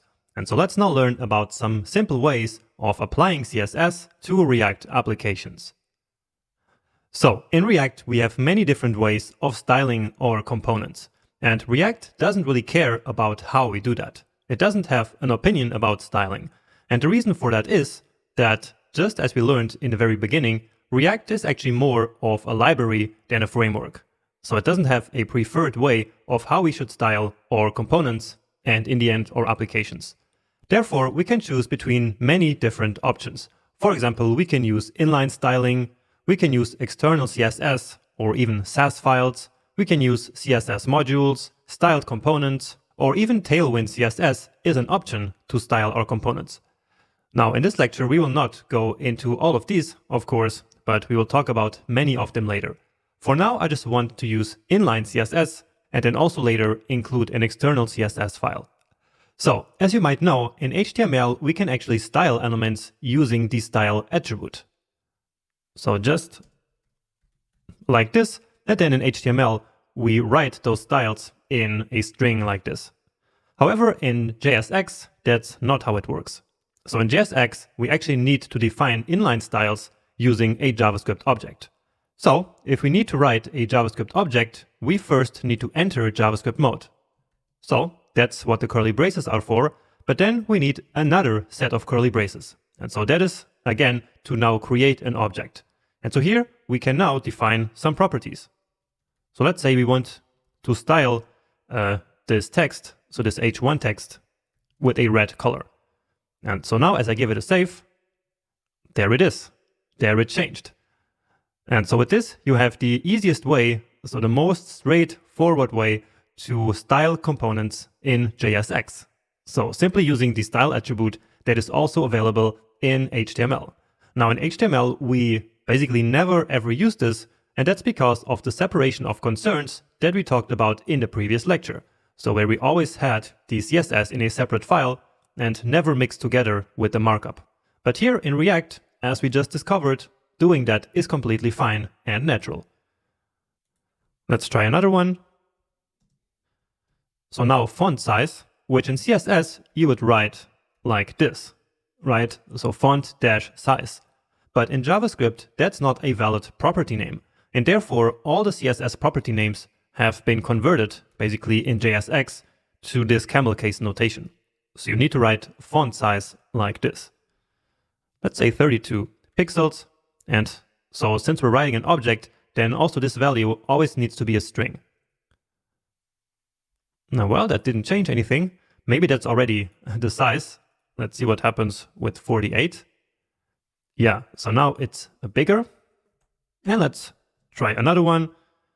Text transform. And you see that, as always, VS Code already shows you here the available options.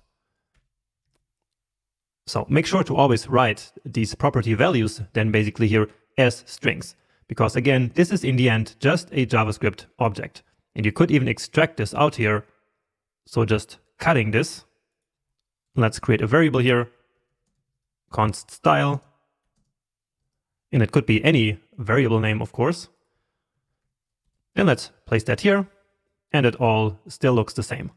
Great. So this is the easiest way of adding some styling to individual components. However, when the application gets just a little bit bigger, it can get out of hand and can be a lot of work to write our styles like this. So like creating an object for each of these components. It's perfectly doable, but you don't see many people doing that in the real world. Now, one thing that we can do is to actually include an external CSS files, just like we have been doing all the time in our applications. And so that is the easiest way, I would say, to style React applications, which is basically the same as styling any other web page. Now, in that case, we're not really mixing the CSS concern with the JavaScript and HTML concerns in the way that we learned in the last lecture, but that's of course not a problem. And also we will learn how to do that a little bit later again, using something called styled components. But for now, let's take a look at the CSS file that we included here in the very beginning of this lecture. And so this is, well, a very pretty standard CSS file with some classes here. And so now we need to add these class names to the JSX elements so that these classes then get applied. So let's go back. And before we do any of that, so before we add the classes, we need to first import this CSS file. So right now our application has no way of knowing that this CSS file exists in the project. So what we need to do here is to simply import that file. And so once again, it is actually Webpack that will take care of then taking the styles out of the CSS file and injecting them into our application. So index.css. All right. And you see already things changed here. So the background color is different. The font family has changed. Yeah, for now I think that's all. And we also get this nice yellow border at the bottom of the page. So you see that immediately Webpack included these styles now in our application. Okay, but now let's add the classes. So you see that we have one container, we have a header, we have menu, and we probably have footer. Yeah, so just very straightforward. So here let's add the class of container. And let me first do it in the wrong way. So I will just write class as we would do in HTML. But then React will actually warn us. So you see here, invalid DOM, property class, did you mean class name? And so this is one of the important rules of JSX. So in JSX, we cannot use class, but instead class name. Okay, so this is a common beginner mistake, but now you have been warned.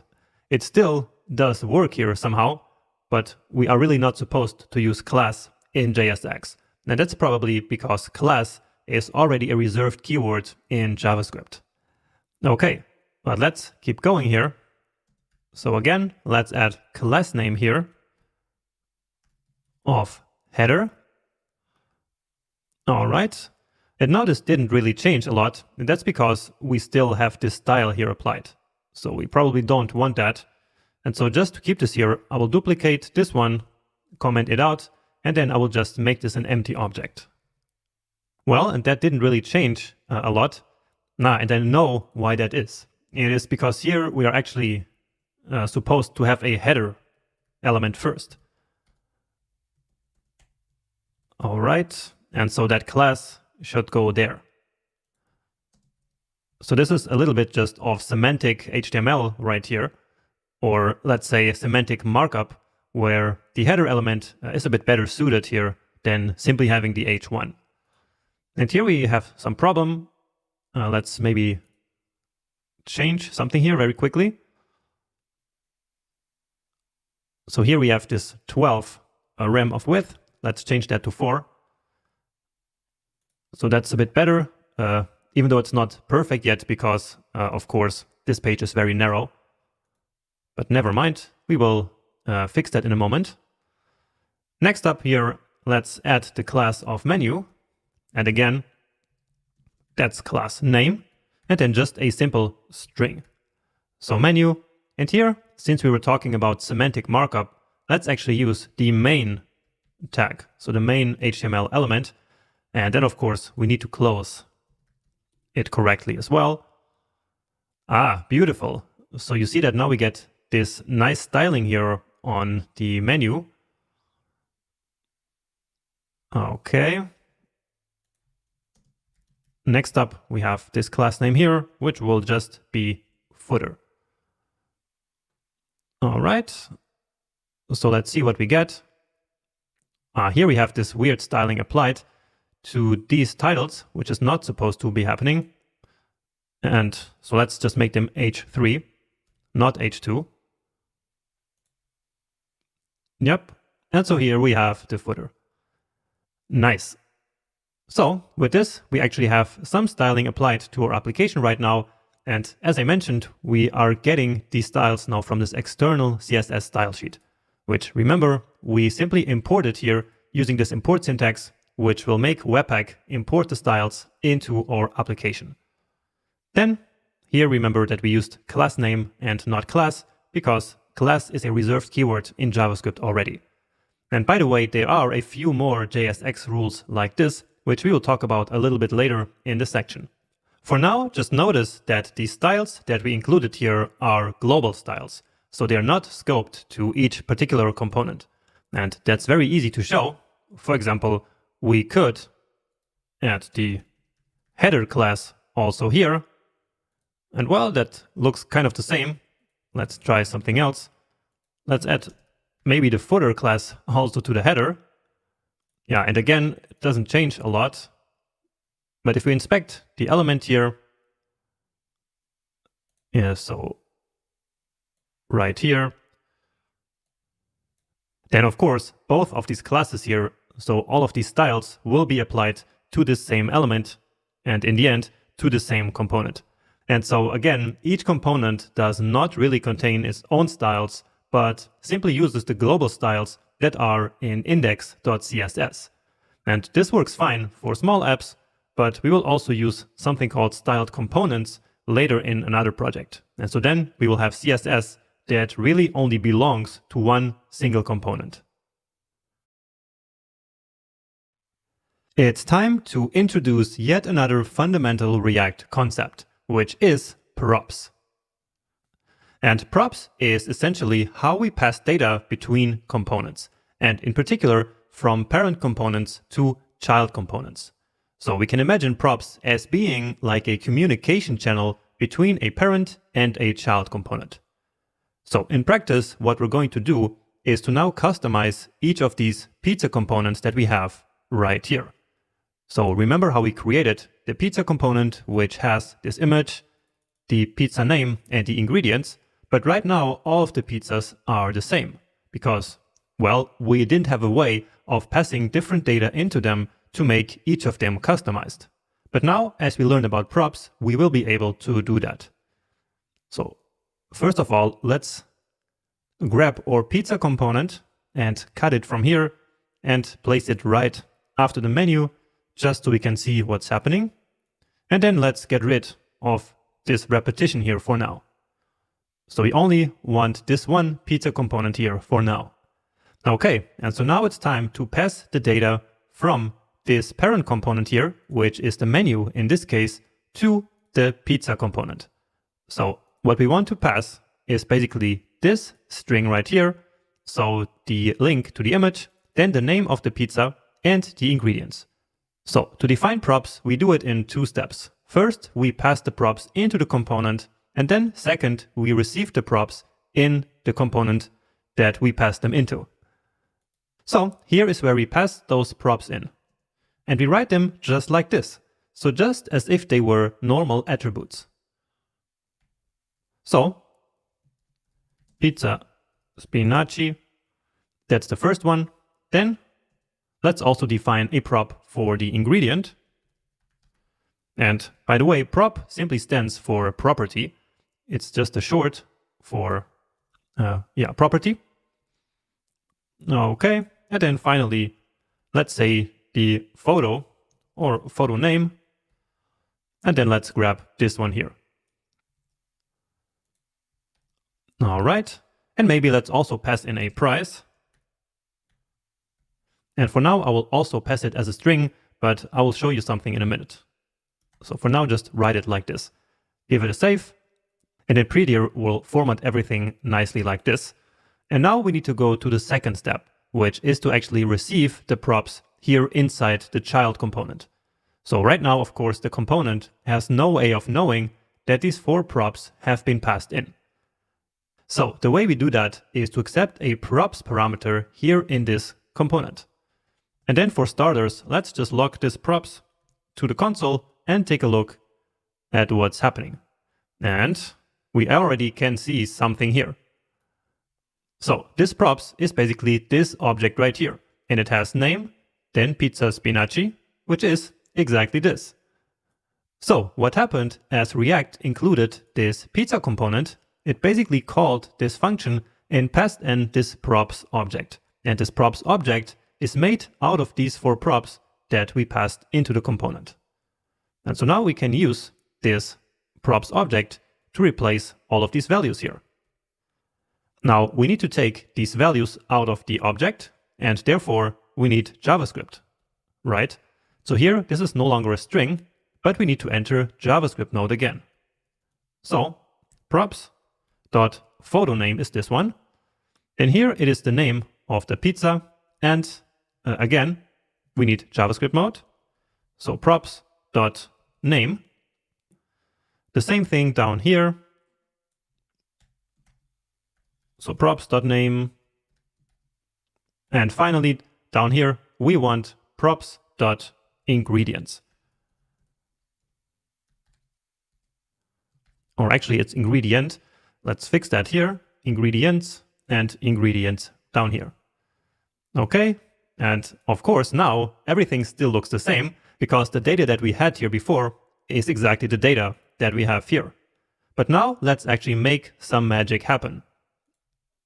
So let's create another pizza component, and then this is where we will see why props are so useful. So let's create a pizza fungi. Let's give it some ingredients. So tomato, let's say also mushrooms. And this is not important here. This is just to show you that we can now fully customize our components. Next, we can define the price. And notice that I'm doing it now in a different order. So here I had first the photo name, then the price. And this is just to show you that the order in which we passed in the props is completely irrelevant. So photo name is pizzas/fungi.jpg. Okay, and now we need to immediately close this component just like before. And as I save it, watch what happened here. And there is our second pizza component, now with completely different data. And so now for the first time, we have reused a component and configured it in a way that makes each component unique and display their own data. Okay, and now let's just improve this pizza component here a little bit. So for starters, in our CSS, we actually have a class name here. So a class name called pizza. Okay, and then let's also place these 2 here inside their own div so that this data can be displayed at the side of the image. So just like here in our original. So this is what we're going for. So here we have a div. And then again, I'm using that trick where I simply push down that line. And this is already looking a lot nicer. Let's just finally also add the price here. And I'm doing that as a span. So props.price, and there it is. But now let's say that we wanted for some reason to add a number here. So we wanted to increase all the prices by 3, let's say. But what happens when we try this? So all the prices plus 3.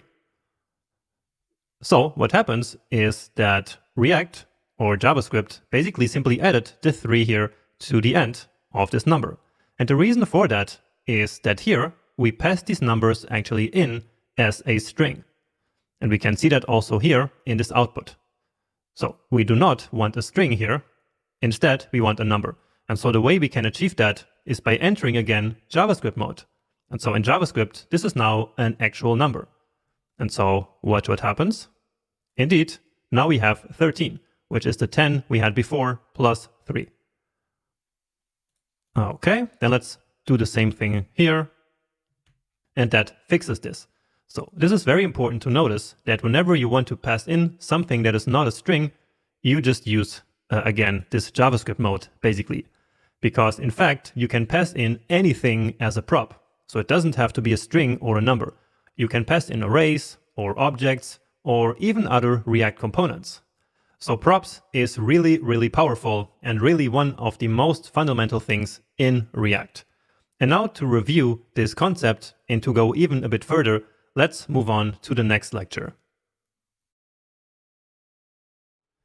So now that we already know what props are and how we use them in practice, let's quickly review them and even learn some important additional things about props.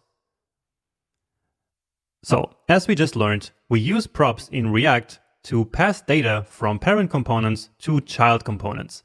So essentially to pass information down the component tree. This means that essentially we use props to communicate between parent and child components. Therefore, props are an essential React tool to configure and also to customize components. So we can imagine props as settings that we can use to make a parent component control how its child component should look like and how it should work. So in that regard, props are just like arguments passed to regular JavaScript functions. Also, we can pass anything into JavaScript functions, right? And so the same is actually true for props. So we can pass any type of value as a prop. So we can pass single values, arrays, objects, functions, and even other React components, which is a really powerful technique that we will explore a bit later. So those are the fundamentals of props in React, but now let's go dig a little bit deeper. But before we do that, we need to first take a step back. So at this point of the course, we have already learned about the component's appearance and its logic. So by writing both JSX and JavaScript logic inside components. Now, I've also been saying since the beginning of the course that React renders a component based on its current data, and that the UI will always be kept in sync with that data, right? But now it's time to get a bit more specific about what that data actually is. So this data that React uses to render a component is made out of props and state. And actually, there are even more types of data, but what matters for now are props and state. Now, state is basically internal component data that can be updated by the component's logic, so by the component itself, while props, on the other hand, is data that is coming from the parent component, so from the outside, basically. So it's the parent component who owns that data, and so therefore it cannot be modified by the child component. Instead, props can only be updated by the parent component itself. And this brings us to one of the few strict rules that React gives us, which is that props are immutable. So they cannot be changed, they are read-only. And if at any point you feel like you need to mutate props, actually what you need is state, because state is for data that changes over time, as we will learn soon. But why is that actually? Why are props immutable in React? Well, to start, props are just an object. Therefore, if you change the props object in your component, you would also affect the parent component, because that's just how objects work in JavaScript. So when you copy an object and mutate the copy, the original object will also be mutated. Now, if you change an object that is located outside of the component function, that function has then created a so-called side effect. So in general, a side effect happens whenever you change some data that's located outside of the current function. React, however, is all about pure functions, so functions without side effects, at least when it's about a component's data.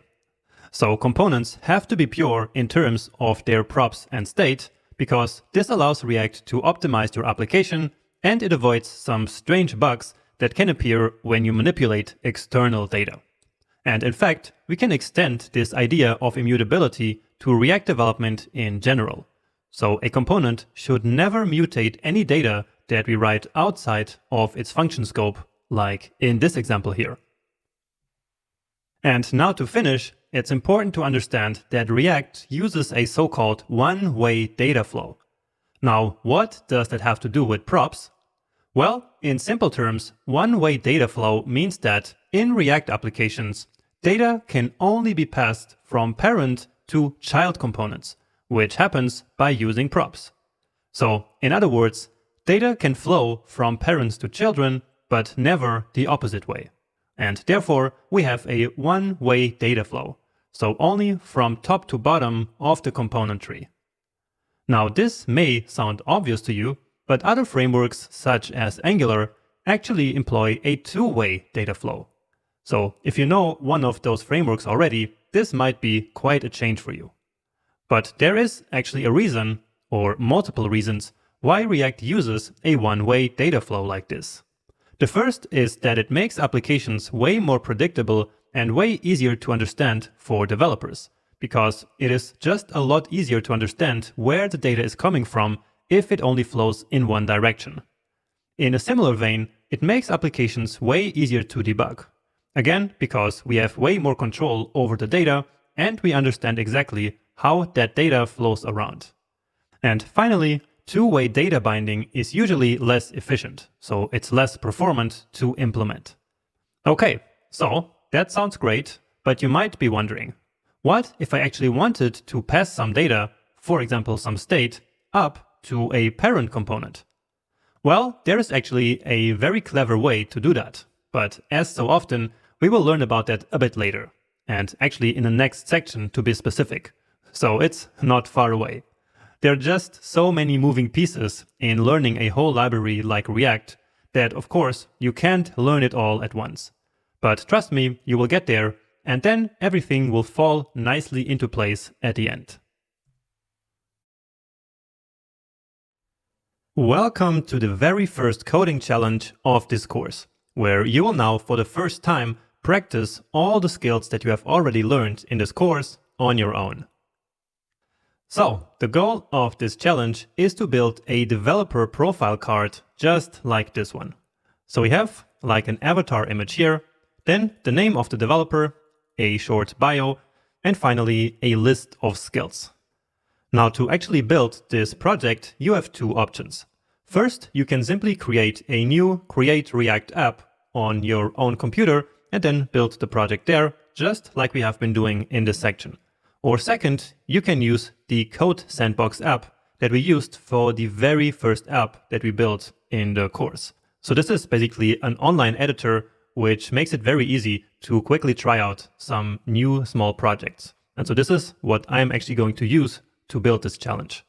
Now, in case you want to do the same, I advise you to create a new account here, and then once you're done, you can simply create a new React app here. So just click up here to create and then React.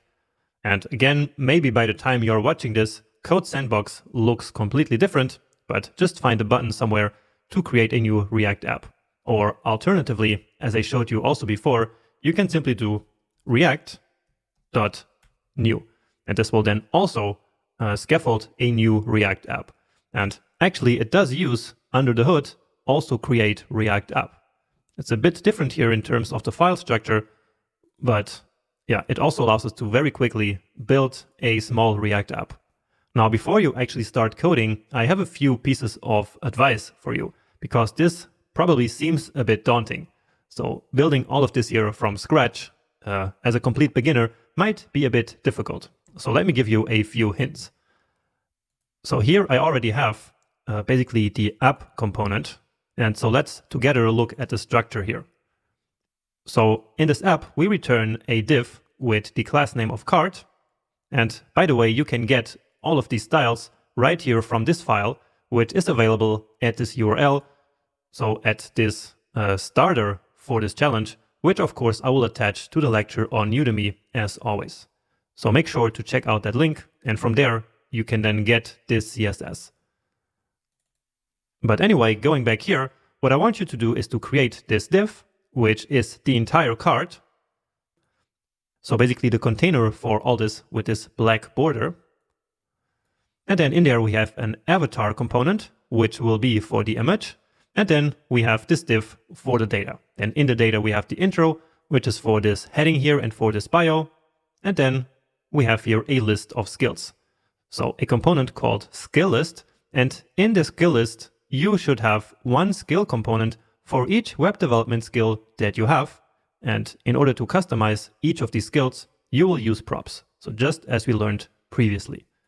So going back here, for example, I created one skill for each of these 6 web dev skills that I have.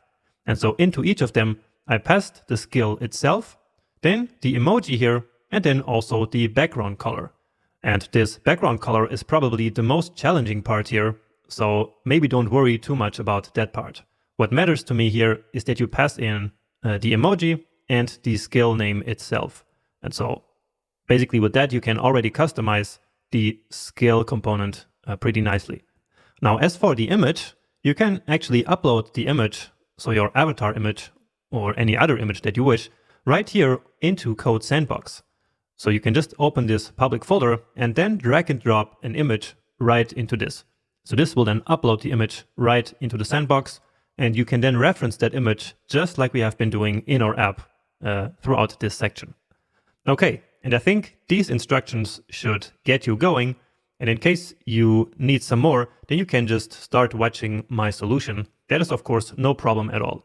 It's really, really no problem if you're not able to do all of this on your own on your first try. So if you need to watch my solution, that's 100% fine. Now, make sure also to read here through this styles.css, because this will then give you the hints for which class names you should use. For example, for the avatar image, this is the class that you need.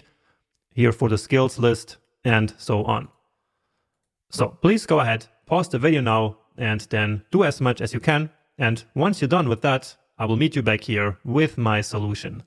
And probably I should leave this one here up on the screen so you can see what you actually need to build. So good luck with that, and I see you in a minute. Okay, so how did you do? Well, let's try to tackle this one together. So I'm creating here a brand new React app, so the one that I actually created before with react.new. And then let's get rid of this file here, as we will once again do it all inside index.js. Okay, so let's create the app component right here. And actually, just to make it a bit quicker, I will already copy in the code that I already had before.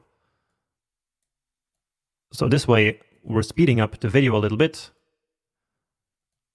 So just like this. And I will also, of course, get these starter styles.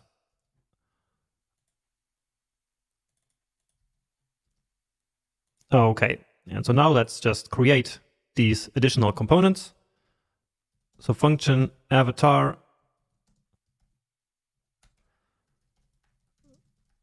then the intro, and finally also the skill list and the skill itself. So again, we're going to have one skill component for each of our web development skills. And now let's start with the easiest one.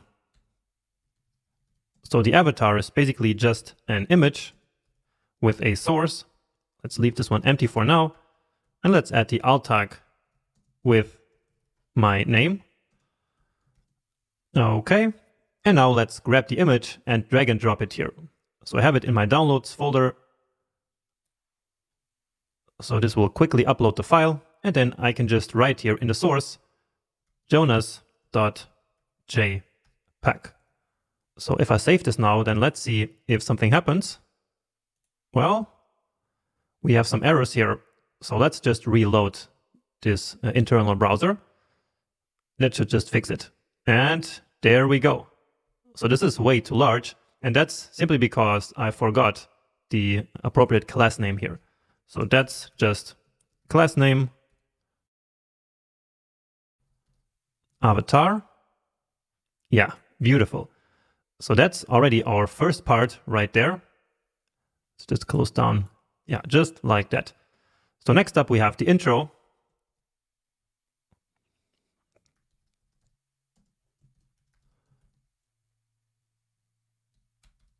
Which is just some div here, and then one primary heading. And then here with a paragraph for the bio. And here I will just grab it from here. And of course, you are hopefully going to write your own one. Give it a save. So that's the next part. And now here comes the hardest part, which is the skill list. So before we tackle the skill list, let's actually build the skill itself. So return. It's a div with the class name of skill. And hopefully you got this one simply by looking at the CSS file. Let's close it. And for now, let's just write something in here. And also just some emoji. Okay, and then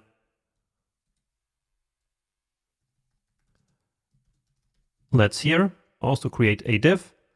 And if I'm going a bit too fast for you, it's simply because I don't want this video to take forever.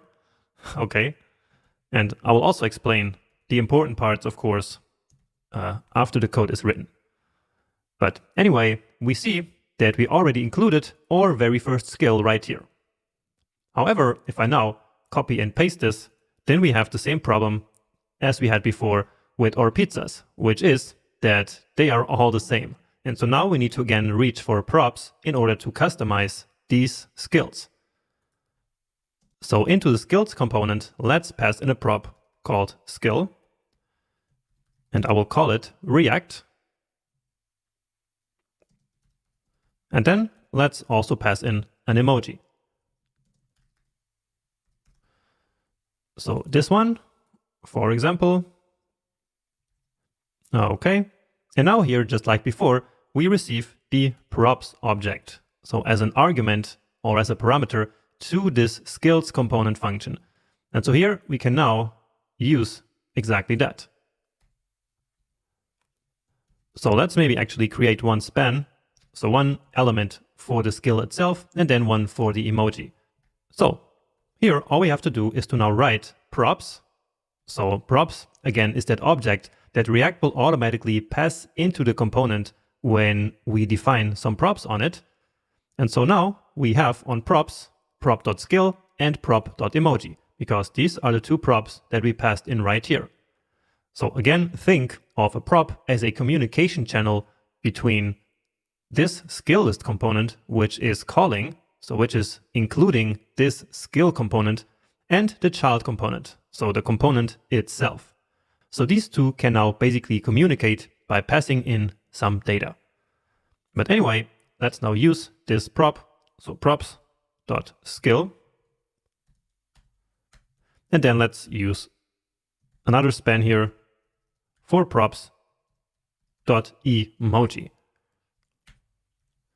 And let's see what happens. So we have the skill, but here, of course, that cannot work. And there we go. Beautiful. So let's keep going. So let's say skill, HTML plus CSS, and the emoji, let's say, is the same. So also some strong skills right there. And so now indeed we got two different components here. So two skill components with different data. And now let's add just another skill. What do we have here? So we have, let's say, svelte. Then with this baby emoji because, well, I'm not very good at Svelte. I just tried it out once for a few hours, so I can't say that I'm good with Svelte. All right, here we actually need to add the class name of skill list, I believe. Yeah, this then places them nicely side by side. And let's actually just add one more, just so they wrap onto the next line. Let's say JavaScript here. All right, so we are already almost done here. So the only thing that is missing, and which I told you is not really mandatory because it is quite confusing, is the background color here. So how do we do the background color? Well, first of all, I will pass in a string with the name of the color. So let's call that prop color. And then for React, the color that I want, well, I'm not really sure, let's just use blue. So I could, of course, also do some hexadecimal value right here. So I will just leave that there for now. So HTML, CSS, let's do orange, red for this one. Then here, yellow. And well, Svelte is also kind of orange. So let's do that. Okay, so we passed in a color. Now it's time to use it here. So what we want to do is to add it here as a background color. So basically we want to add an individual style to each of these skill components. And do you remember how we can do that? Well, we can just use the style property, or actually the style prop, as we now know it is called. So each of these is called a prop, even here. So like even this class name in JSX and also this style is called a prop.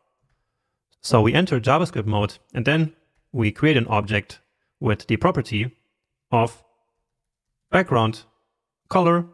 And then here, all we do is to use that prop that we passed in. So that's props.color. Give it a save and beautiful. So that worked. So maybe you also got this, and if you did, then really congratulations. This here was the trickiest part, but my main concern here was actually to get you writing these components here on your own and have all of them return some JSX, and then of course apply your new knowledge about props. So having these two components here basically communicate with one another. So this is really, really important that you understood what is happening here. Just make this a little bit prettier here. Let's do actually this one orange and this other one orange red. And even though these colors are not perfect, they are at least a bit better than they were before.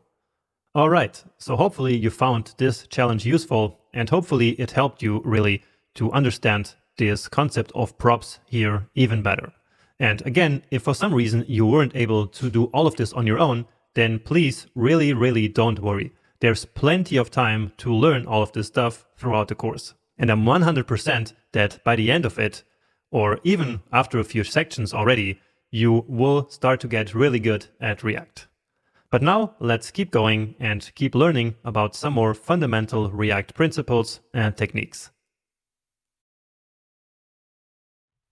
Many beginners get quite confused when they start using JSX in their own code.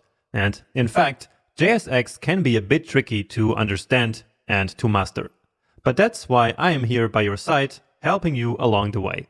And so let's quickly check out the rules of how JSX works. Now, there are some general JSX rules, and there are some rules about how JSX is different from HTML.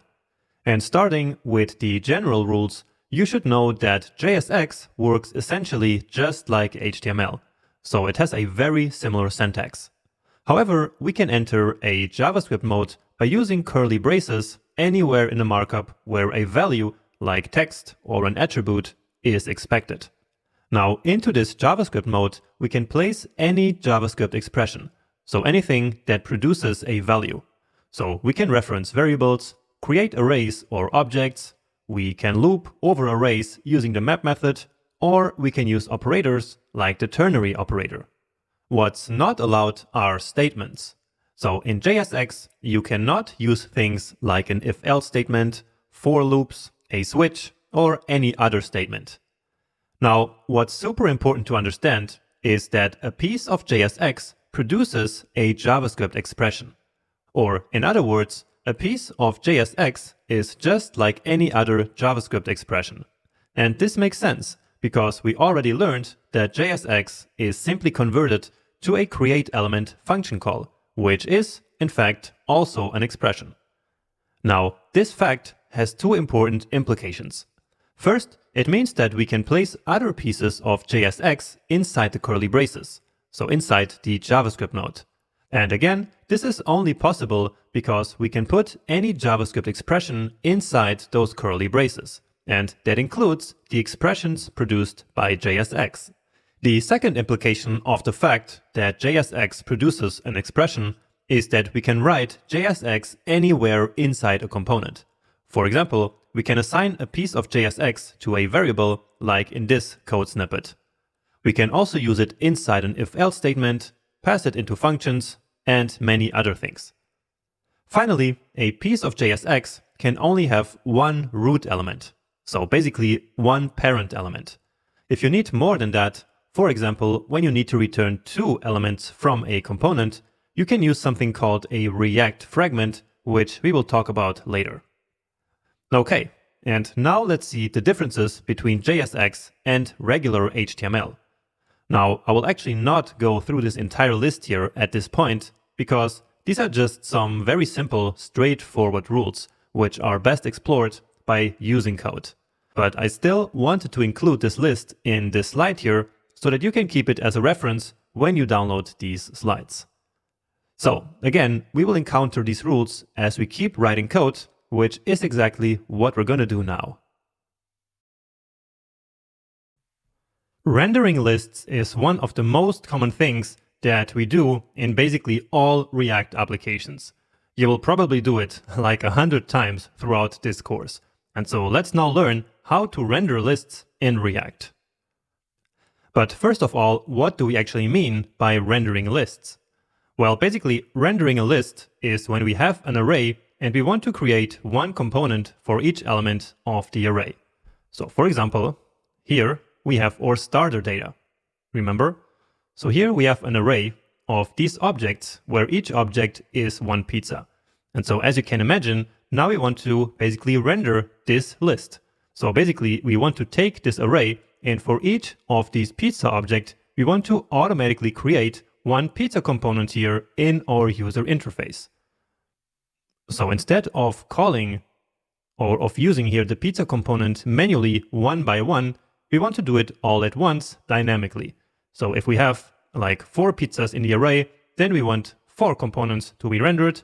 But if we have like 6 or 10, then we want 10 components to show up here in our app. Okay, so let's now learn how to do this. Now, the beauty of React is that for many things, all we need really is the JavaScript knowledge that we already have. So for example, for rendering lists, there's nothing new about React that we need to learn.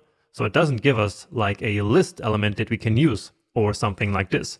All we need is the JavaScript knowledge that we already have. And in this case, all we need is the map method. So let me show you how after all this talk.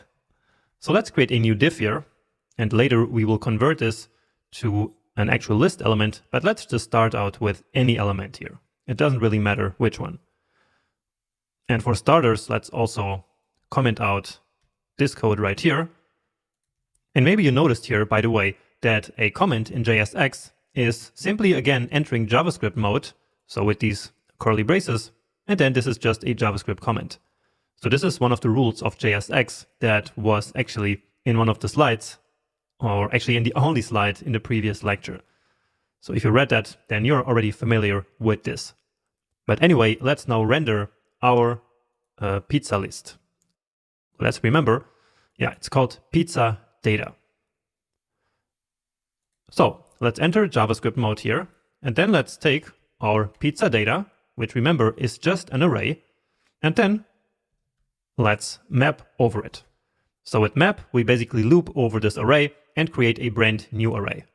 So in this pizza data, each element is a pizza. So let's do this. And what we want in this new array, so in the new array that will be the result of map, is for each pizza, a pizza component. And now we can simply pass all of these props in dynamically here. Let's first close it like this. So we can now say pizza dot, and I think it is name, but let's check. Yeah, so we have name, ingredients, price, photo data, and even this other property. So if I give it a save right now, we should already see the 6 components over there. And indeed, beautiful. There they are. They're missing here the image and the prices, I guess, but in principle, it's already working. So you see here that we now get these console.logs here for each of the pizzas, exactly with the names we have here. And so now we are effectively already rendering a list. So a list based on this pizza data. Now we could keep going here and basically add another property now for the photo name, for example. So we can do pizza.photo name and so on and so forth. But usually this is not how we do it. Usually what we do is to pass in the entire object into the more specific component. So that's pizza in this case. And then inside of that component, we would then take the information that we want out of the object. So let's now change the way we pass props into this pizza and simply pass pizza, and let's maybe say pizza object, just to make it slightly less confusing, and then our JavaScript mode, and then the current pizza object. All right, and now it all breaks here because we need to adapt, of course, our pizza. So now here we have props.pizza object.photo name, right?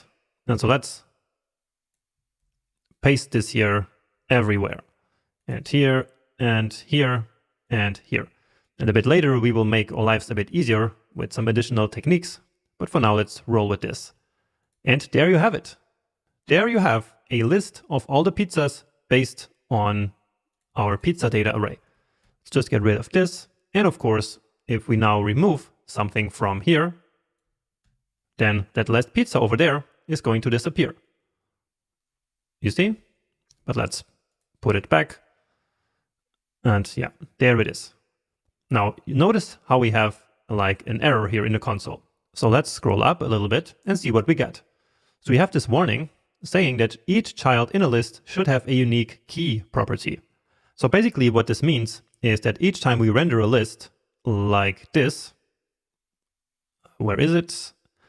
Yeah, so each time we render a list with the map method, each of the items that gets rendered needs a unique key property.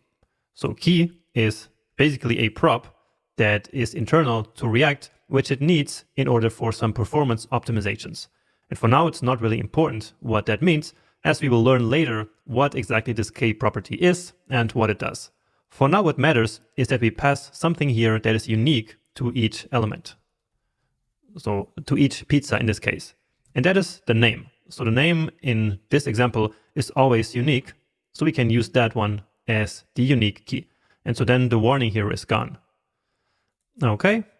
Now next, what I want to do is to convert this here from a simple div to a UL, so an unordered list.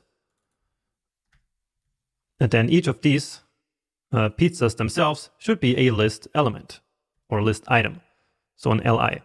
So it's very important that we write semantic markup like this, which many courses somehow overlook, but I believe it's quite important. And here we are also missing an important class name to finally apply some more styling here, which is just pizzas. And so this then puts the pizzas like nicely in this grid and makes this look even nicer. So I'm really happy here with this design, like this. And it's already starting to look like very familiar to what we have here, right? We have just missing this button. The text here is a bit different. And we have some special styling here when a pizza is sold out. And so we will actually talk about this here pretty soon. But for now, let's quickly review what we did in this lecture. And so that is fundamentally this part right here. So the goal was to render one pizza element for each of the objects that are inside the pizza data array. And the way we do that in React is by simply using the map method on this array. And in case you're not entirely sure what the map method does, please go back to the previous section where I will introduce you to all the most important array methods that we use all the time. And this one here is probably the most important. So it will create a new array, and in this array, in each position, there will be a new pizza component. And into each of these pizza components, we pass as a prop the current pizza object. Right? So we then receive that here as a prop, and from there we read all the data that we are interested in. All right. Now, of course, we could also not even have this component. Let me quickly show that to you as well.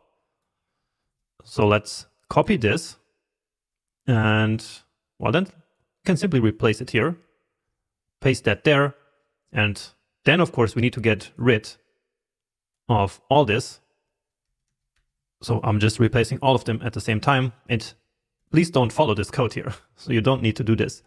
I just want to show you that we could have done it also without like the intermediary component. So all that matters here is that we return some JSX. So we can directly write the JSX here, but usually what we do is to place that JSX in another component. So let's go back, and there we go. Now you might have thought maybe that here we use a for each because it sounds a bit more logical, like maybe we wanted to render one pizza for each of these, but that wouldn't really work. Let's try that. And you see that then nothing happened. And so that's because here inside this UL, we actually need some JSX. And the only way we get that JSX is by creating a new array. And so that's what map does. So it creates a new array, which will, in this case, contain these 6 pizzas. And so then here we will have this array with all these pizzas, and then React knows how to render that. Okay, so very, very important technique. Make sure that you memorize this, or if you don't want to memorize, don't worry, because you will do this dozens of times throughout the course. Another very important technique that we use all the time in React development is conditional rendering. So in this video and the next two, we will talk about 3 ways of rendering some JSX or even an entire component based on a condition, and starting in this lecture with the AND operator. So remember how way back we created this isOpen variable right here in the footer. So basically this variable tells us if currently the restaurant is open, which happens when the current hour is between 12 and 22. And so now what we want to do is to basically only render something here inside of the footer if the restaurant is currently open. And so that's what conditional rendering is all about. So it's basically rendering some piece of the UI, no matter if that's a piece of JSX or if it's an entire component, based on a certain condition. And again, in this case, the condition is simply whether the restaurant is currently open or not. So let's actually get rid of all of this. And then here, since we are going to use JavaScript, let's enter JavaScript mode using this curly braces once more. So, as I mentioned initially, in this lecture, we're going to do conditional rendering with the AND operator. And that works because of short circuiting. Now, in case you're not sure what short circuiting means and how it works with the AND operator, then please go back to the previous section where I have one entire lecture about that. But in a nutshell, if we have some true or some truthy value, such as isOpen, and if we then use the AND operator, then the second part of the AND operator, so whatever comes here, will be returned in case that the condition is true. So let's just write something very simple here, just open. So just like this, and let's check it out. And indeed, it says open. And so again, the reason for that is the way the AND operator works. So isOpen is currently true, as we can see from this console.log here. And so then, since this is true, the second part of the AND operator will be returned. Now, let's just change this here to say that the restaurant open at 20 hours. Then, here we get false. And then down here, well, we basically get nothing. And so that is the short circuiting in action. So short circuiting means that if this condition, so if this value here is false or falsy, then the second part of the operation will not even be executed. So JavaScript will not even look at this, and then nothing is rendered.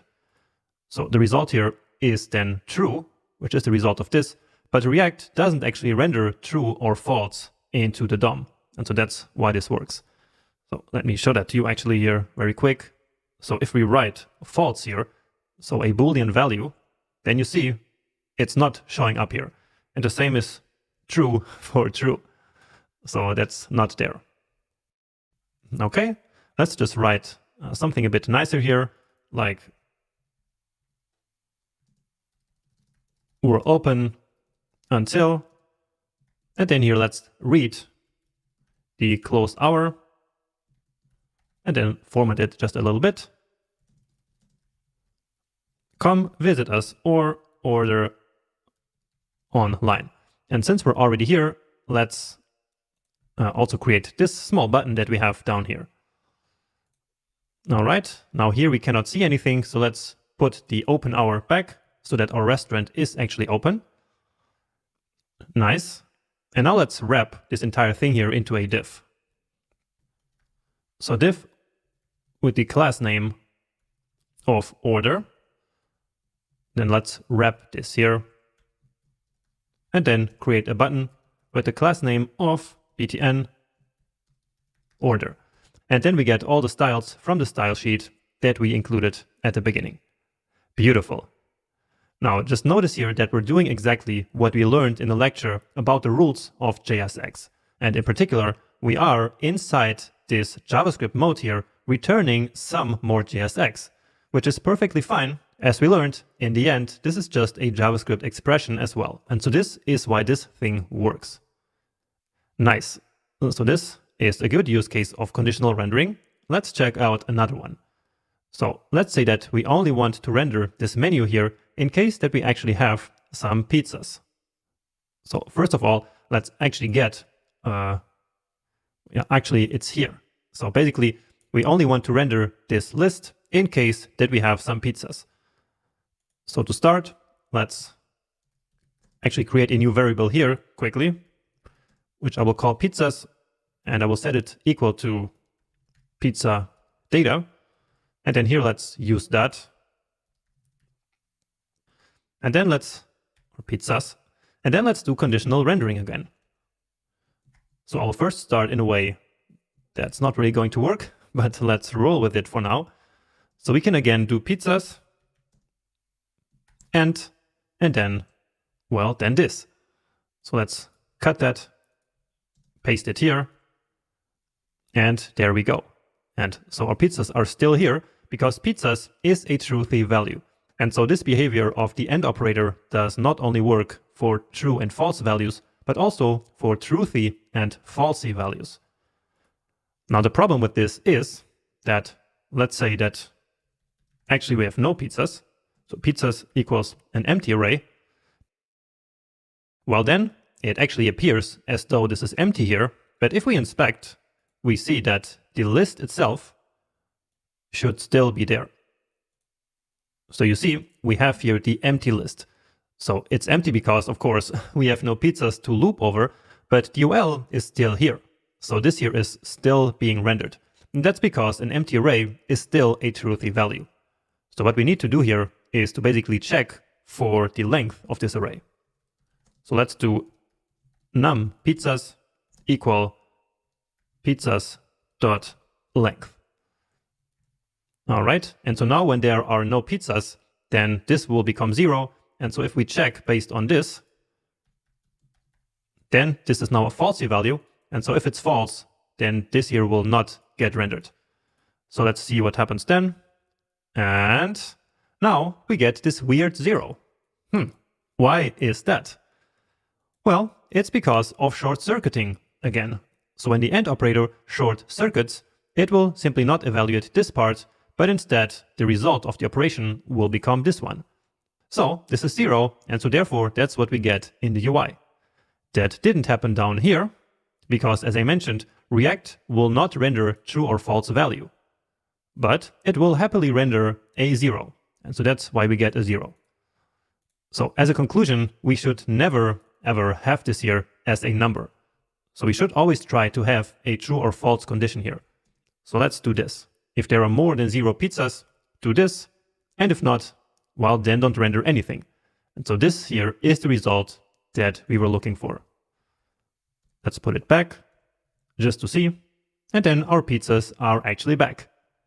Nice.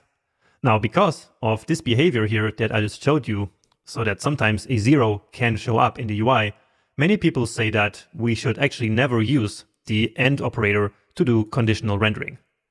Now, I don't really agree with that, because sometimes it's nice to very quickly do some conditional rendering with this, but also usually I do prefer the ternary operator to do conditional rendering. And so that operator is up next in the next lecture.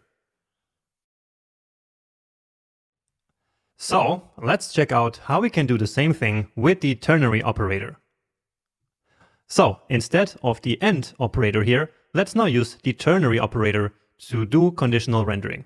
And again, in case you are not familiar with this ternary operator, please go check out the previous section with a review of JavaScript needed for React.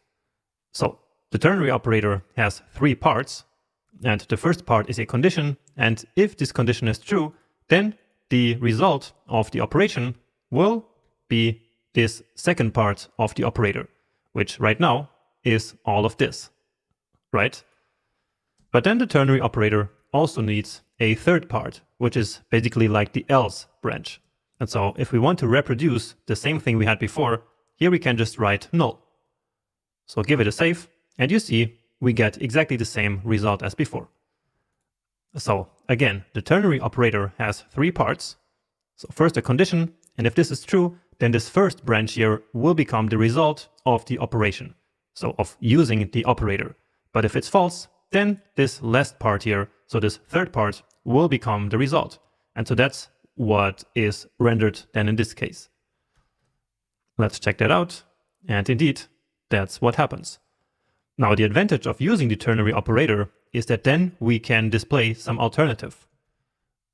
So let's write some more JSX here. Let's say we're still working on our menu. Please come back later, for example. And so then we get this. So this is, in some situations, a bit nicer than simply displaying nothing. But let's go back, and here we go. So you might be wondering why we cannot simply use an if-else statement right here. Well, the reason is, once again, because of what we learned in the lecture on the rules of JSX, which is that inside this JavaScript mode, we cannot write any JavaScript. What we need to do here is to write something that actually produces a value, and an if-else statement does not produce a value. So let's just experiment something fictional. So let's say we wrote if num pizzas greater than 0, then this. So let's try that. But yeah, that's not really going to happen. And we even get this big error here, and it simply says unexpected token. Well, that's all it says. And yeah, the reason here is that doing this does not produce a value. And so it's the same as just having this in the end. All right. So the ternary operator, when used like this, is really nice. And I do greatly prefer it over just the AND operator that we were using. And so let's go back down here and also replace it in this situation here. So let's replace that here. And then also let's print an alternative here. So another piece of JSX. We're happy to welcome you between. Let's just grab this from here. So here we have the open hour. Okay. Let's change it again to 20. And yeah, nice. So the ternary operator is a really important tool in your React toolbox. And once again, we are just using JavaScript here. There's nothing React specific that you need to learn or to memorize. in order to do conditional rendering. It's all already part of the JavaScript language. You just need to know that this is how you use it. So basically inside these curly braces to enter JavaScript mode, and then, well, then you just use the operator just like you would do in vanilla JavaScript. The third way in which we can conditionally render some JSX or some component is by using multiple returns. So up until this point, all our components only ever had exactly one return keyword, right? But there is nothing stopping us from adding another return keyword based on some condition. So of course, each component still can only return one block of JSX, but that return can depend on a condition. So in other words, we can do, for example, this. So right here, we are outside of JSX. So we are simply inside the component. And so here we can write any JavaScript we want. So we can now easily use the if keyword. So we can say if is not open, then return, for example, this message right here. So this JSX. So paste that here, and that's actually it. So if the restaurant is not open, then this will be returned. But if it is opened, then all of this here is not executed, and then our normal return will simply be executed. What's important here is that these two returns cannot happen at the same time. But that's right now in short here. So let's again put it to 20. And so now we get this. So exactly this message right here. So it's not coming from here. So we could replace this, but I will leave it here and I will explain in a second why. But anyway, now this is actually coming from here. And we could, of course, do anything here just to make sure it is really coming from there. And yeah. Now, the problem in this case is that we are now no longer rendering the footer element around this P. So if we wanted to do the exact same thing, we would also have to copy the footer here, right? Otherwise, the footer would only be rendered in case the restaurant is open, but if not, then no footer would exist. So this is actually, in this case, not what we want. All right. So usually this early return, like we did here, is more useful when we want to render entire components conditionally, but not just some pieces of JSX. So let's try something else here, maybe. And what I'm looking for is actually this pizza component. So remember how the pizza has a property of sold out. So we can see that here in the props. So each pizza receives this pizza object now as a prop, and then we have sold out. So what we can do here as an early return is to say if props.pizza object.sold-out, then return nothing. And so with this, then the pizza that is sold out will not appear on the user interface. And indeed, there was one pizza. So that's this one here, Pizza Salamino, and that's no longer here now. And so that's because here we have this early return. So that's sometimes a pretty common technique that we can use, which is to simply return null, so nothing, in case there is a certain condition that's true. And so in this case, this can be quite useful. So for now, let's leave this here, even though later we will do something even nicer with this property. So as a conclusion of these 3 lectures on conditional rendering, my recommendation is to use the ternary operator whenever you need to return some piece of JSX based on a condition. So just, for example, like this here. So this we are going to use all the time. But also sometimes you just want to do something like this. So you want to return something entirely different, no matter if that's nothing or if that's just some other component. So for example, we could also say here something that doesn't make any sense. But let's just try this. So we could do this. So in case it's sold out, we return the header in this place.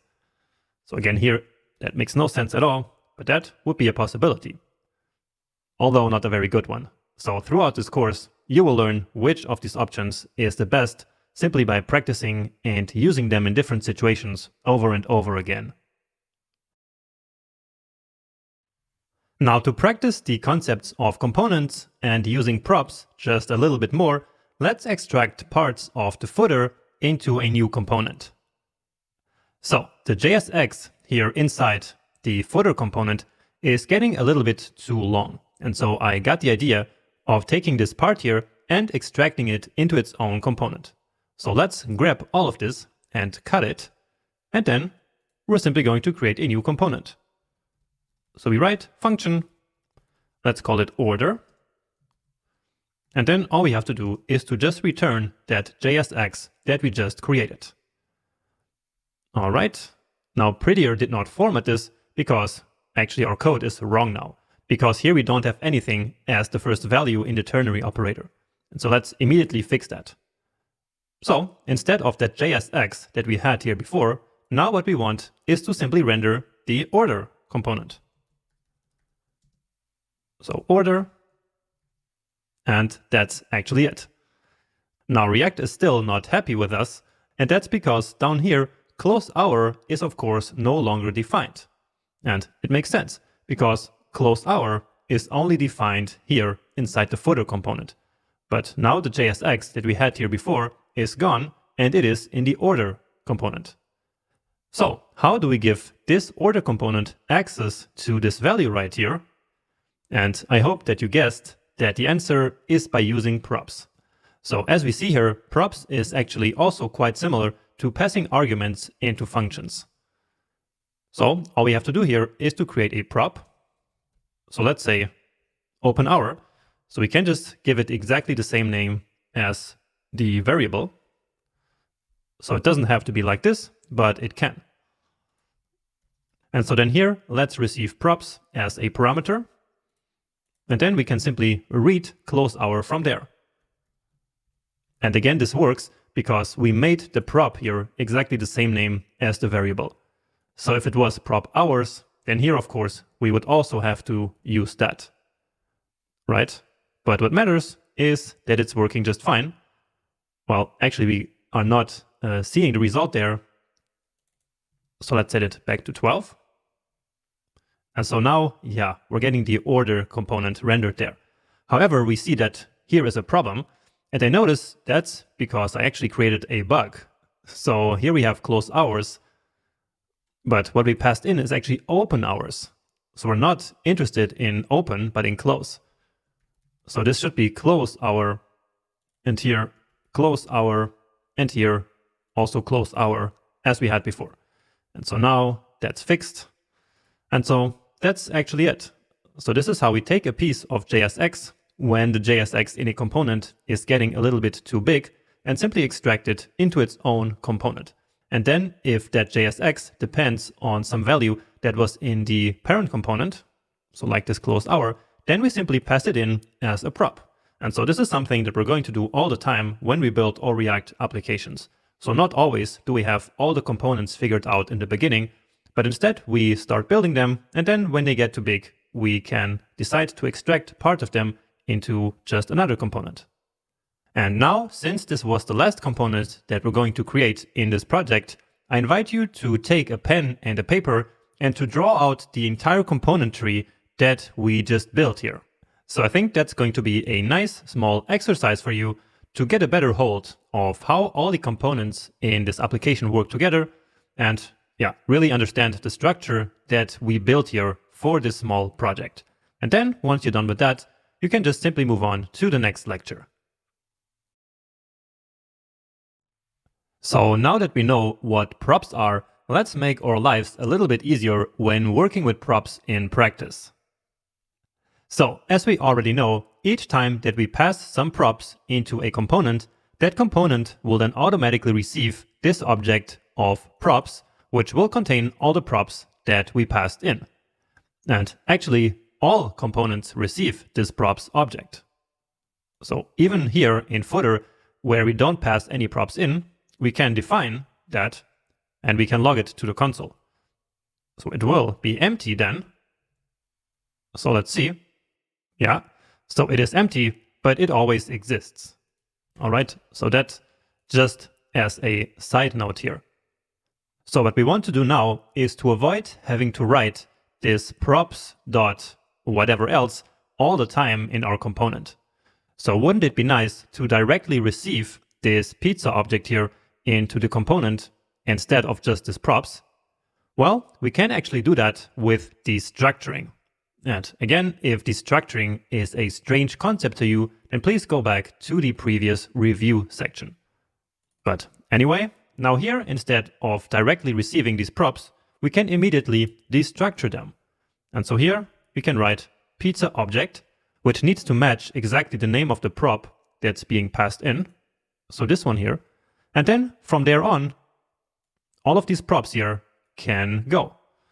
So I will select them all here, one after the other, which I'm doing using the select next occurrence. So that's this shortcut right here. So you can just go ahead and use the shortcut that you see right here for you. So let's get rid of that. And this will now create a small problem, which is that here we are still trying to log to the console these props. But the props object now no longer exists because, well, we immediately destructured it right here. So now if we wanted to take a look at what we receive, we would have to do it like this. But the props object itself no longer exists. But this is really, really nice because right now, all we have to do is to look at this line right here in order to know which props this component will actually receive. So before this, all we had was the generic props. And then if we wanted to know what kind of props we will receive here eventually, we would have to go to the place where the props are actually passed in. But now, not anymore. So now, right here in this component definition, we can immediately see that we will receive a pizza object. And so that's the second really big advantage of immediately destructuring props. So let's do the same down here. So again, not props, but exactly the name of the prop that we pass in. So close our, and then here we can get rid of that. And of course, if we were passing in multiple props, and let's try that. So let's also pass in the open hour. And then here open hour. And so here all we have to do is to add open hour then. So here let's say we're open from, then open hour to this. Yep, and that worked just fine. Now we can actually really define anything we want here. Let's write test. Let's add that here, for example, and this will then simply be nothing. So if we try to destructure a property here that doesn't exist, it's simply undefined, right? So let's get rid of that here. But this was just to show you. So from now on, for the rest of the course, we will always receive props like this here. Just make sure to never ever forget the curly braces, because then, of course, everything will break. So that's a common beginner mistake. So yeah, you have been warned. Never forget that, because only with the curly braces we are actually destructuring.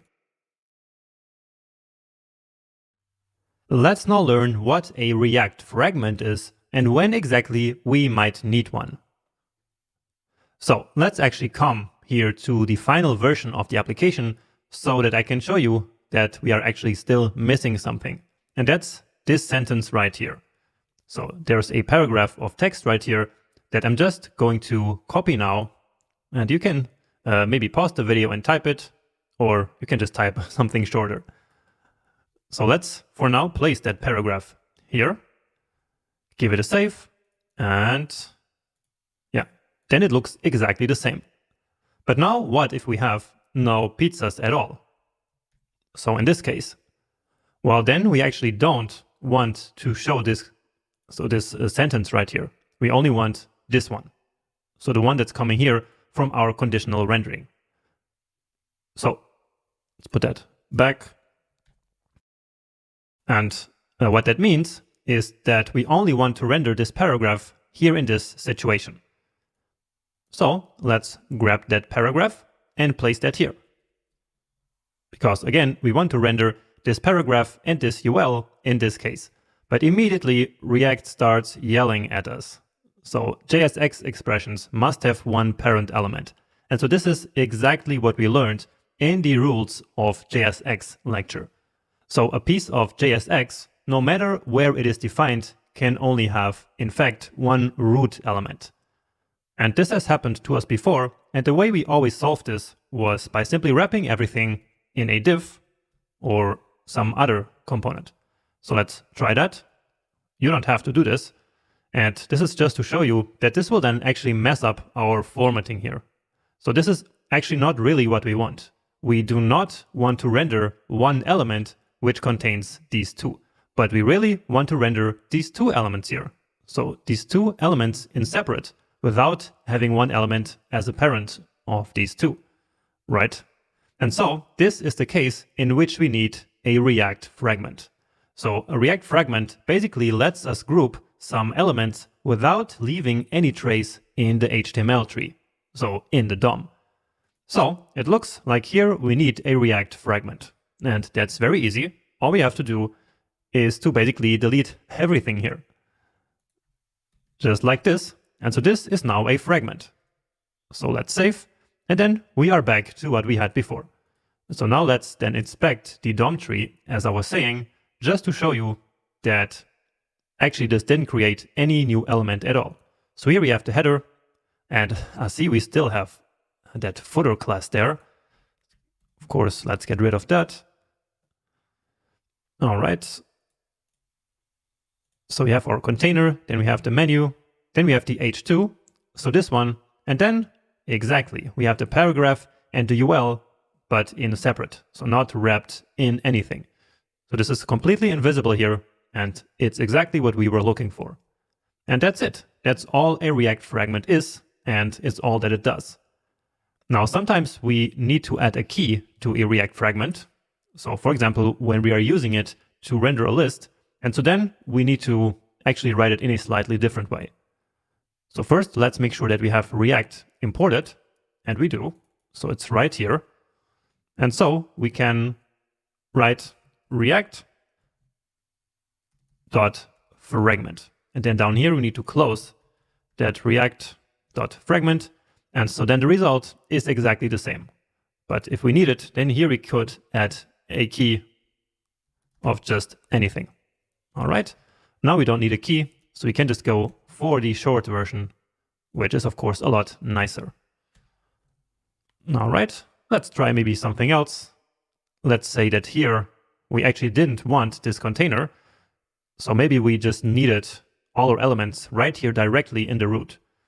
So basically what we wanted in this case is the app component to return 3 components. So these 3 elements made out of these 3 components. And so then that would be very simple. Now in our case, it's of course going to mess up the formatting because then we are missing the container class.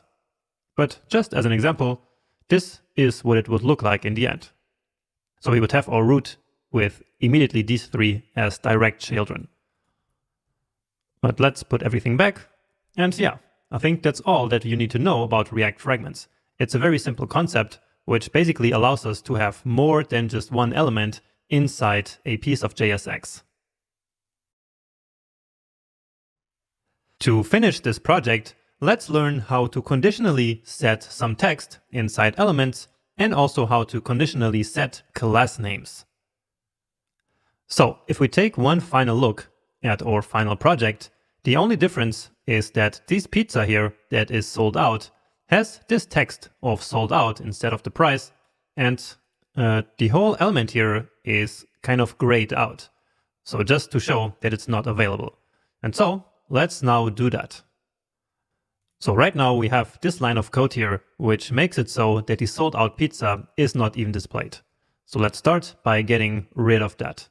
And so now we are ready to conditionally display some text. And we are going to do it right here. So the difference between what we did before is that before we did conditionally render this entire element here. But now that's not what we want. Now we already know that we want this span element here, but we don't want the content yet. And so let's now conditionally set that. And that's very easy. So once again, we are going to use our ternary operator. So let's say pizza object dot sold out. then the text here should be, and now what do you think we need here? Well, it's just a string, actually. So sold out, and if not, then we want the pizza's price.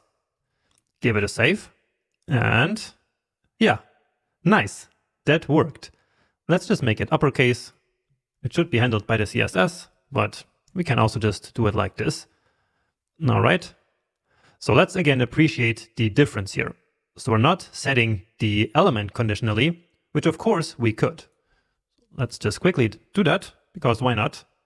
So we could say if pizza object dot sold out, then display this span with sold out, and if not, then display the span with pizza dot price. So the result is going to be exactly the same as we see down here, but what we did is fundamentally different. So here we already know that we want a span element, we just don't know yet the content. While here, we apparently also don't know yet what element we want. Though in both cases, we are then using a span. And so I think it's a lot better to do it like this. So to conditionally set the text content of an element, this is way cleaner in my opinion. But just for reference, I will leave this one here as well. Okay, and now finally, as for the class name, whenever the pizza is sold out, we can add the sold out class to the li, which will then make it grayed out. Let me show that to you. You can simply add it to all of them. And so then you see, this is the result we are going for. But of course, we only want this part here whenever the pizza is actually sold out. So let's again use our ternary operator for that. So this is how we're going to do it. We will now use, instead of a regular string, a template literal. So deleting the quote and deleting this. But now this is actually JavaScript. So a template literal is JavaScript. Therefore, let's enter JavaScript mode. Give it a save. And so for now, it is exactly what we had before. But now inside this template literal, we can, well, kind of enter the template literal JavaScript mode as well in this way. So remember that it's actually quite similar, the idea, than entering JavaScript mode inside of JSX, right? The difference here that in the template literal, to add some piece of code, we also need this one, right? So this $sign. But then here we can once again make use of our friend, the ternary operator. So we can say pizza object sold out. If yes, then here give us the string of sold out. But if not, then just an empty string. And this should be enough. And yeah, beautiful. So this is exactly what we were going for. So let's recap why this worked. So we have our template literal, and then here we simply write a JavaScript expression.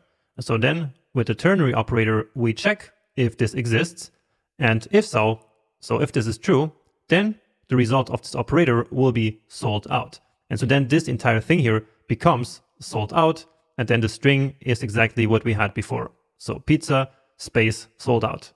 But if this is false, then we will simply return nothing here. So then the string is just pizza, which is, well, what we have here in all of these cases. So you see here the class is just pizza, with the space, of course, that we have here, but that's no problem at all. And then here we have pizza sold out. Great. So this is how we conditionally set some CSS classes onto elements. So all without using the class list property that we would have to use in vanilla JavaScript. And for this down here, remember in vanilla JavaScript, we would have to do some DOM manipulation with the text content property or inner HTML or something like that. But here, with the declarative nature of JSX and React, everything becomes just a little bit easier and nicer to work with. And now just one final detail. Let's come here to our public folder, and in the index.html, we will want to set now the title of the document. So here we have fast React Pizza Co, but here it just says the default React app, which is a bit ugly. So let's say fast React pizza co. And that's it. So with this, we actually finished our application and our very first project. So congratulations for making it all the way here until the end of this long section. And now, just to finish the section, we will have a lecture to review everything that we just learned, because it was a lot. And then finally, there is another coding challenge waiting for you, just so you can practice again what you learned here over the last few lectures. But before going there, I would invite you to once again check out the entire code that we wrote here together, see how all the components are related, and really check out again everything that you learned, even before checking out that summary lecture that's going to follow. And then after that, of course, watch that lecture to really drive the message home. Let's now take a few minutes to look back on all the concepts that we just learned throughout this section. So, first of all, we learned that components are the building blocks of any user interface in React. Now, each component is a self-contained piece of the user interface, which includes its own data, its own JavaScript logic, and its own appearance. Now, in practical terms, we write this appearance using a declarative syntax that's called JSX. And it's this block of JSX that ultimately gets returned from each component. And this JSX is what's going to describe exactly what the user will see on the screen when they use the application. And any piece of JSX can contain some markup, basically in the form of HTML. It can contain some CSS, which in this section we wrote using the style prop. So we used the style prop and then passed an object in there which contained some CSS code. And also usually the JSX contains some JavaScript inside curly braces, which I like to call entering the JavaScript mode. So this one is basically like writing JavaScript right inside of HTML. So this is basically everything that a component contains or can contain, and it is how we write it. So again, using JSX. Now, a complete application is usually composed out of many different components, which are then organized into a component tree like this one. So in a component tree like this, the components that are at the top have included or used the components that are below them, which makes them their parent component. So the components at the top, for example here the app component, is the parent component of header, menu, and footer. And so these three, so header, menu, and footer, are the child component of app. And at the same time, of course, the menu is the parent component of all the pizza components, and the footer is the parent component of order. So obviously, a component can be a parent and a child at the same time. Now, in order to share data between components, parent components can pass data into a direct child component using props. So for each value that we want to pass down, we simply define one prop, which is short for property. And so using props, we can configure components as we wish. For example, in this application, we rendered many different pizzas by creating one pizza component and then passing in different pizza objects into that component. So rendering it multiple times with a different prop. Now, it's very important to understand that props can only be passed down the tree, so only from parents to children, but never the other way around. Now, something that we do all the time in React applications is to render multiple components of the same type by looping over an array. And so this is what we call creating a list. So in the app that we just built, we created a list of pizzas by looping over the pizza array using the JavaScript map method. And so in React, there's nothing special to create lists. All we need to know is the map method that's available on all JavaScript arrays. So our JavaScript knowledge is more than enough to loop over an array in order to create lists of components of the same type. And finally, we also learned about conditional rendering. So that's another thing that we do all the time in order to render components only when certain conditions are met. And just like rendering lists, we can conditionally render components by using common JavaScript tools that we already know. For example, the AND operator, the ternary operator, and also using multiple returns. And that's it. So these are the more practical things that we just learned and that we applied to the projects that we have been building. We also learned some more theoretical stuff, like the difference between imperative and declarative approaches. We learned about separation of concerns. We learned exactly about why we cannot mutate props, which is another important thing that we learned. And yeah, we also learned a bunch more theoretical stuff that I'm not going to go into right now. So you can always rewatch those lectures if you're interested in. Here, I just wanted to summarize the practical aspects of everything that we just did in this section. So I hope that this was helpful. And now to round off this section, there's one final coding challenge waiting for you, where we will just finish the developer profile card that we started initially. So hopefully I see you there very soon. So let's now finish the developer profile card in this second coding challenge of this section. So we are still building this developer profile card here, but now we will do it in a slightly different and a little bit better way. So let's come over here just so I can show you what I want to do now. And so first off, we now have an array of skills. And so in this array, we have one object for each skill. So basically, we will now create one of these skills here for each of these objects. Or in other words, we're going to render a list of skills, right? So I want you to create a similar array, so with all your skills, then the level, and also a color for each of these skills. So that's your first task. And then you simply loop over this list and display one skill for each of them. Now here the level can be one of three different choices. So either intermediate, advanced, or beginner. And so based on this level, I then want you to display one of these emojis. So going back here, this is the emoji for the advanced, this is for the intermediate, and this is for the beginner level. So basically you will conditionally set this emoji right here. And yeah, that's basically all I want you to do for this challenge. So please go ahead and pause the video now, and I see you back here in a minute.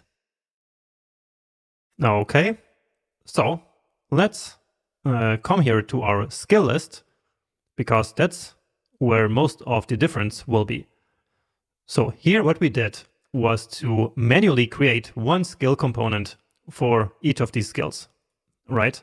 But now we will get rid of all of this, because now we will create a list of skills.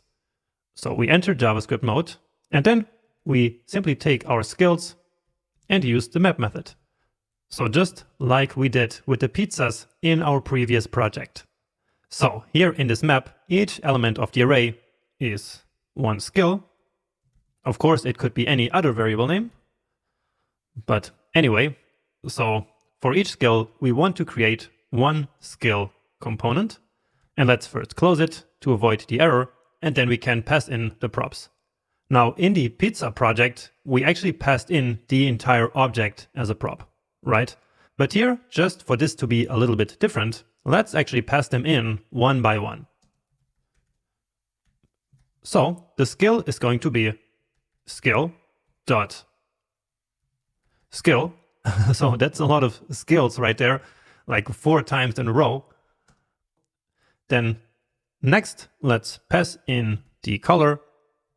So that's skill.color. And then finally, we also have the level. So that's at skill.level. Like, that's it. So you immediately see the difference down here, because now we have 6 skills. So all the ones that are in the array. But we don't have the emojis yet, because previously we were actively passing in an emoji prop. But now we just pass in the level, which we then want to convert to an emoji, right? Now, before we move on here, let's actually destructure the props, just like we did also in the project. So that's skill, color, and level. And again, this is so much useful like this, because now we immediately know which data this component here expects. And of course, it also makes our code in here a little bit nicer. So now we don't have the emoji variable here, of course. And so instead, let's use the level for now. Yeah, but now, again, we need to convert that. So how are we going to do that? Are we going to do conditional rendering, or are we simply going to conditionally set the text here? Well, I think it's best to just actually set the text conditionally. Now, we cannot use a ternary operator because we don't have just 2 options, but 3. So it can be advanced, intermediate, or beginner. And so we actually are going to use now the AND operator. So let me show you what I mean by that. So here, let's say level, if it equals beginner, then, well, let's just copy the emoji here. It's like this baby. Then here, the content should be this. And so there it is for this one where I'm still at an advanced, or actually at a beginner level. And so now let's just use 3 of these. Right? And that's not a problem at all because these 3 are going to be mutually exclusive. So only one of them will get applied. Intermediate and advanced. And now let's just grab the emojis here.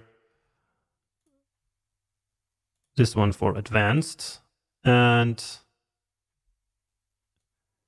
this one for intermediate. And there we go. So here we conditionally set some text, this time not using the ternary operator, but this time using the AND operator and leveraging the property of short-circuiting that this operator has. So for example, in this first one here, level equals beginner is false, and so then here false will be the result of this, which does not get rendered. Then the same here, and then level equals advanced is actually true, and so then the result of this operation will be this one. And so in the end, this is the content that we see here. All right. Now you could have done it also in different ways. That would have been no problem at all. What matters is that somehow you got it to work. It's not important how you did it. Everyone can have different solutions here. That's just completely normal. Okay. And so now that's actually a wrap. So we finished this section. And so once again, congratulations for reaching the end of this first fundamentals of React section. You already learned a lot, and so you can be proud of yourself. Next up, we are going to learn about the concept of state and of handling events so that we can finally build some apps that are truly interactive.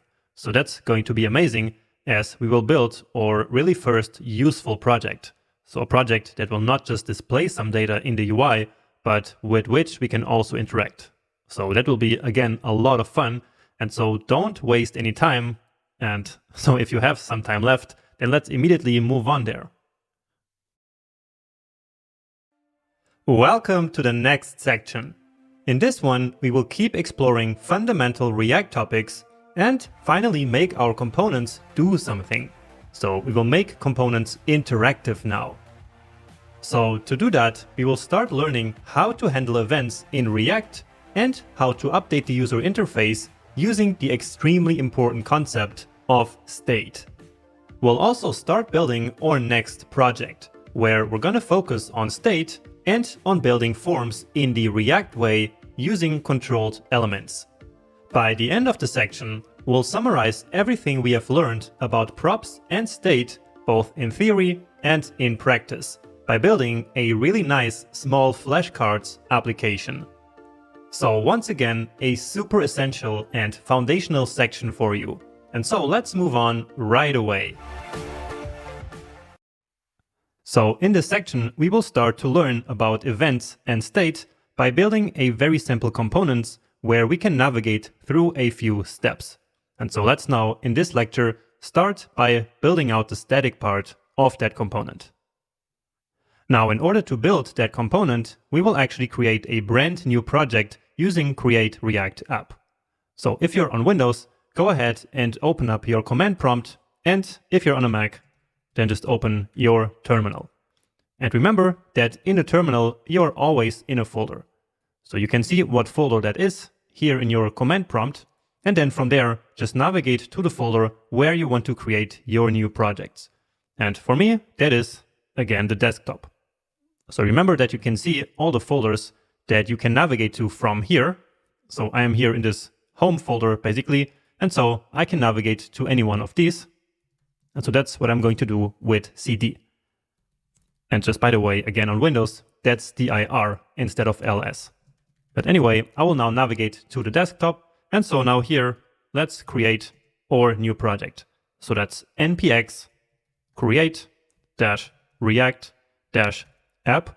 And now here, remember to log in the version number 5, just so we are all building the same thing here. So using the same versions. And then I will simply name this project here steps.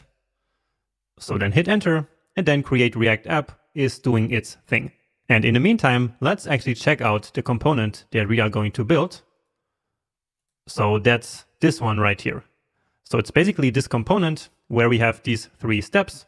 And as I said in the beginning, we can basically navigate through them by clicking here on these buttons. So when we click next, we go to step number 2. And so then we get apply to jobs. So first we had learn React, then apply to jobs, and then invest all your new income. So we can click these buttons here. So we have some interactivity here, and we can then also close and open up this component again. All right. So again, in this lecture, we will start by building out the static part of this component. So just the component, basically without any interactivity. So just writing the JSX. But anyway, create React app has now finished. I will just quickly again rename the folder here. And then let's drag and drop it here onto VS Code. And as always, you can also open it right here. Okay, so let's clean up our starter files a little bit. And in fact, I will delete almost everything here. So we will just leave app.js and index.js. So all of them can go to the trash. And now let's open up index.js. Now this time, we will actually not write all of this here again by hand, because now you already know how that works. And so we can basically keep the code here that create React app put there for us. We just need to get rid of this part and also of this import. Now we also got rid of the index.css file. So this import right now doesn't work, but I do actually have a CSS file in these starter files. So let's open up the files that we downloaded in the beginning. Then here in the steps starter files, we have these 2. So let's copy them. And then in steps, let's place them here in the source. And then let's also just move this vanilla.html into the public. So we're going to check out later what that is. Okay, then going back here, notice how we are importing this app from this file app.js. And so that's this one. But here let's clean everything and let's once again start from scratch by creating a new component. And as always, that component will be the app component. So function app. And so you see that usually we use a component called app as the root component of our application. So basically as a component that is the parent component of all the other components. Let's just return something here. Hello React. And finally, all we have to do is to export this function from here. So export default, so that now index.js can import it here and render it into the DOM. So just, again, like we wrote before by hand, but now we will just leave the code here. Of course, we don't always have to do everything manually. Now let's come here to our integrated VS Code terminal.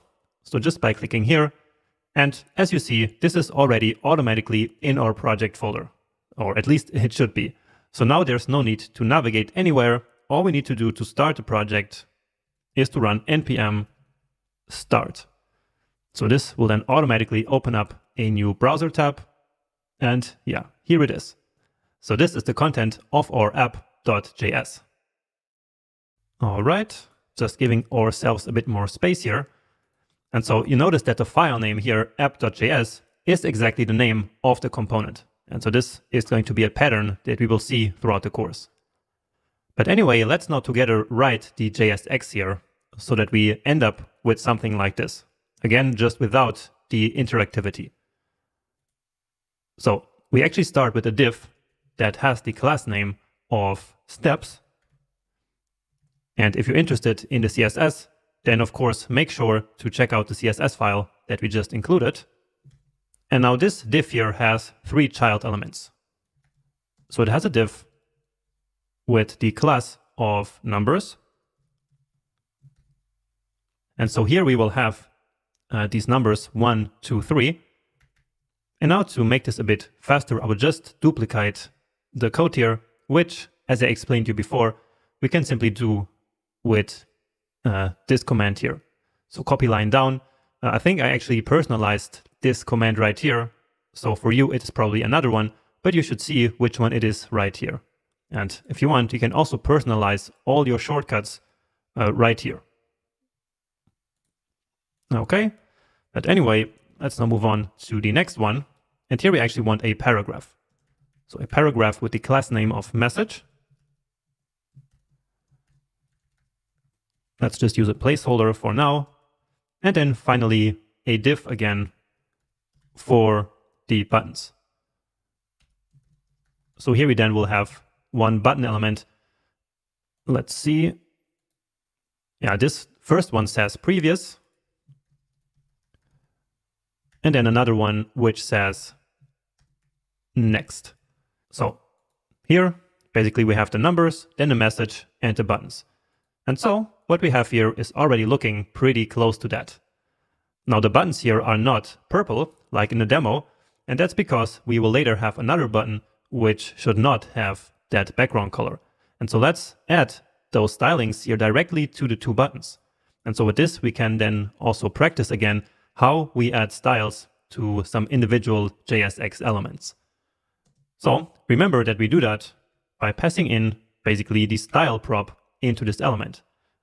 So then we enter JavaScript mode, and then here we can define our object of styles. So background color, and here the color is 7950F2. And also the text color, let's set it to white, which is FFF, and it needs to be a string, of course, since again, this is just a JavaScript object. Now, in case you're wondering why these colors are so nicely highlighted, that's simply because I have this extension called Color Highlight. So a very popular one with 5 million installs. And so if you want to replicate the way this looks, then you can just also install that. But here, let's just copy all of this to make it faster. Next. And yeah, that's looking pretty close. All we are missing now is the highlight here of the current step. So here we are in step number 1, and therefore it is now highlighted with this purple color. And for that, we have yet another class name. So class of active. Okay. Now, finally, let's also add the message here. And those messages are actually in the CSS file that I provided for you. So I placed this JavaScript object here as a comment. And so let's paste that out here outside of the component. So this data doesn't depend on anything that is inside the component, and so it should be located outside, because otherwise, each time that this function here is executed, this data, so this array, will be created again. But we will learn all about that a bit later, of course. So when objects are created and when these functions are executed and so on. So right now we are only learning really how we use these React features, but not yet how they work behind the scenes. So the mechanics of React are still a bit hidden to us. We are only just learning how we use the different features, right? So now we need this message here, basically. So the first element of the array right here, but we're not going to just copy it, right? So we want to read it dynamically. And so let's here inside this component, define a variable which will tell us which step we are currently in. So let's do const step, and let's just set it to 1. And by the way, it is this step here that we will want to update later as we click on these buttons. But for now, we are just building here the static part, so we are just manually setting it to 1. So then let's write step, and then the number of the step. And then let's read the value out of the array. So that's messages at position step. And we need a -1 here because, of course, the array is 0 based. All right. Beautiful. So if we now manually change it here to 2, then that will then change the message here. But what didn't change is that this step number 2 was not marked as active. So basically we need to now set the styles here on these elements conditionally. So if we just add the class name active to all of them, then they would always be active. But that's not what we want. So we need to basically determine the string here based on a condition. So just like we learned in the previous section. So let's enter JavaScript mode so that we can write a template literal. And so here we will then produce either active or nothing. So let's enter the JavaScript mode basically of the template literal. And then let's just ask if the step is greater or equal 1. And if so, then the result of the operation should be the string of active. And if not, well, then just nothing. So you see that this one here already became purple. And so that's of course because 2 is greater than 1. All right, but let's add this to all of them. But then here, of course, we need to adapt. And yeah, nice, that's working. So if we had number 3, then all 3 of them would become active. All right, and let's just quickly check this out. So you see, now this one has the class of active, and these ones still have the class attribute because we specified it here, but then there is no string to it. So that's basically just this empty string that we return in these 2 cases. Great, so that's the static part of the application, but of course we want to now navigate here by clicking on these buttons. So not changing manually here this step variable, right? And so that means that it's now time to learn how we can handle the click events on these buttons. And so that's what the next lecture is going to be all about. Handling events in React is actually pretty straightforward. And so let's now learn how it's done.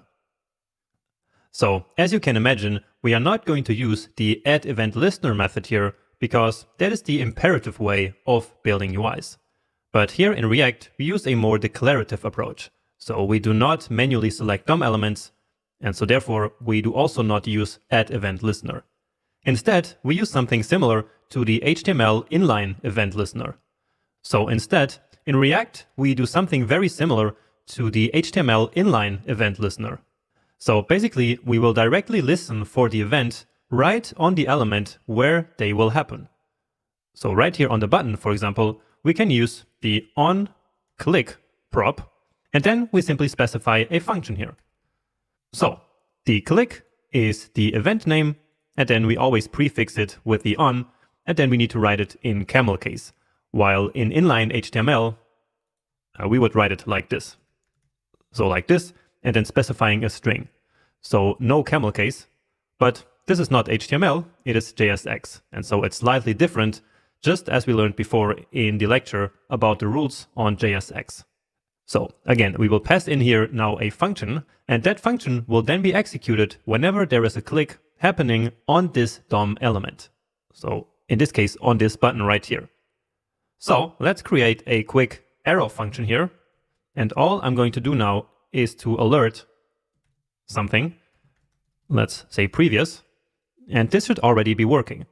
So if I click here now, then yes, we get the alert that is saying previous. And we can do the same thing on the other button. And here we say next. And so of course, then here we will get a different message. And that's essentially it. So this is how we handle events the React way. No add event listeners, but instead we specify an event listener function directly on the element using, in this case, the onClick prop. But it could be any other event as well. So we can specify another event handler. So let's use the onMouse enter. And so now here again, we need to specify a function. And it's really, really important to understand that it is not a function call, but really a function. So we cannot simply write alert test, for example, because watch what happens now as I save. So you see, immediately we got this test right here, and not when I hover over the button. So why is that? Well, basically, as soon as React initializes this component, so when it first calls this app function, it will then see this code. And so here we are calling alert. And so then that's exactly what it does. React will read this code, and then here it finds this function call. And so it will immediately call this function. But again, that's not what we want. We want to basically define a callback function, which will be called at a later time. And that later time is in this case when the mouse enters this element. So you see that now nothing happened, but as soon as the mouse hovers here, then this function is called. So this function is called, and then we get our alert. So again, very, very important. Do not call a function here, but really specify a function value. Somehow we got that again here, but never mind. So this was just a test anyway. Let's get rid of this. This was just to show you that we can listen, of course, to more than just the click event. Now, usually we do not directly define the event handler function right here in the onClick prop, but instead we create a separate function and then pass that function in here. So let's do that now. And so usually we create those event handler functions right here in the component. So that's something new that we haven't done before, but that's perfectly fine. We can define any functions that we want here right inside the component body. And let's call this one handle previous. And this handle part here in the event handler function is pretty standard in React development. So you will see this all the time. And so then you know immediately that this function is an event handler function that is probably being used somewhere in the JSX of that component. In this case, it's going to be used right here. So handle previous. And what we want to do here, again, for now, is just to alert previous. So if we click here now, that's going to work still. Great. And once again, really, really important to notice that here we are just passing in the function value. So we are not calling it, because if we were calling it, then again, we would immediately see that previous. So React would then immediately run this code here as it sees it. All right. But like this, we are only passing in the function. Or of course, we could also do this. But of course, that's very redundant. So now we are back to just having a function here, right? It's just a function that calls another one. So that's not very effective, but sometimes we will have to do something similar. But for now, this is the way that makes sense. And so let's now quickly create another one. So again, this is usually the way we do it. So creating a function which starts with handle, and then we simply pass that function here into the onClick prop or any other prop that we can use to handle some other event. All right, just to make sure that it works, and indeed it does. Great. So this is how we handle events typically in React. But of course, now we actually want something meaningful to happen here. And in particular, we want to basically change this step value here, right? And for that, we need something called state. Now we have touched on state many times already, but now it's time to really learn what state is and then how we can use it in practice. So we learned how to use event handlers, but now we want them to actually do something useful, right? So we want to make the component interactive. And for that, as I have mentioned already, we need state. Now, without a doubt, State is the most important concept in React. So everything basically revolves around state in React. And so we will keep learning about state throughout the entire course. Therefore, let's start with an overview of what exactly you will learn about state while going through this course. First, we will learn what state actually is, what it does, and why we need it, which is what this section is all about. Then we need to learn how to actually use state in practice using the useState or useReducer hooks, the context API, or even external tools like Redux. We will also need to deeply understand how to think about state in React. And so these are topics for future sections. Okay, and with this out of the way, we're now ready to learn what state actually is. So we have learned how to pass data into a component by using props, which, remember, is data that's coming from outside the component. But what if a component needs to actually hold its own data and also hold it over time? Also, what if we actually want to make our app interactive, changing the UI as a result of an action? Well, that's where finally state comes into play. So state is basically data that a component can hold over time, and we use it for information that a component needs to remember throughout its lifecycle. Therefore, we can think of state as being the memory of a component. So that can be quite a helpful analogy, I think. Now, examples of state can be simple things like a notification count, the text content of an input field, or the active tab in a tab component. It can also be a bit more complex data, for example, the content of a shopping cart. Now, what all these pieces of state have in common is that in the application, the user can easily change these values.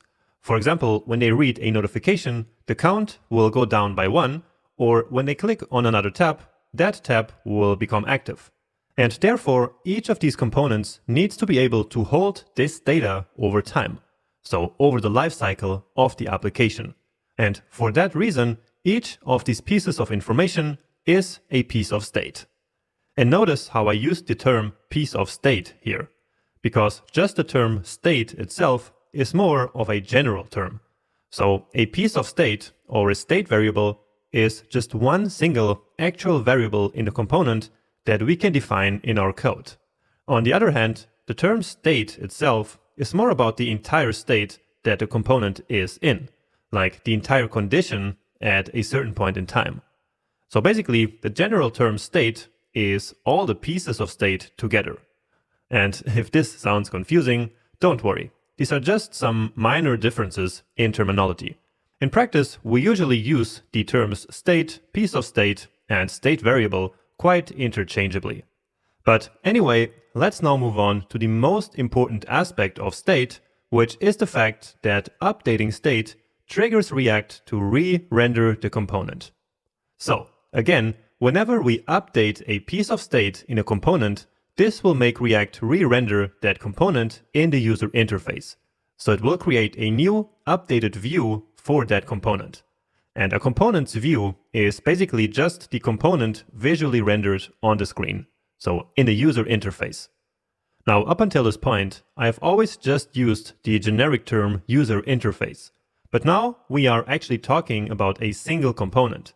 And when one single component is rendered, we call that a view. And so all the views combined together then make up the final user interface. Now, do you remember this small diagram that we saw right at the beginning of the course when we first talked about how React automatically keeps data in sync with the UI? Well, state is how React does that. So state is how React keeps the user interface in sync with data. We change the state, we change the UI. So, summarizing, state allows developers to do two important things. First, state allows us to update the component's view by re-rendering the component. So it gives us a way to change part of the UI. Second, state allows developers to persist local variables between multiple renders and re-renders. So if you think about this, state is basically a tool. And in fact, it's the most powerful tool that we have in the world of React. So understanding how state works and what it does. So understanding the mechanics of state will unlock the power of React development for you. But before we go understand the mechanics of state, let's actually first go back to our code and use this powerful tool in practice for the first time. So now that we know what state is, let's try to implement it in our small project. And just as a quick reminder, what we want to happen is that when we click this next and this previous button, we basically want the step to change. So the step here is currently set to 1, but we want this step variable basically to be dynamic. And so for that, we now need to add a new piece of state to our component. So let's get rid of this and add that new piece of state. So in order to use state in practice in a component, we do it in 3 steps. First, we add a new state variable, then we use it in the code, and usually in JSX, and third, we then update the piece of state in some event handler. And so let's start with the first step, which is to actually create the state variable. And we do so using the useState function that React provides to us. So that's use state. And if now I hit enter on my keyboard, as this useState here is selected in the VS Code autocomplete, VS Code will automatically import the useState function from React. So this line of code right here. Now, if for some reason that didn't happen in your code editor, then make sure that you import the useState function from React in that way. So the useState function is a function, and so it takes an argument. And the argument that we need to specify here is the default value of this state variable. So that's, in our case, step number 1, right? Now this useState function here will return an array. And so actually, let's just call that array for now, and then log it to the console. So just so you see. And so, yeah, now step is no longer defined. Let's just put that back for a minute. Step equals 1. And then open up our console here. So this is the array. And so you see it has 2 values here. So this first value, so this number 1, is the default value that we want for our state. So this one here. And then the second one is a function that we can use to update our state variable. So what we usually do is to then immediately destructure this array right here. So first we have step, which again is this first right here. And so this will be our state variable itself. And then second, again, we have the function. And so this one we usually call set, and then the name of the state variable. So set step in this case. Now we can get rid of this. And if we now reload, we see that our app is already using that piece of state, so that step variable, because this is exactly the variable name that we had before. So we are already using the step in our JSX here, and also here for this class name. Okay, so we have completed the first step of defining the state variable using the useState function, and the second step in which we use the state variable, so this step piece of state in our code. And so now the third step is to actually update the state in an event handler. So let's get rid of this alert, which was just a placeholder. Or actually, let's start with this one. So with the next one. So now it's time to use this set step function here. So we use set step to update the step state variable. And so what do we want the step to be? Well, basically just the current step plus 1, right? So when we click the next button, the step should go 1 up. And so that's the current step plus 1. And so now we are ready to test this. So let's see. And yeah, that works. So our component is now dynamic. And so congratulations, you just unlocked the power of state and the power of React. So what happened here as we clicked on this button was that the handle next event handler function was called, and this event handler then updated the step state. And so then React automatically rendered this new component view for us. So that's just amazing. Now let's go back here and implement also the handle previous function. And here we basically want the opposite. So set step and then step -1. So let's see. And yeah, that works. However, right now we have a small bug in our app, because watch what happens when I keep clicking here. So you see step 0 and step -1 and so on. And the same here. So if I keep going, then of course we have no more elements in our array to show. So the array only has 3 elements, and so step 5 or anything below step 0 doesn't make any sense. And so here in the handler function, we can simply add a condition in order to prevent that. So let's just say if the step is greater than 1, only then set this step. And then here, something similar. So if the step is less than 3. So let's see, let's reload this. And so now, if I click next, so right now the step is 3. So this one here is no longer true. And so now, then this part should not be executed. And indeed, that works. So we fixed that small bug, and now our component is working just as we wanted. Great. Now, just a few more things about the creation of the state variable here. So first of all, this useState function here is what we call a hook in React. And we can identify hooks because they start with this use keyword here. So all the React functions that start with use like this, for example, use effect or use reducer, and of course this useState, are React hooks. And we will learn in detail what a React hook is a bit later. But for now, what you need to know is that we can only call hooks like useState on the top level of the function. So of this component function right here. So only here is it allowed to call useState, not inside an if statement or inside another function or inside a loop. So for example, we could not do this. So immediately React would then tell us that the useState hook was called in a function that is not a React function component. So we can only do that right here. So also not in an if statement. So let's say if true, for example, then let's see. And again, you see immediately that we get this error saying that the useState was called conditionally. And before it actually gets to this dramatic error here, we can even see in this overlay in VS Code that React hook was called conditionally. And this one here is coming from ESLint, by the way. And that's why it was so important to set up ESLint in the beginning.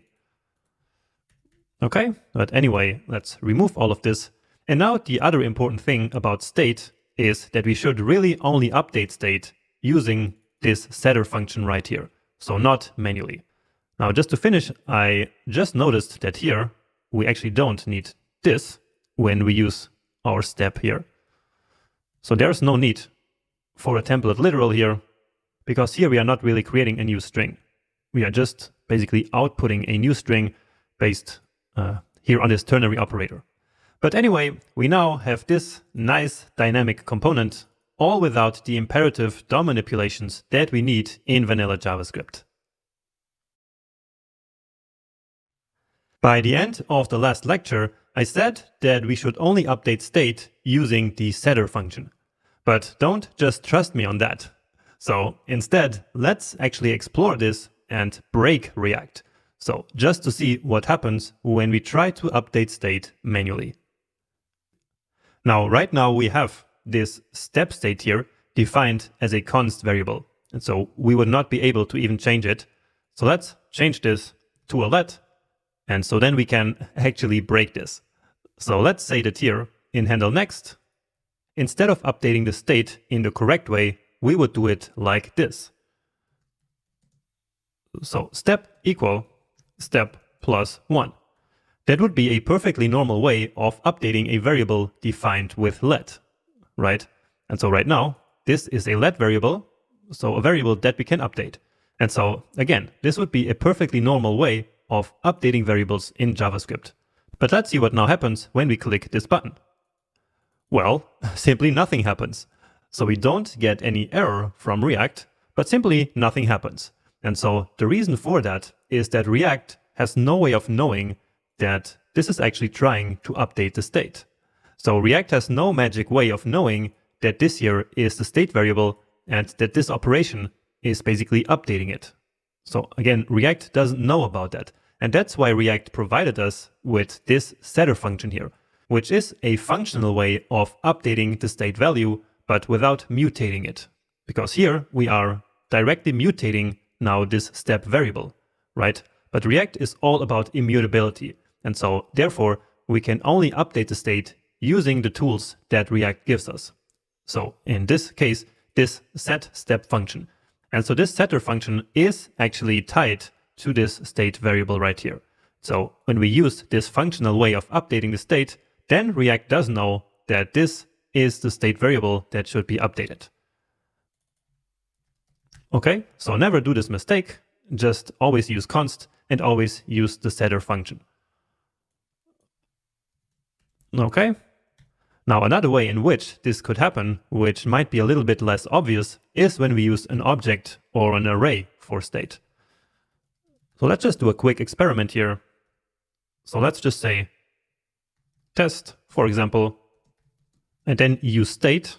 And here as a default, we pass in an object. And let's give it some property of name. Now notice that here in the destructuring, I only took out the state variable itself. So I don't even have the setter function now. And so here, let's say that I wanted to update this name. Well, let's first actually also print it here. So test.name. So then we get Jonas there. And then here we might think that this is how we update that state. So test.name. And now let's use Fred, for example. So just some other name. And yeah, watch what happens when I click next now. And that did actually work. So mutating the object like this did actually trigger a new re-render of the component view. However, mutating objects like this is a really, really bad practice. So React really doesn't want you to do this. And that's because sometimes in more complex situations, this actually won't work. And in general, it's really just a bad practice of mutating objects like this, especially in a framework like React, which is all about immutability and functional state updates.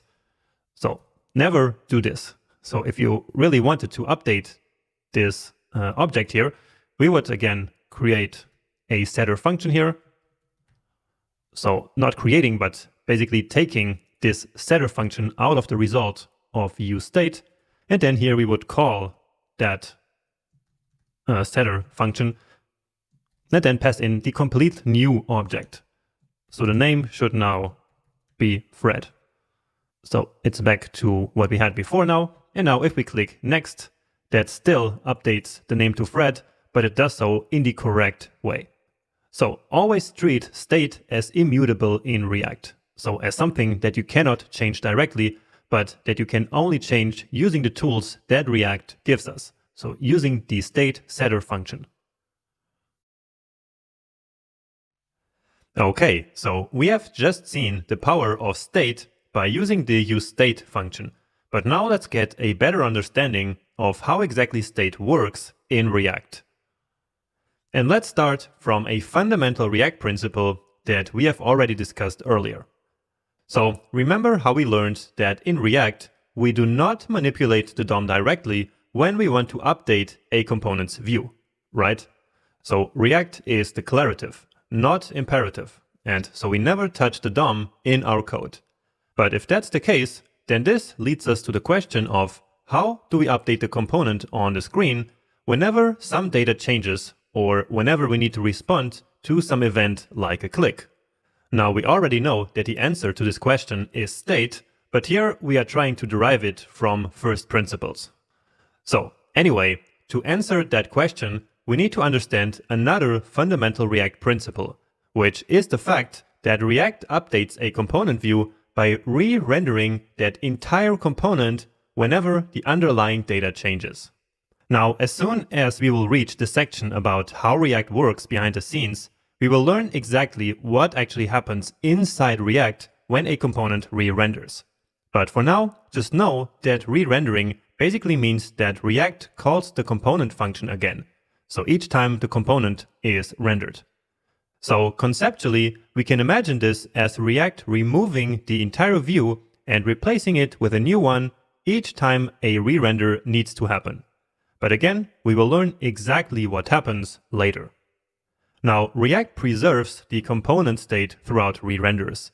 And so even though a component can be rendered and re-rendered time and time again, the state will not be reset unless the component disappears from the UI entirely, which is what we call unmounting. Now, speaking of state, it is when state is updated that a component is automatically re-rendered. So let's imagine that there is an event handler in the view, for example, on a button that the user can click.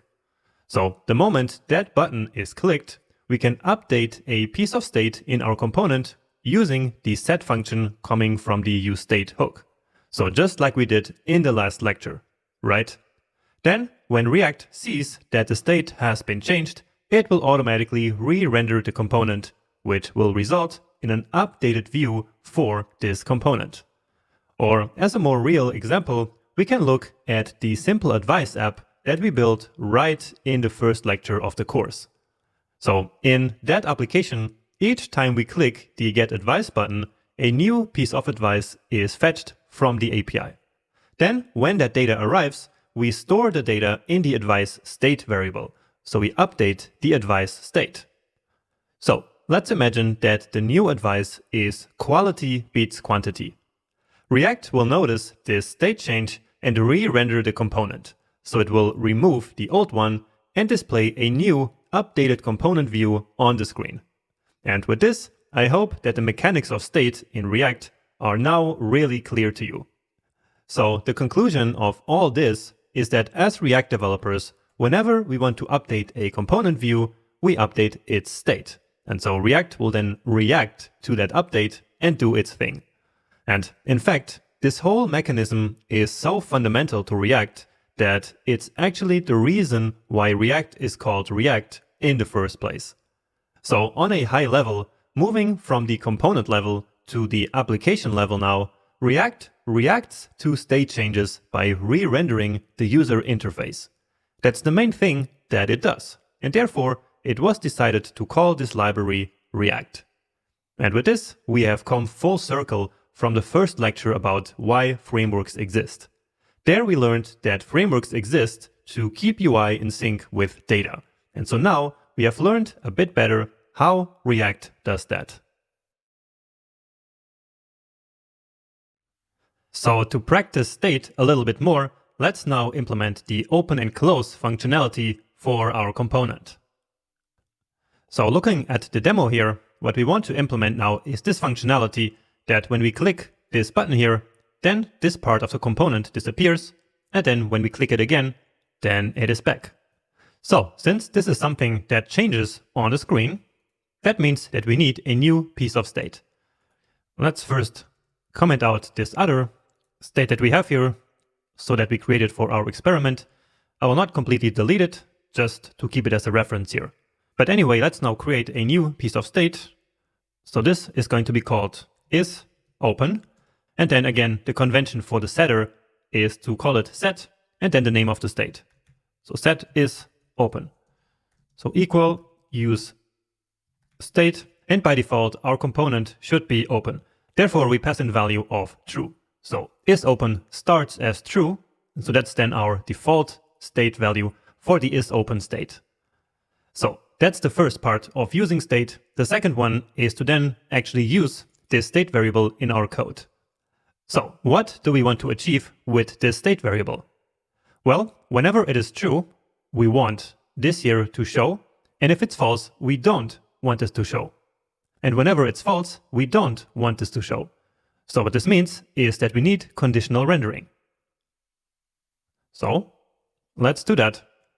Now we cannot wrap all of this here into JavaScript mode now, but let's still try. So I selected all of it, and then I will open the curly braces to enter JavaScript mode, but this will not really work because this can only be done inside some element. So for example, we would need a div here.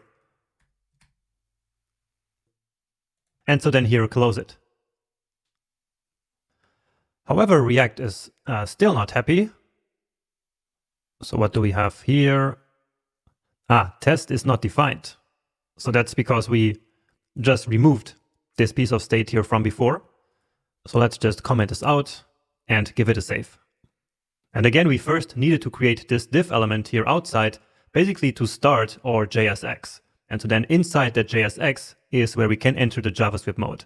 And we need this JavaScript mode here because now we will use our isOpen. And then as for the conditional rendering, let's simply use the end operator. Give it a save, and that's already it.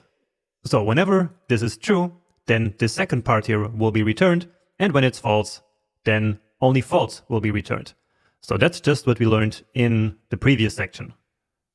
All right, now since this is true, nothing happens here, so this is still visible, but if we were to set it to false, then our component should disappear. Yeah, so it's gone, and therefore what this means is that this is working. So let's set it back to true, and with this we finish the second part of using state.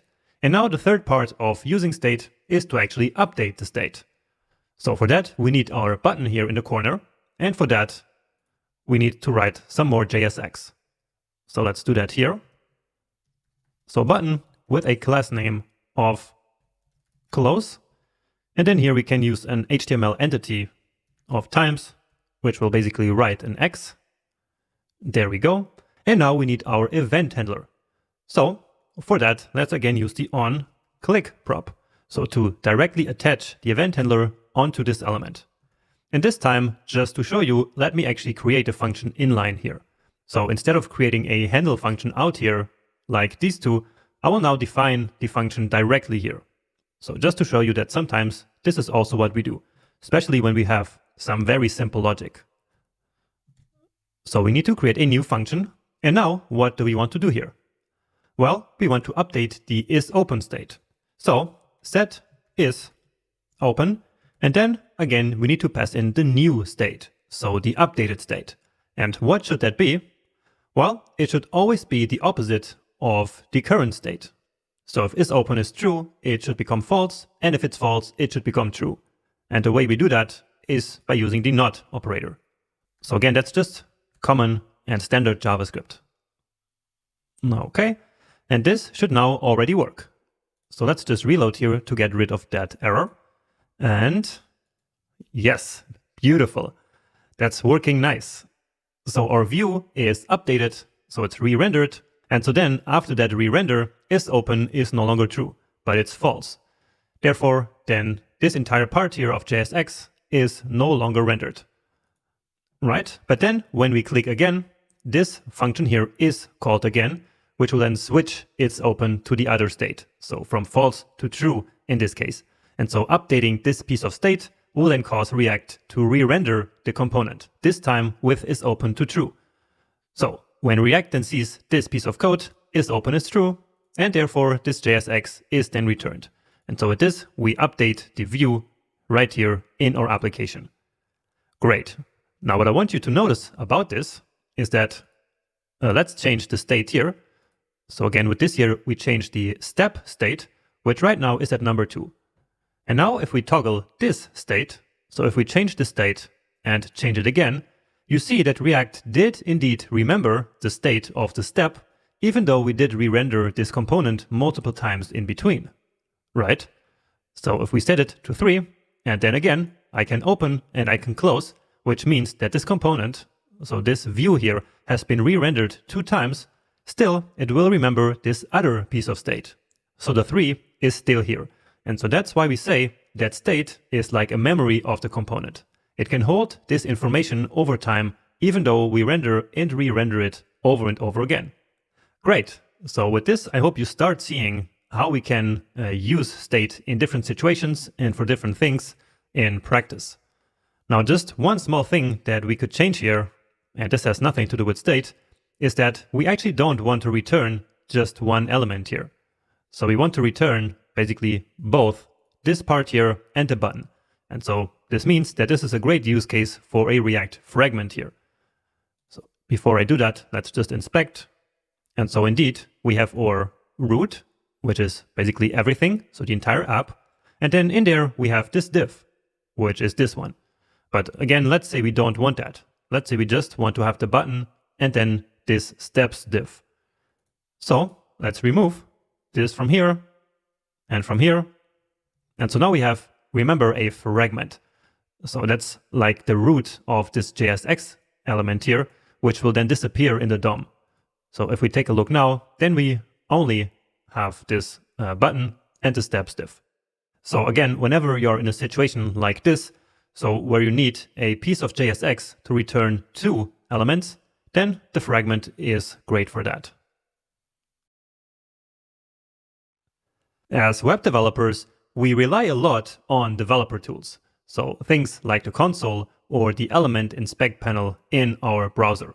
And so since tools are so helpful for developers, the React team built dev tools specific for React, which can be extremely helpful when working with state. And so since we're working with state now, let's go check them out.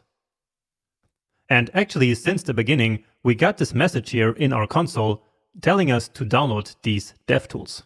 So you can open up your console, and then here you will find the link to the place in the React documentation where we then can find the link to the dev tools. So here is the link for the Chrome Web Store and then for the other browsers. But since we're using Google Chrome, this is the one that we want. And if for some reason this link here didn't appear in your console, you can just Google Chrome React Dev Tools. So yeah, that's going to be this first one.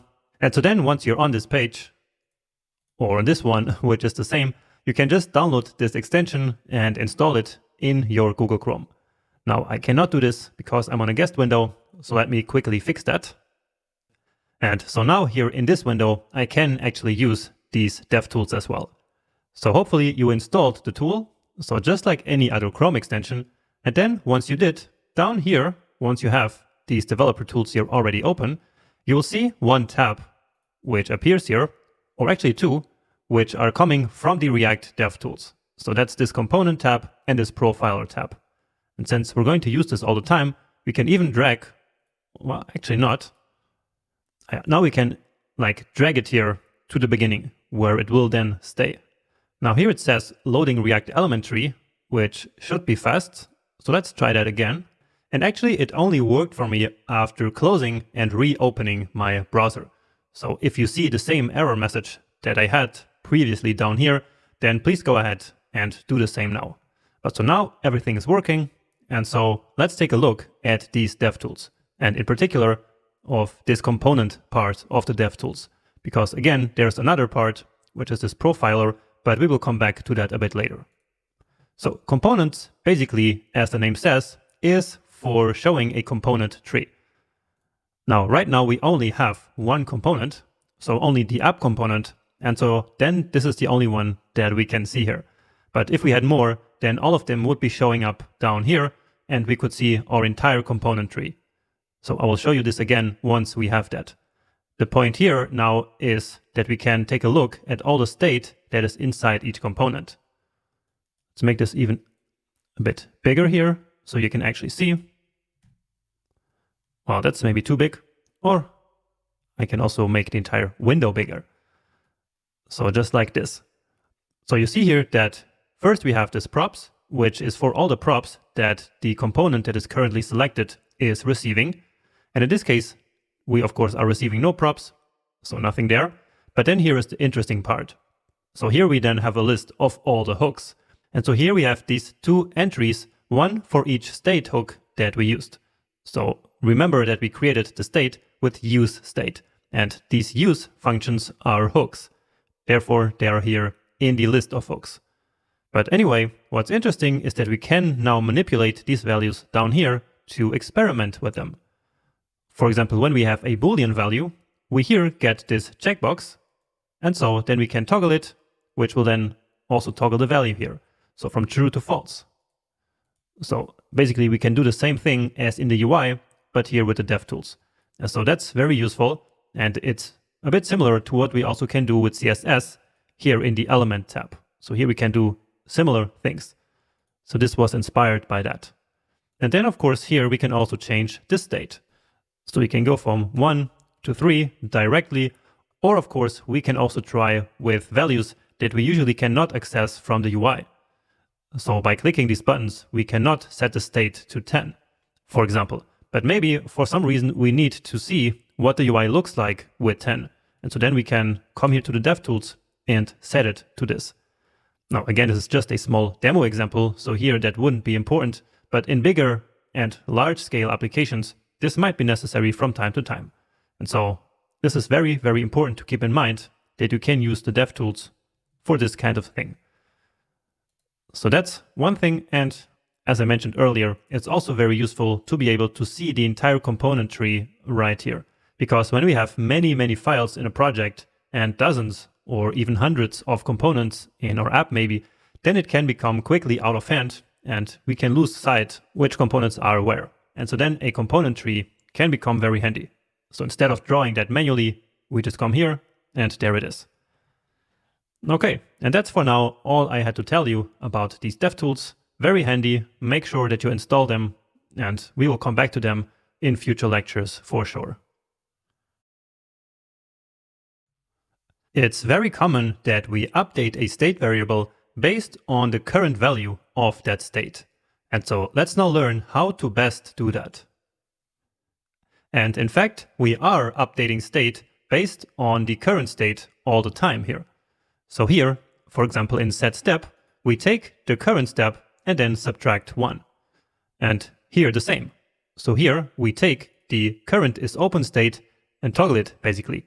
And so this is what I mean with updating state based on the current state. Now, the way we are doing it right now is working just fine, right? So our app works fine. But now let's imagine that after a few months, we come back to this app and then we want to change something. So let's say that we want this handle next function here to actually move forward twice. So let's say that we want to set the step state twice. So there's nothing stopping us from doing that. So we can do this once and duplicate it.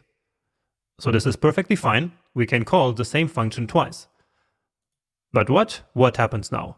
So what do you think is going to happen when I click next now? So in theory, it should take the step, which is currently 1, add 1, so 2, and then here it should do the same from 2 to 3, right? But again, watch what happens. So it only updated the state once. Now we will go into detail why exactly this happens, but for now what I need you to know is that we should not update state based on the current state like this. So the way that we have been doing it. Instead, what we should do is to pass in a callback function here. So instead of a value, we pass a function which will receive as the argument the current value of the state. So let's remove this here and let's create a function. And I will just create a simple arrow function here. And so as I was saying, this will receive as an input the current value of the state. Now there are multiple conventions on how to call this argument. So we could again call it step, but this might then be a bit confusing. We can call it the current step, for example, or just s. And so this is what I'm going to do now.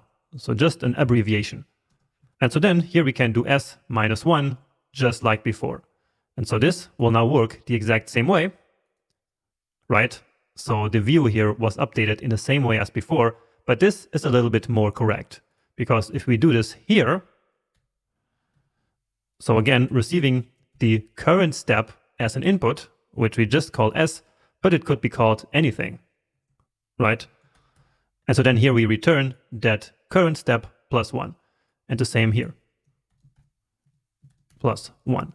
And so if we run this again, then it works. So then it is updating the state twice. So it started at 1, then therefore this callback here received the value of 1, and then 1 plus 1 was 2. And then here in the next state up, that updated value is already passed here into this callback. And so then we have 2 plus 1, which makes 3. Now here we actually do not want this, of course. So we just want to move forward by 1. But in order to be safe for future updates, it's a good idea to always use a callback like this when we want to update state based on the current value of that state. So let's do the same here. So again, here we are also doing the same, So we are also setting the isOpen state based on the current one. So let's just call it is and then toggle that. All right.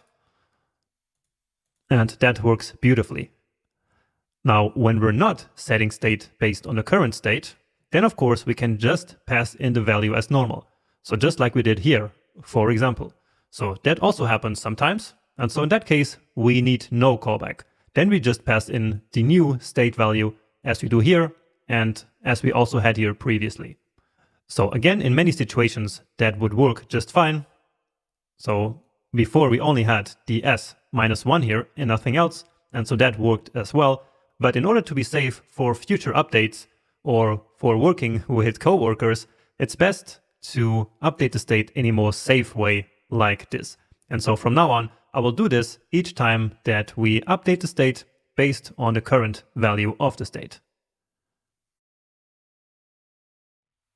As we finish this first dive into state, I want to share a few more important thoughts or ideas about state, as well as some practical guidelines.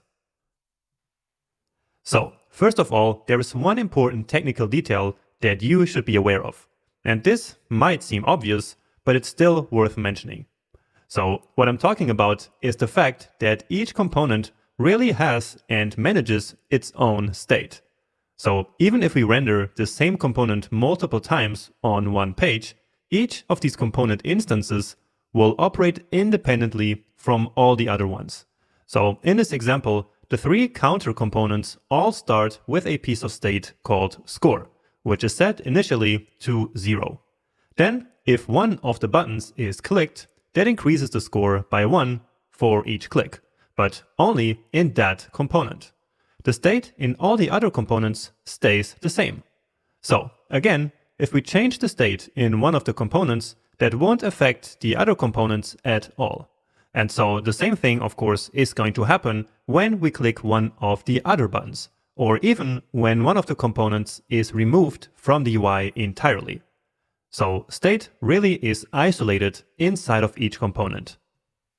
Now, if we analyze everything that we just learned about state, we can come to the conclusion that we can basically think of the entire application view, so the entire user interface, as a function of state. Or, in other words, the entire UI is always a representation of all the current states in all components.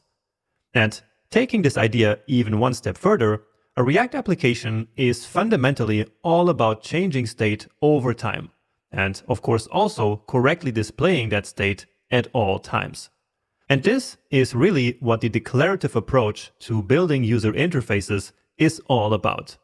So instead of viewing a UI as explicit DOM manipulations, with state, we now view a UI as a reflection of data changing over time. And as you know by now, we describe that reflection of data using state, event handlers, and JSX. So we describe the UI, React does the rest. Now, this might all sound a bit philosophical at this point in your journey, but trust me, as you become more and more experienced in building React apps and working with state, you will truly and deeply understand everything I just said here. Okay, and now to finish, let me give you a few guidelines on how to use state in practice. So practical guidelines is always what students like the most, and here this also kind of serves as a summary of state in general. And these guidelines are for you to keep as a reference. So there is a lot of text here that I will just quickly go over now. So first of all, you should create a new state variable for any data that a component should keep track of over time. And the easy way of figuring this out is to think of variables that need to change at some point in the future. So if you're used to building apps in vanilla JavaScript, those would be variables defined with let or with var, or also an array or object that you mutate over the application's lifecycle. So in React, you use state for those. Another way of figuring out when you need state is this. Whenever you want something in a component to be dynamic, create a piece of state related to that thing, and then update the state when the thing should change. Or in other words, when you need it to be dynamic. Now, since this thing is a bit abstract, let's think of a modal window that can be either open or closed. So for a modal window, we can create a state variable called isOpen that will keep track of whether the modal is currently open or not. Then, when isOpen is true, we display the window on the screen, and if it's false, we hide it. Simple, right? So whenever you want to change the way a component looks like, or the data that it displays, just update its state, which you usually do inside an event handler function. Now, when you're actually building your components, it's going to be useful to always imagine the component's view, so the component rendered on the screen, as a reflection of state changing and evolving over time. Finally, there is one common mistake that many beginners make, which is to use state for every single variable that you need in a component. But that's really not necessary, so do not use state for variables that should not trigger a re-render, okay? Because that will just cause unnecessary re-renders, which can cause performance issues. So it's very common to need some variables that are not state, and so for those, you can just use regular variables defined with const. But we will come back to this in the next section. Alright, so this is my first set of guidelines about state, which should be more than enough for now. So if you truly internalize these, then building React applications in the future should be a lot easier for you. And I say this because I really believe that mastering state is the most difficult part of learning React. But once you overcome this hurdle and truly internalize when you need state and how it all works, it will unlock React development for you. And so that's why I spent so much time here showing you how state works. So to finish up this part, I want to once again do a quick comparison of the React code that we just wrote with an equivalent vanilla JavaScript implementation of the same app. And this vanilla JavaScript implementation I actually gave you at the beginning of this section. So we placed it right in the public folder. So let's now open that up and open it here on the side. Okay.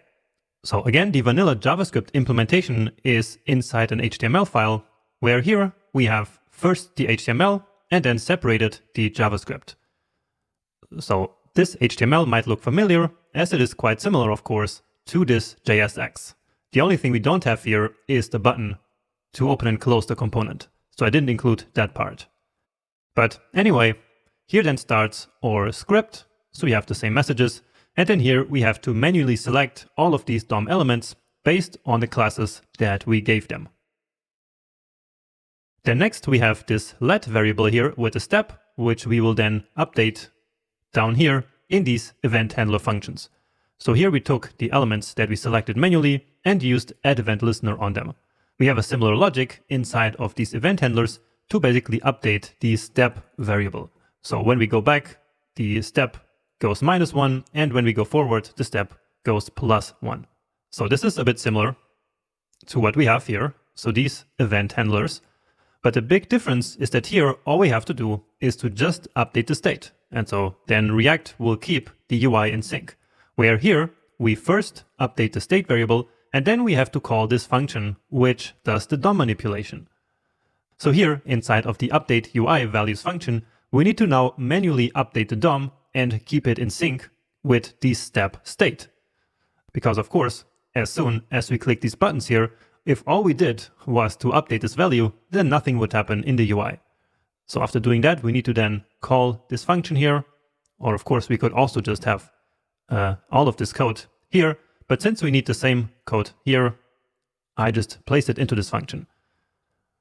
So then here, we manually update the text content of the message, while here in the JSX, it is simply declared right in the markup. So here we have imperative code that tells JavaScript step by step what it needs to do.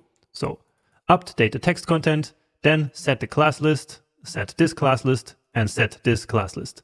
So set the class to active in case that the step is currently active. While here, that's all just declared in the JSX.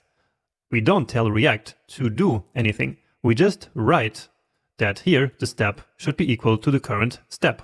and that here the active class should be inside the class name if the step is greater or equal 1. But we don't need the imperative DOM manipulation that we have here. So we talked about this now many times, and so I think that this is enough said at this point. But of course, it would be a good idea for you to keep comparing now these two implementations. There's just one small thing that I want to do here, which is going back to the previous lecture where I told you that each component has and manages its own state. So what I want to do now is to prove that to you in code. So let's actually take all of this code and place it into a new component, which we will call step. Or actually, let's call this component here step. Then we don't have to do so much copy pasting. Then let's remove this and actually call it steps. All right, and now here we do our app again. So export default function app, and then this app will basically include 2 steps. So let's say here we have a div, and then we want to have the steps 2 times. Now just a few more changes we need to do. So now, since we have 2 components on the same page, let's actually return a div here so that the button and then these steps are all in the same place. And then just one quick change in the CSS, please. So down here in the close, let's just remove this line of code. All right, let's close that, put it here on the side. And then as you reload, you will see that now we have 2 steps on the page. So we successfully reused our steps component. So this is now no longer the app. Again, it is steps. And we can nicely see that here in the React DevTools. So now we have a bit of a bigger component tree. So we have app, and then it has 2 child components. So, but what I wanted to show you is that as we change the state in this one, for example, the state here will stay the same. And so even though both of them are steps component, the state in each of them is completely isolated. So of course, I can also close this one, and this one stays open. And we can obviously also see that down here in the DevTools with a bit more space even. Yeah, so the first steps here, the state is 3 and it is visible. So that's this true here. While the second one, the state is 1 and it is not visible. Okay, so that was just a small and quick demonstration. And so now that we have used state a couple of times here, it's time for you to practice state on your own in the upcoming coding challenge. Welcome to the next coding challenge, which, as you can imagine, is all about state. So what I want you to build in this challenge is this very simple date counter. So here we have the current date, but then when we click here on the plus icon, you see that the count increases to 1, and then it says 1 day from now, it is Tuesday, June 22, while before it was 21. And so then when we keep going up, it basically keeps adding this number of days to the current date. We can also go back in time. So like 6 days ago, it was this date. So that's the most basic thing. But then here we can also adjust the step. So for example, if the step is 5, then each time we click on the plus button, it increases by 5. So no longer by 1. So 10, 15, 20, and so on and so forth. And the calculation then here, of course, is still the same. So that's what we're going to build. So open up a new code sandbox with react.new, or of course, as always, you can also build this challenge on your local computer. So for that, you can just create a new React app, just like we have been doing before. Now here, just to make sure you can see, I will make this a bit bigger, maybe not that big. And then I will actually just start writing a little bit of code here. So just to show you what I actually want. So I want you to create this counter function, which for now will just return test. And then all we want to do is to include that counter right here. And that's it. So you can leave everything else the same, even the styles. Let's just leave them here and just focus on this counter functionality. Now this part here with the dates can be a little bit tricky. So what I want you to focus on the most is actually the counter functionality here. So if the dates are a bit too tricky, then just leave that until the end and you can just print the current count value down here. Or you can also just Google, for example, JavaScript add days to date. Okay, so I will leave this up here so you can see what you are supposed to build. And then I'll meet you back here in a minute with my solution. All right, so welcome back. Hopefully you had some success with this. So there's actually a lot of moving parts here with handling the events and all the state. So hopefully the lectures that we had previously were enough for you to understand how this works. But if not, there's really no problem with that at all. So hopefully you just did anything, even if just the very simple counter. That's also fine. But anyway, we know that we want this count value here to update in the UI. So the view of this component should update whenever we click on one of these buttons. So that's a good sign that we need some state, right? So let's start by creating the count state. So const count and set count is useState. And now for some reason the useState didn't automatically get import. So we need to do that by hand from React. Nice. And now, well, we need to show this count on the screen and then we need to update it. So as always, the same 3 steps. So first, declaring the state variable, then use it in the JSX and then update it. So here we are missing the default of 0. And then let's just create one div with these 2 buttons and also with the value of the counter itself. So starting with that value actually, let's just count and then the count value. Oh, what's that? So count is 0, that's correct. And now we need some buttons. So button and on click. And here I will actually not create the event handler function separately, but instead I will just define them inline here. But if you did it separately, that's of course no problem at all. So what do we want to do here? So this one here is to decreasing the value. So set count, and we want the new count to be the current count minus 1. So what that means is that we want to update the count state based on the current state. And therefore here we now should pass in a callback function. Remember that? So I'm going to write C for count. So this stands for count. And remember, it is the current value of the count state. And so then we want to return that count minus 1. And that should already be it. Let's just use this here for the minus sign. All right. Then let's copy paste. Well, let's actually just close down this sidebar. So copy and paste, and here just +1. So give it a save. And well, let's just adjust here the output a bit. And beautiful. That's working already. So the component view is being updated as we update the state. Great. And so now let's just also display the date down there. So for that, let's create a paragraph. Or first, let's actually calculate that date. So maybe you Googled how to do this as I advised you to. So let's just define a variable called date and then new date.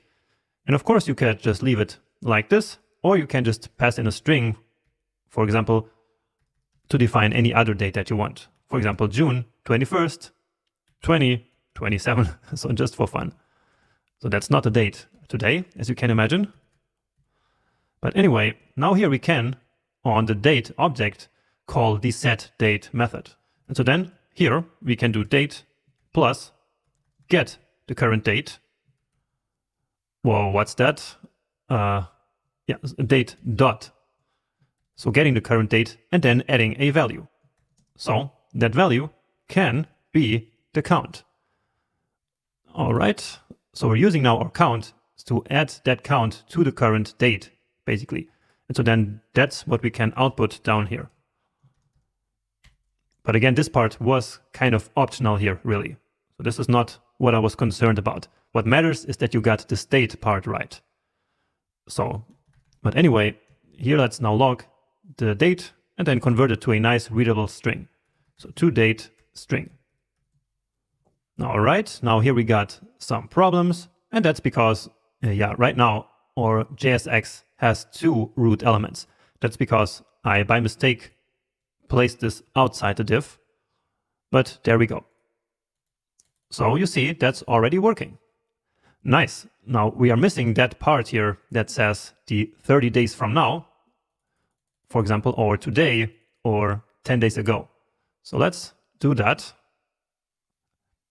And so to do this, let's add maybe another span. Let's wrap this one into a span element.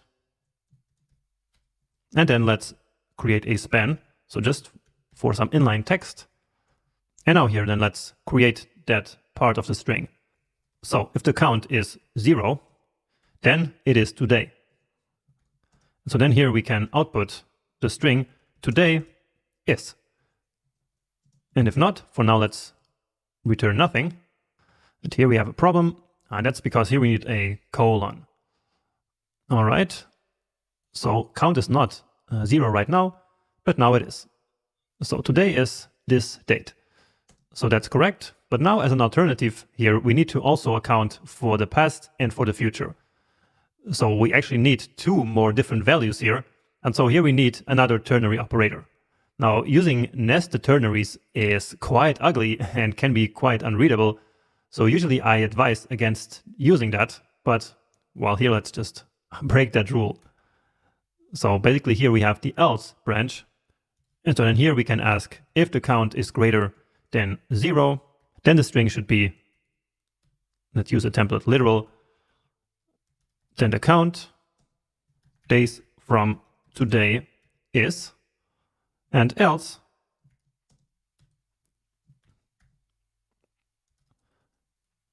count days ago was. Not like this. All right. So Prettier took care of formatting it for us. So it's at least a little bit more readable. So that works. 5 is, here we're missing the space. And now for the past. So -4 days ago was. So let's quickly do a math.absolute here. And yeah, that fixes it. So we have now this main counter working. So basically this part here is working. And now let's worry about the step. And the step is going to be quite similar. So const step and set step.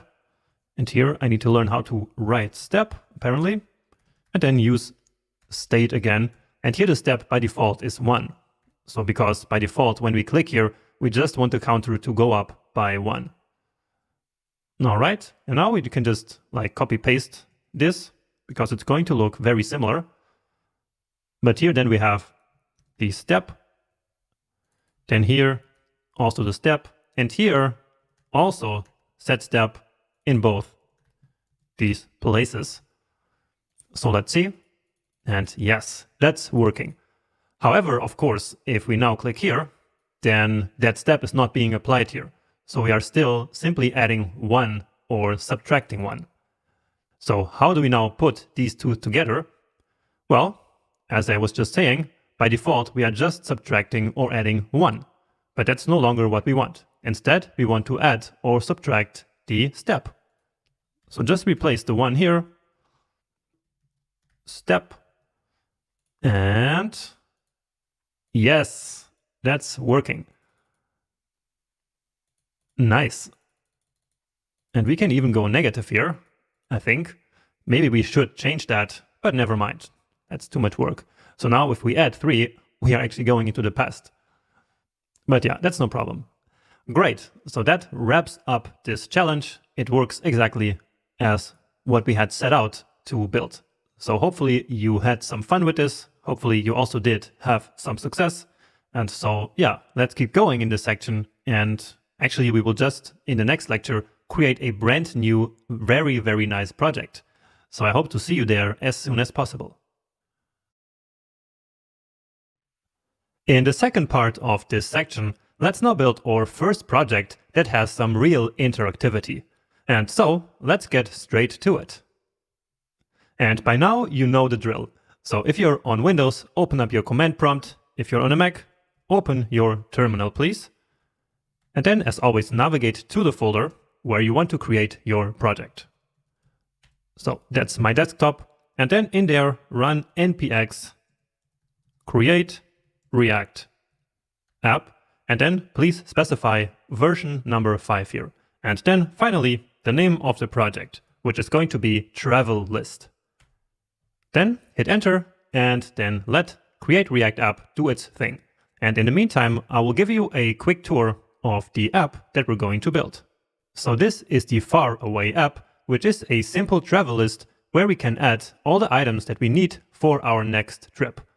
So for example, let's say we need 2 boarding passes that we really cannot forget. And then we can hit enter or click here. And so then that item gets added here to the list. And also you see that down here we have the statistics that just got updated. So that's already some interactivity right there. But of course we can do more.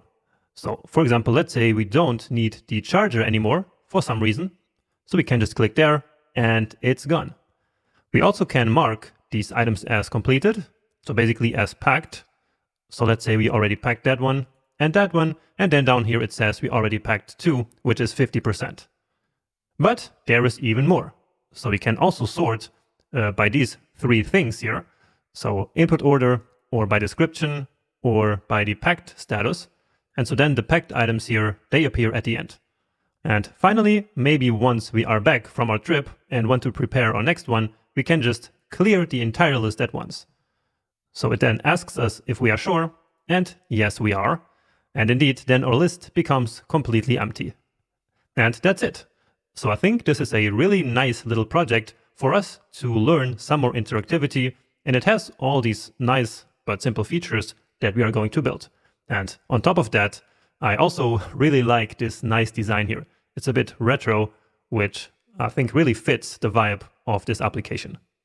And now, before we start writing any code, let's actually take a look at how we can break up this entire design into components.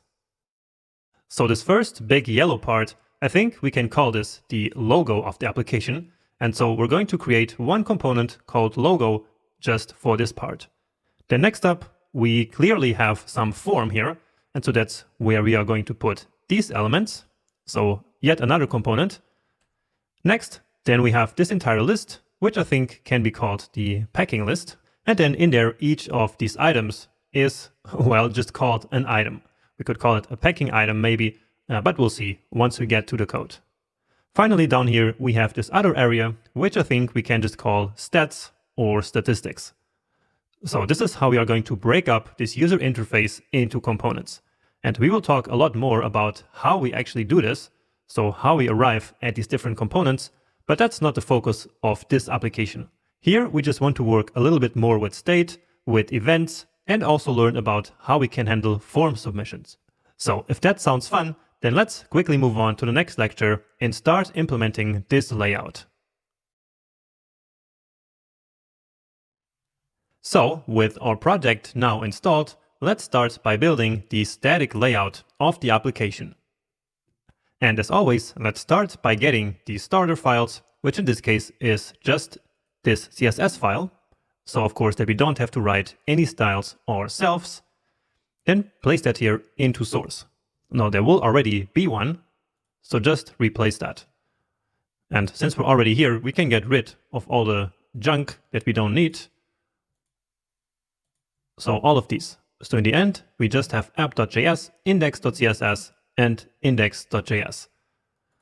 Okay, then just renaming this here once again. And then let's drag and drop it onto the VS Code icon. Okay. So here we already have our files. As always, we need to clean this one here because we are importing some files that we no longer have, basically. But that's it. And once again, if you feel like it, you can actually delete all of this and write the code yourself just to practice how we can set up this React app from complete scratch. But I will just leave this here because in the end, when you build your own applications, you will always just leave this here as well. You're not always going to write everything from scratch. But here, I actually want to delete everything and start from scratch. So export default function app. So this is usually always the same as well here. So you always have your app parent component, which will include all the other components. And let's actually start with these other components. So just the components that we talked about in the previous lecture. So that's function, logo. And now I will just quickly duplicate this code here just to make this a little bit faster. So packing list. And then we also have our stats. So these are the 4 big components that we identified in the last lecture. Remember that? And so let's now write a little bit of JSX for each of them, starting with the logo. So the logo is many times an image, but in this case, we will just have a primary heading and we will say far away. And then let's add some emoji here. Now the way we write emojis on the Mac is by hitting Control, Command, Spacebar. And on Windows, the shortcut is Windows plus period. So like this. So the Windows key and then plus this dot. All right. And here let's use a palm tree. So this one here. And then a bag. Just like this. And in case you can't get these emojis to work, you can always just copy them from the final files of this project, or you can, of course, just ignore them as well. So these are just to make the design a little bit nicer. Okay, that's enough for the logo. So we will just write some very simple starter JSX here for each component as we are scaffolding basically this layout. So here let's just return a div with the class of add form.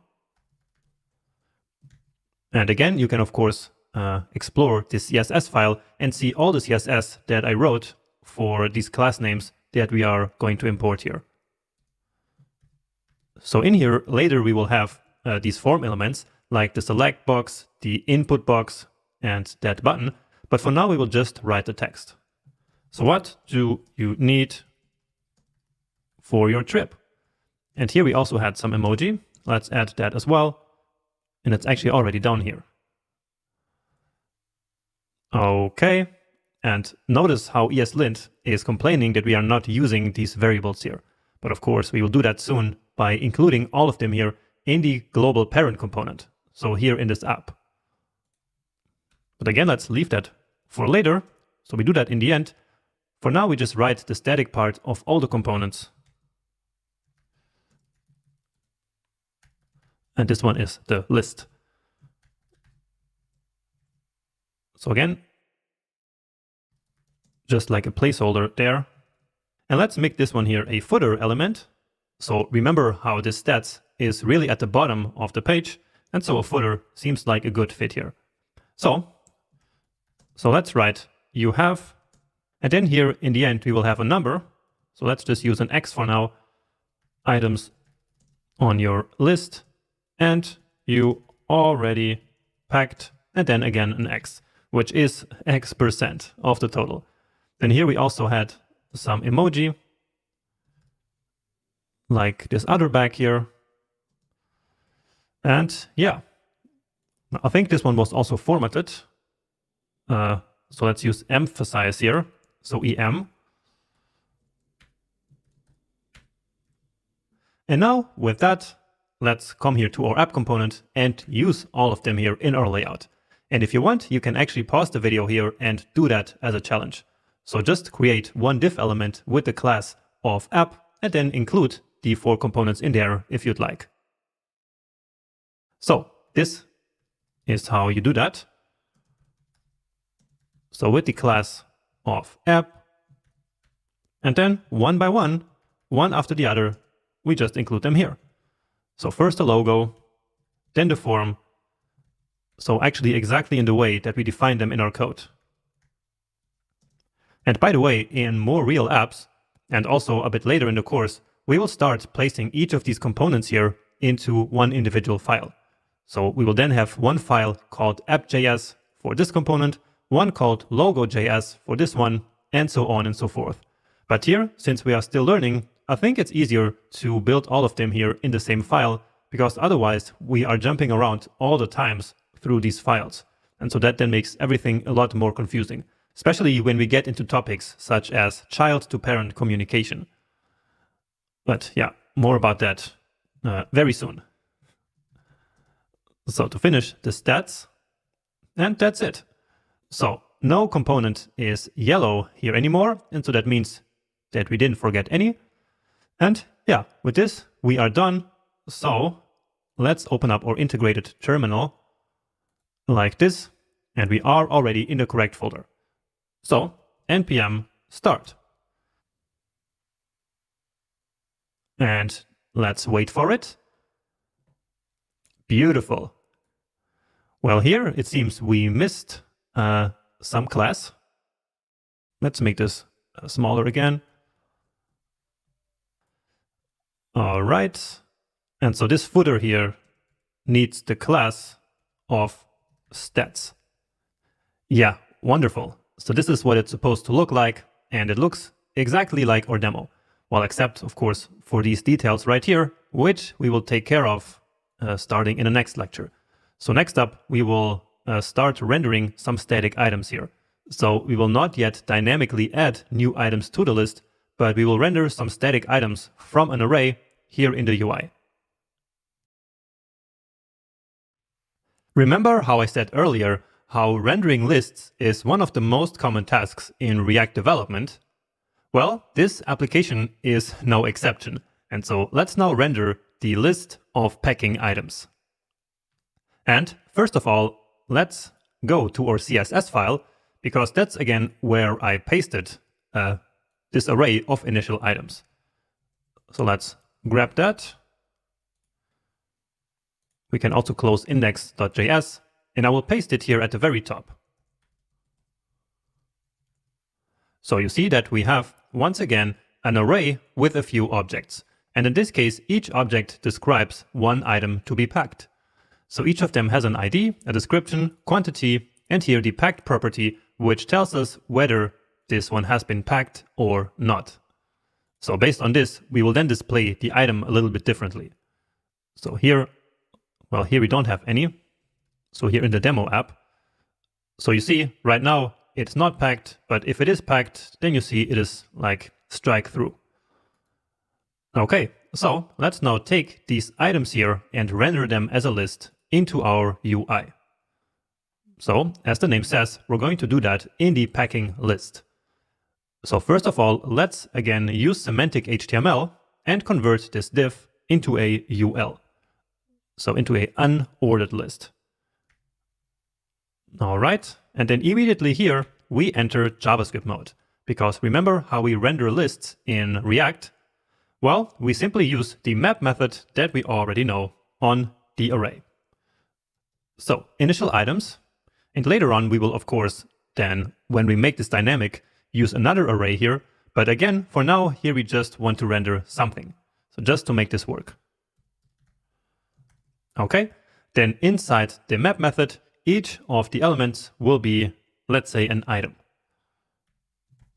All right, and then for each item, what we want to render is an item component. So let's immediately write that here, and we will then create the item component in a minute. So item, and then we pass in as a prop the entire item. So item, and then item again. Let's close this here. So you see we have a lot of items here.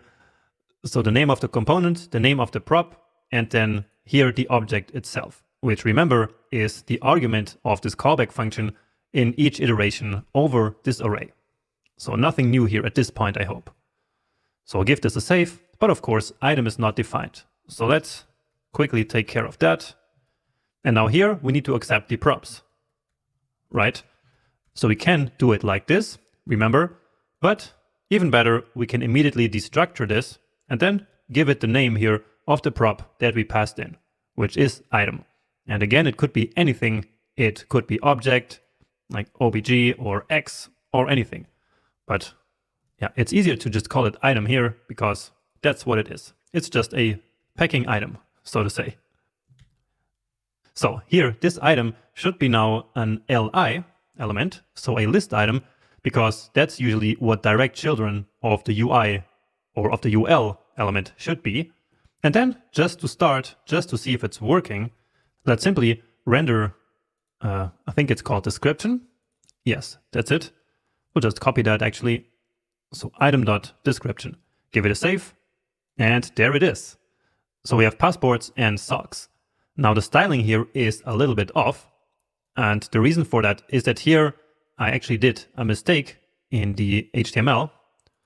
So here, let's actually create a div, and then it's this div that is supposed to have the list class. All right, and the reason for that is that later on we will have another element in here for these filters. So we will have a div for these two things down here. All right, so of course for me that's easy to see now because I already built the app beforehand. But once you start building your apps on your own, there will be a lot more back and forth, which of course I cannot do here in this course because then it would take just forever. Okay, but anyway, let's now add some more here. So we don't just want the description, we also want this icon here for deleting, and later we will want this checkbox, but let's leave that for later actually. So here let's create a span element. So for the text, let's grab that, paste that here, and then we also want the item dot, let's see, it's the item dot quantity, exactly. So item dot quantity, and notice how sometimes Prettier creates like these empty strings here in our JSX. So many times this is not necessary, so just get rid of that. And now finally, we need that delete button. And for now, we won't attach any event handler here, but we will just place an icon here in the form of an emoji. So maybe like that. So this X right here.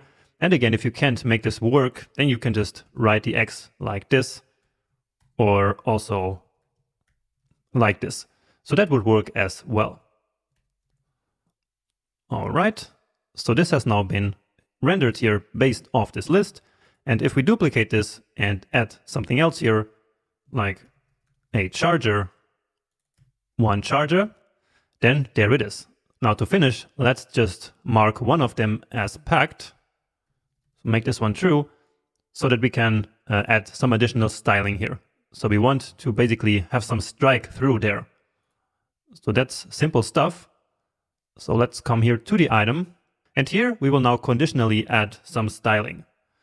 So instead of conditionally adding a class, here I want to conditionally simply add some style. So let's write style, and then it immediately enters JavaScript mode. But now I will not immediately write the object of CSS properties. Instead, let's actually use the ternary operator to decide which object the style should actually receive.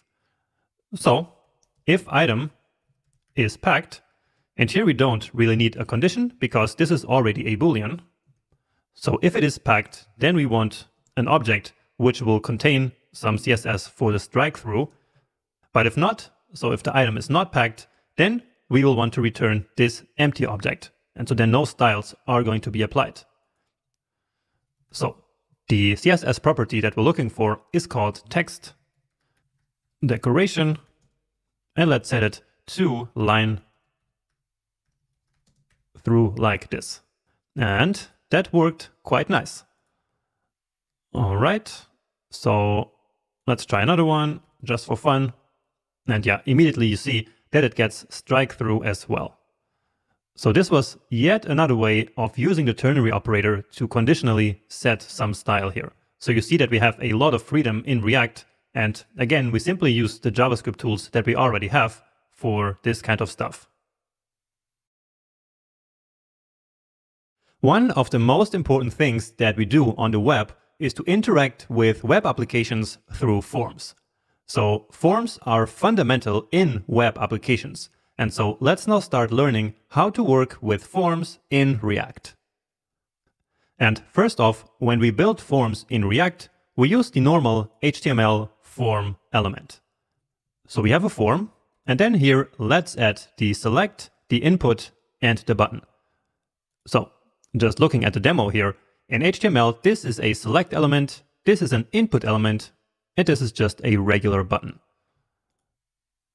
Here we need to change that as well. And there is a setting in VS Code that will make it so that as I update this one, the closing tag also gets updated, but I will find that out after this video and then I will let you know. But anyway, let's now create that select element. And now here we want to create a bunch of numbers. So inside the select, we create one option with the value. And here let's use again JavaScript mode. So in order to pass in an actual number 1 and not a string of 1, let's just duplicate this a few times because we will actually not use this. So you don't need to write this code if you don't want to. So this is just to show you what we will do instead in a minute here. Let's just create that input first of the type text. And let's also include a placeholder here. And again, this is just normal HTML, what we're doing here right now. Finally, a button with add. Now, okay, beautiful. So that looks just like here, or very similar. So here we have the 1, 2, 3, so these 3 values. But here in the real app, we have 20. So of course, we don't want to write these 20 options over there by hand, right? So instead, what we do is to, inside of JavaScript, we will create an array with the numbers from 1 to 20, and then we will loop over that array and basically create a list of option elements. So let's do that, and we will use a nice trick, which is called array.from, and it's not really important how this function works. So let's just follow this here, and actually we will do this all the time in React, so this trick is actually quite important. So as a first parameter here, we can pass in an object with the length property and set that to 20. So that will then create an empty array with 20 elements. And then as a second part, we can pass in basically something like a map function. So that will receive as a first argument the current value and as a second argument the index. And so here we are only interested in that index because we will now return that index, which starts at 0 plus 1. And so then we get an array which goes from 1 to 20. And if we wanted, we could just grab this piece of code right here and run it inside of our console, make it a bit bigger. And yeah, indeed, we are missing the key somewhere there, but never mind, we will fix that in a minute. And so indeed, here we get that array from 1 to 20. All right, and now all we need to do is to again use the map method and loop over this to create now a list of these option elements. So again, specifying the value, and now that value is simply num, and we need the key, and that key is also num. So remember how that when we render a list, we need to give each of the elements a unique key. So the number here is of course unique. And then here also num. So give that a save, which makes this a little bit more legible. And so this option is basically just exactly what we had before here manually. But now we create that dynamically here automatically from 0 to 20. So there it is. So since we were speaking of this key here, let's also go to this list and fix the key there. So right here where we have that map, we need to also pass in the key.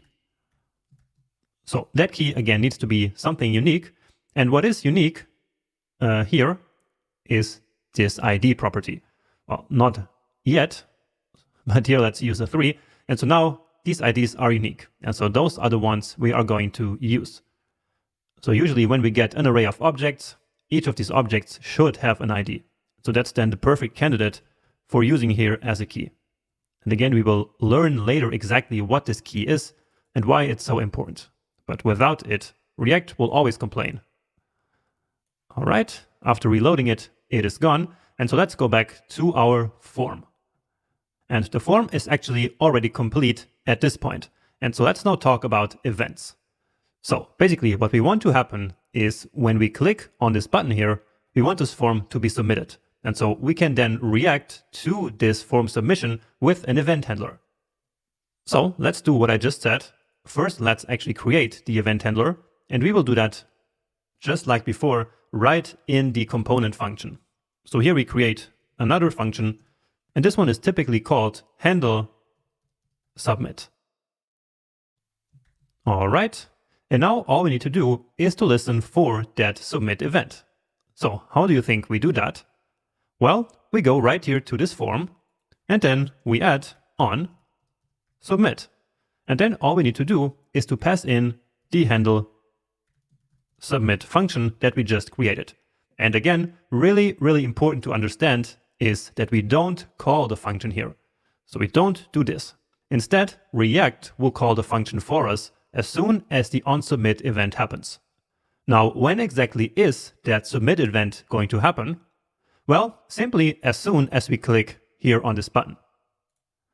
But for now, of course, nothing is happening because we don't have any logic in our handler function yet. Now, another way in which a form can be submitted is by hitting the enter key while we are here in the submit. So when I'm here and I hit enter, then you see that the form got submitted, actually.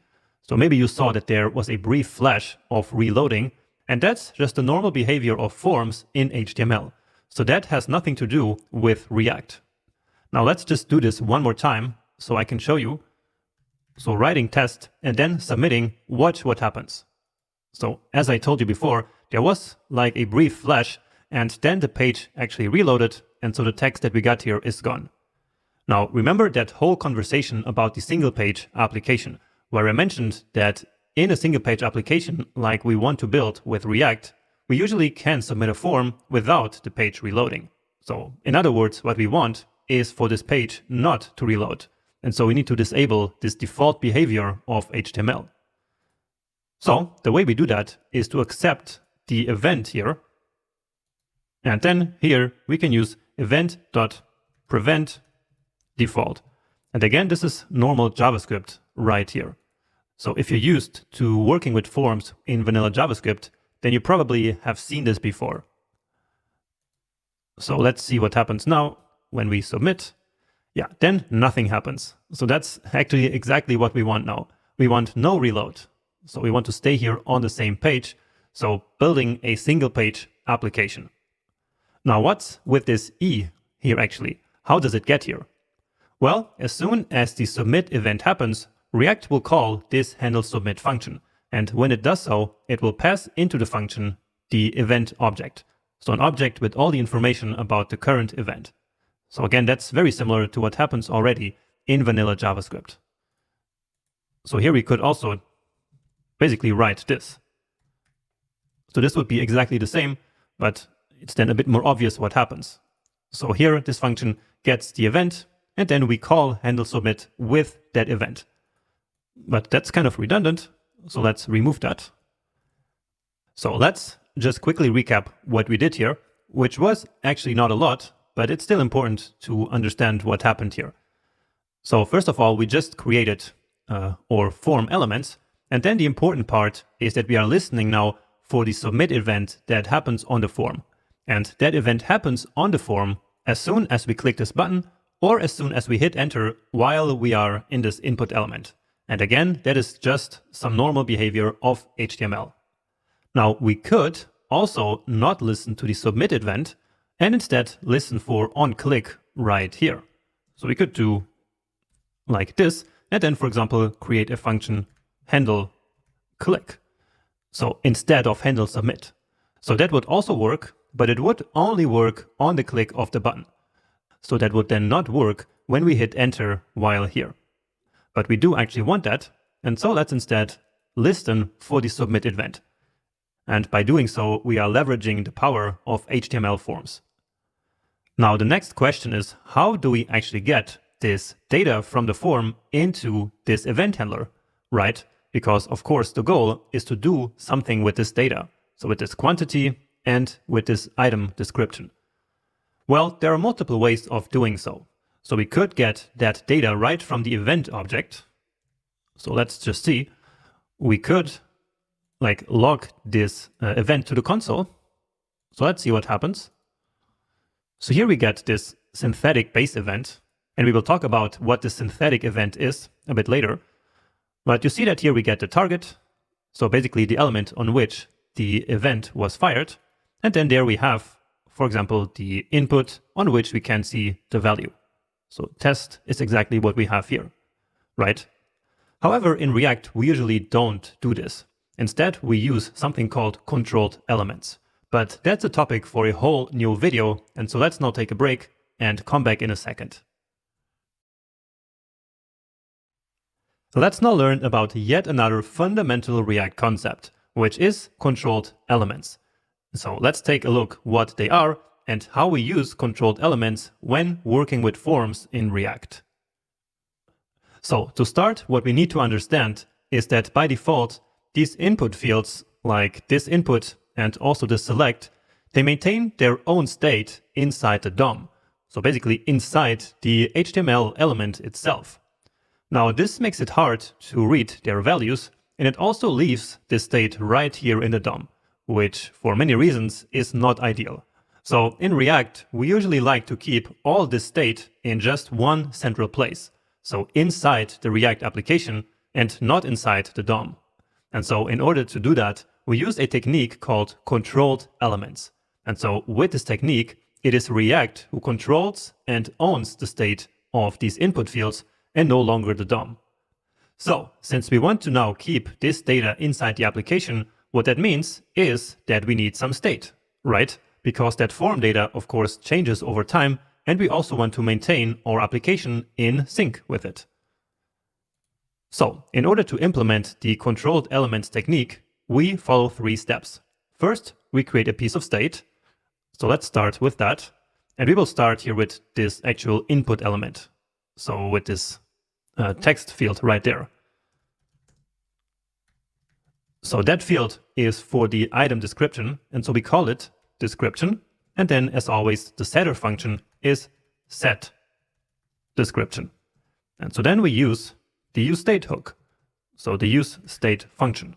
And then just like before, when VS Code shows us this auto completion here, make sure to click here or to hit enter, because that will then automatically include, so it will import this useState hook into this file.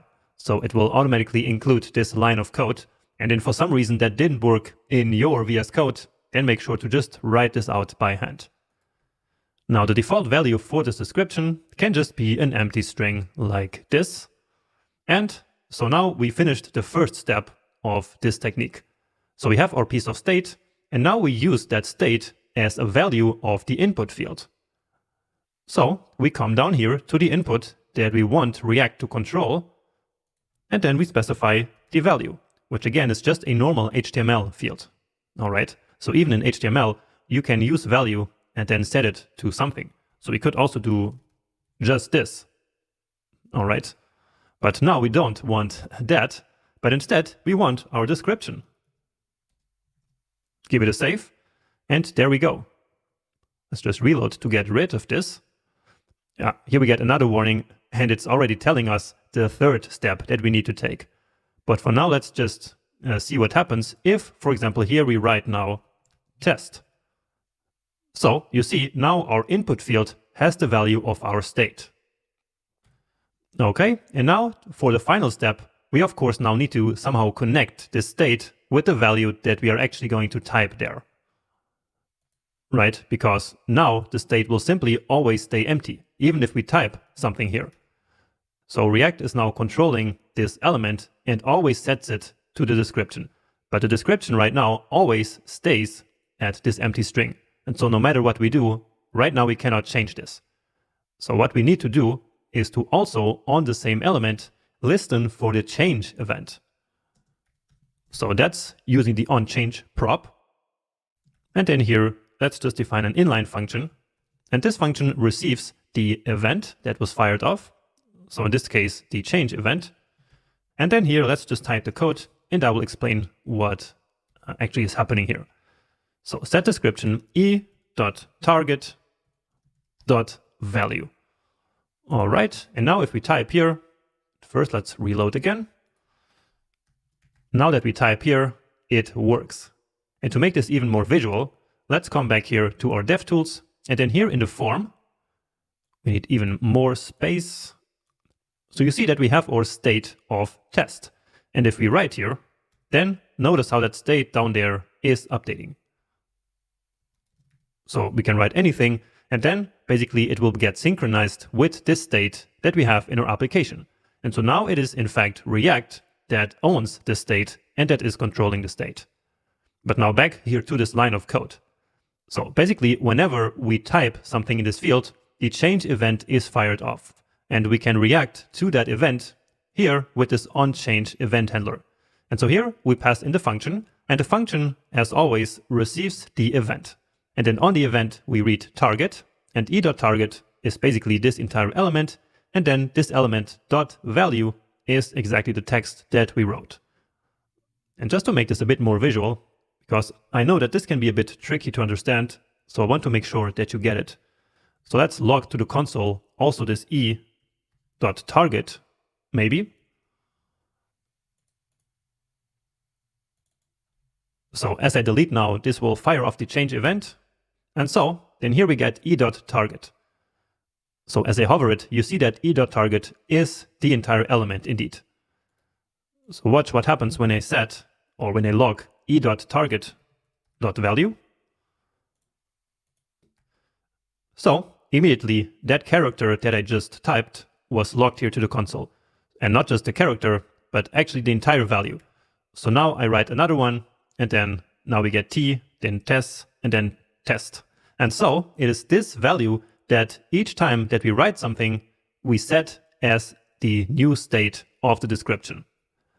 All right. So just to drive this home, each time that we type here, we set the state again. So we set it to the string that is currently in this input field, which will then re-render this view. So this entire form here actually. And so then that new state of description will get placed there as the value. So we always need both the value and the change here on the input element. Let's get rid of these curly braces here. Yeah, just like this. And just to see if we actually understood this, we now need to do the exact same thing with the select element. And if you want, you can actually pause the video and try that as a challenge now. So did you try that? Well, if not, that's no problem at all, because we only did this once. So I understand that it's still quite fresh and maybe confusing. But anyway, we now also need to control this select input element right here. So that's going to be the quantity. So let's call that state quantity, and the setter function is setQuantity. And then again, use state, and here the default value we want it to be 1. Let's just say 5 for now, just so we see the effect in the UI. Okay, so that's the first step. Now the second step is to then define the value. And so in this moment, React then starts controlling this element. So value of quantity, well, what was that? And you see, immediately we get this 5. Again, with this, it's easier to see with our DevTools. And yeah, so that's the 5. But of course, if we change this now, then nothing will happen. And so the reason for that is the same as before, because this value is now coming from our quantity state. The DOM is no longer in charge of this value now. The only thing that we now have to do is to give this the ability to change itself. So to basically update the state each time that we change this value here.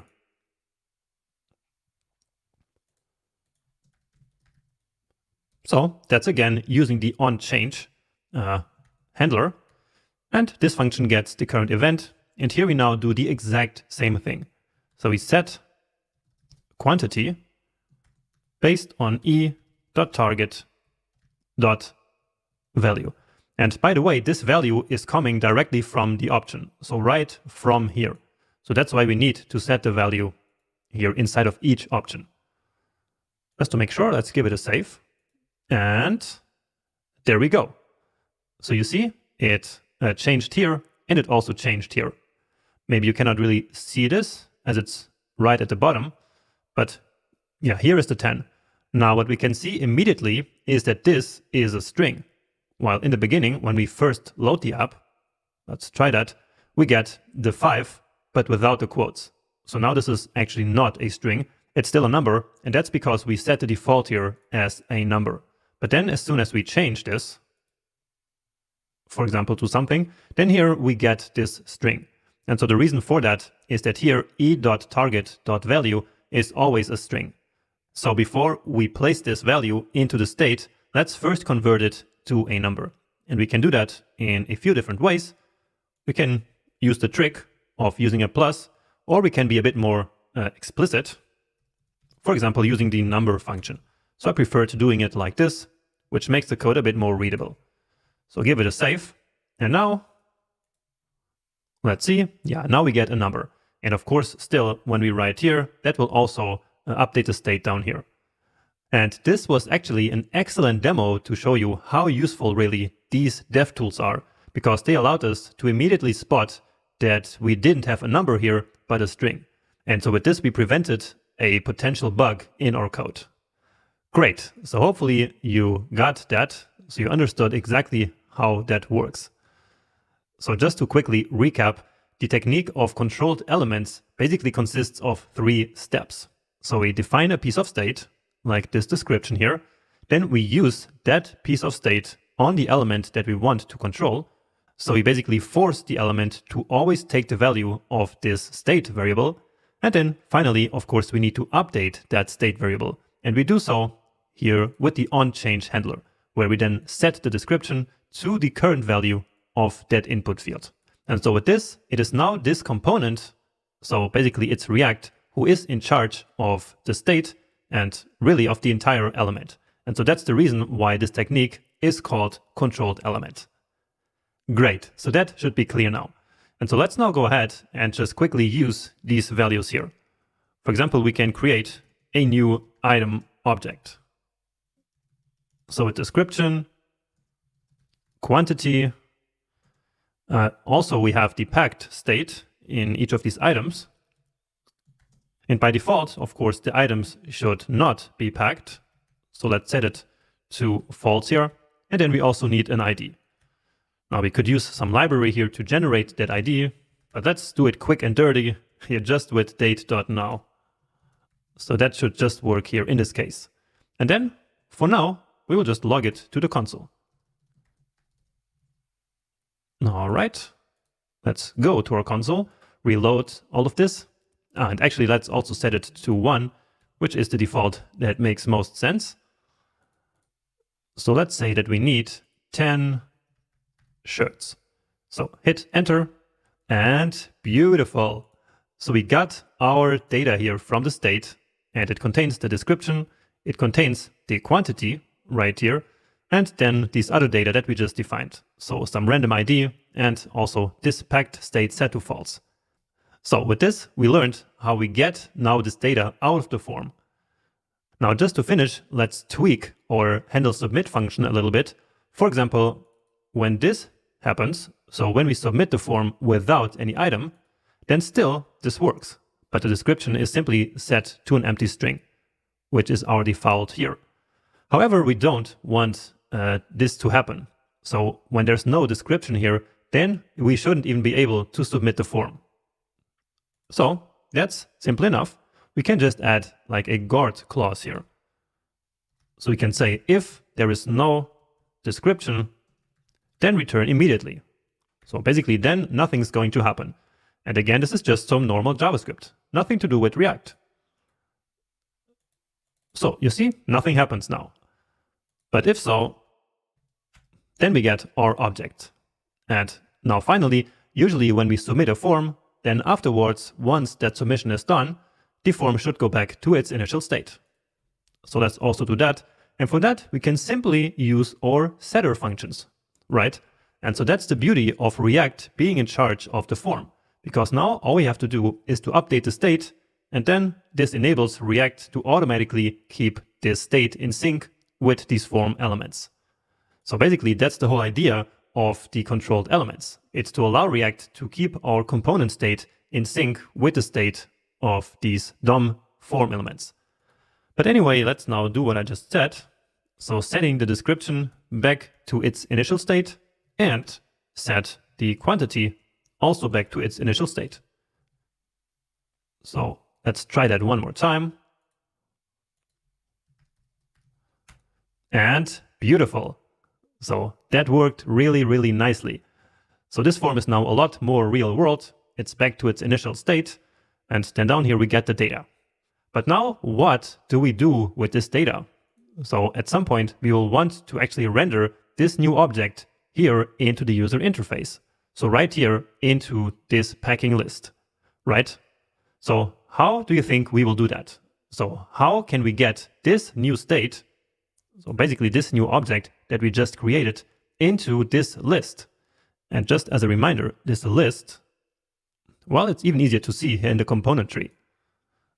So we have the form, and here is the list. So we want to get the data from this form into this packing list right here.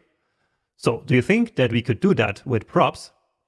Well, not really, right? Because these are sibling components. The form is not a parent component of the packing list, and therefore we cannot pass props from form into the packing list, right? So because data can only flow down the tree, but not up or sideways. So that was one of the important things that we learned about props. Remember that? So therefore, if we cannot use props in a simple way, we need to find another solution. And so this is where we really need to start thinking more about state and state management. But since this is so important as a React developer, I created an entire separate section about thinking in React. And that section is up next. So what we're going to do now is to take a break in this application and finish this section with a brief summary and a challenge to consolidate our knowledge about how to use state in React. And then after that, we will come back here to this application, and then we will really make it work. So then we will be able to pass data basically from the form into the list. So that's going to be a lot of fun. So make sure to finish the section, and then right afterwards, let's keep going with this application. A very common beginner question, or sometimes even an interview question, is this. What's the difference between state and props? Well, we actually already learned almost everything to answer that question. But let's still make the difference between state and props crystal clear in this lecture, which will also serve as a nice summary to this entire section. So, as we already know, state is internal data, so data that is owned by the component in which it is declared. And we can see that nicely in this small example with two components. Now, on the other hand, props is external data, so data that is owned by the parent component. And you can think of props as function parameters, so as a communication channel between parent and child components where parents can pass data into children. State, on the other hand, can be thought of as the component's memory, because it can hold data over time, so across multiple re-renders. Now, state can be updated by the component itself, and as we already know, this will then cause the component to be re-rendered by React. Therefore, we use this mechanism of state to make components interactive. On the other side, props work very differently. They are read-only, so they cannot be modified by the component that is receiving them. However, and this is something that we haven't learned before, when the child component receives new updated props, that will actually also cause the component to re-render. And let's actually analyze that here in this code example. So one of the props that was passed to question is called upvotes. And that upvotes variable is actually state in the parent component, right? It's created using the useState hook, and therefore upvotes is in fact state. Now, if this piece of state is updated, of course the question component who owns the state will be re-rendered. But it makes sense that the child component who basically receives that state as props should also be re-rendered, right? Because how else would the button component be kept in sync with the state that it received as a prop? So in conclusion, whenever a piece of state is passed as a prop, when that state updates, both components are re-rendered. So both the component owning the state and the component receiving the state as a prop. And so this is a very important connection between state and props that you should keep in mind. Now finally, while state is used by developers to make components interactive, props are used to give the parent component the ability to configure their child components. So basically, props can be seen as settings in child components which the parent component can define as they wish. And that's it. So if you ever get asked the difference between state and props in a job interview, I sure hope that you're going to nail it. From my experience, it's not super hard to understand how state works in React, but it can actually be quite tricky to understand how exactly to use it in practice in different situations. But the thing is that this is the #1 skill that you need to have as a React developer. And that's why I decided to create this extra exercise that we're going to build together now to give you more situations and more opportunities to practice. So let's go. And here is the exercise that we're going to build. And it's actually a small project even. So this is a flashcard project where a flashcard is basically a question on one side, and then when you click it, you get the answer on the other side. So imagine that you can like rotate each of these cards here, which is what many people use to study. So if I click here now again, then it will basically turn the card around again. If I click here, then it opens this one, and while this is open and I click on another one, then you see that one closes and this one opens. All right, so this is going to be a small, fun exercise, which maybe looks very complex to you right now, but actually all we need is one piece of state to control all of this. Now I added a starter file to the link of this lecture, so that's this code sandbox here. And so here we already have an array with all the questions. And once again, that's an array of objects. All right, and so what we're going to build is this flashcard right here. So all you have to do is to fork now this code sandbox, or you can just also copy paste this entire code into your own code editor on your computer. So that's your choice. But what I will do is to now fork this, which will basically create a copy in my own code sandbox. All right, and so let's get started. And the first part is to actually render out these different flashcards like this. So basically only the front part, which contains all the questions. So you see that each one has an ID, a question, and an answer. But of course, by default, only the questions are visible. So we already know how to render lists, right? We just enter JavaScript mode, then we take our questions array and map over it. So each of them is a question, and then here we can render some JSX. Now many times what we do here is to create an extra component. So just like we did in the faraway travel list app that we're currently building, but we don't have to. So we can also just return some JSX here. And so that's what we're going to do now. So just another div, and then in there, a paragraph with the question. So that's question dot question actually. Then let's close that and close the div as well. And there we have it. Now what's missing here is the class name of flashcards. So as you see, I already created some CSS. So if you copy the code into your own computer, then make sure to also copy the contents of this style.css. Okay. Now we see that here we have some problems which are related to the key. Exactly. So each one needs a unique key.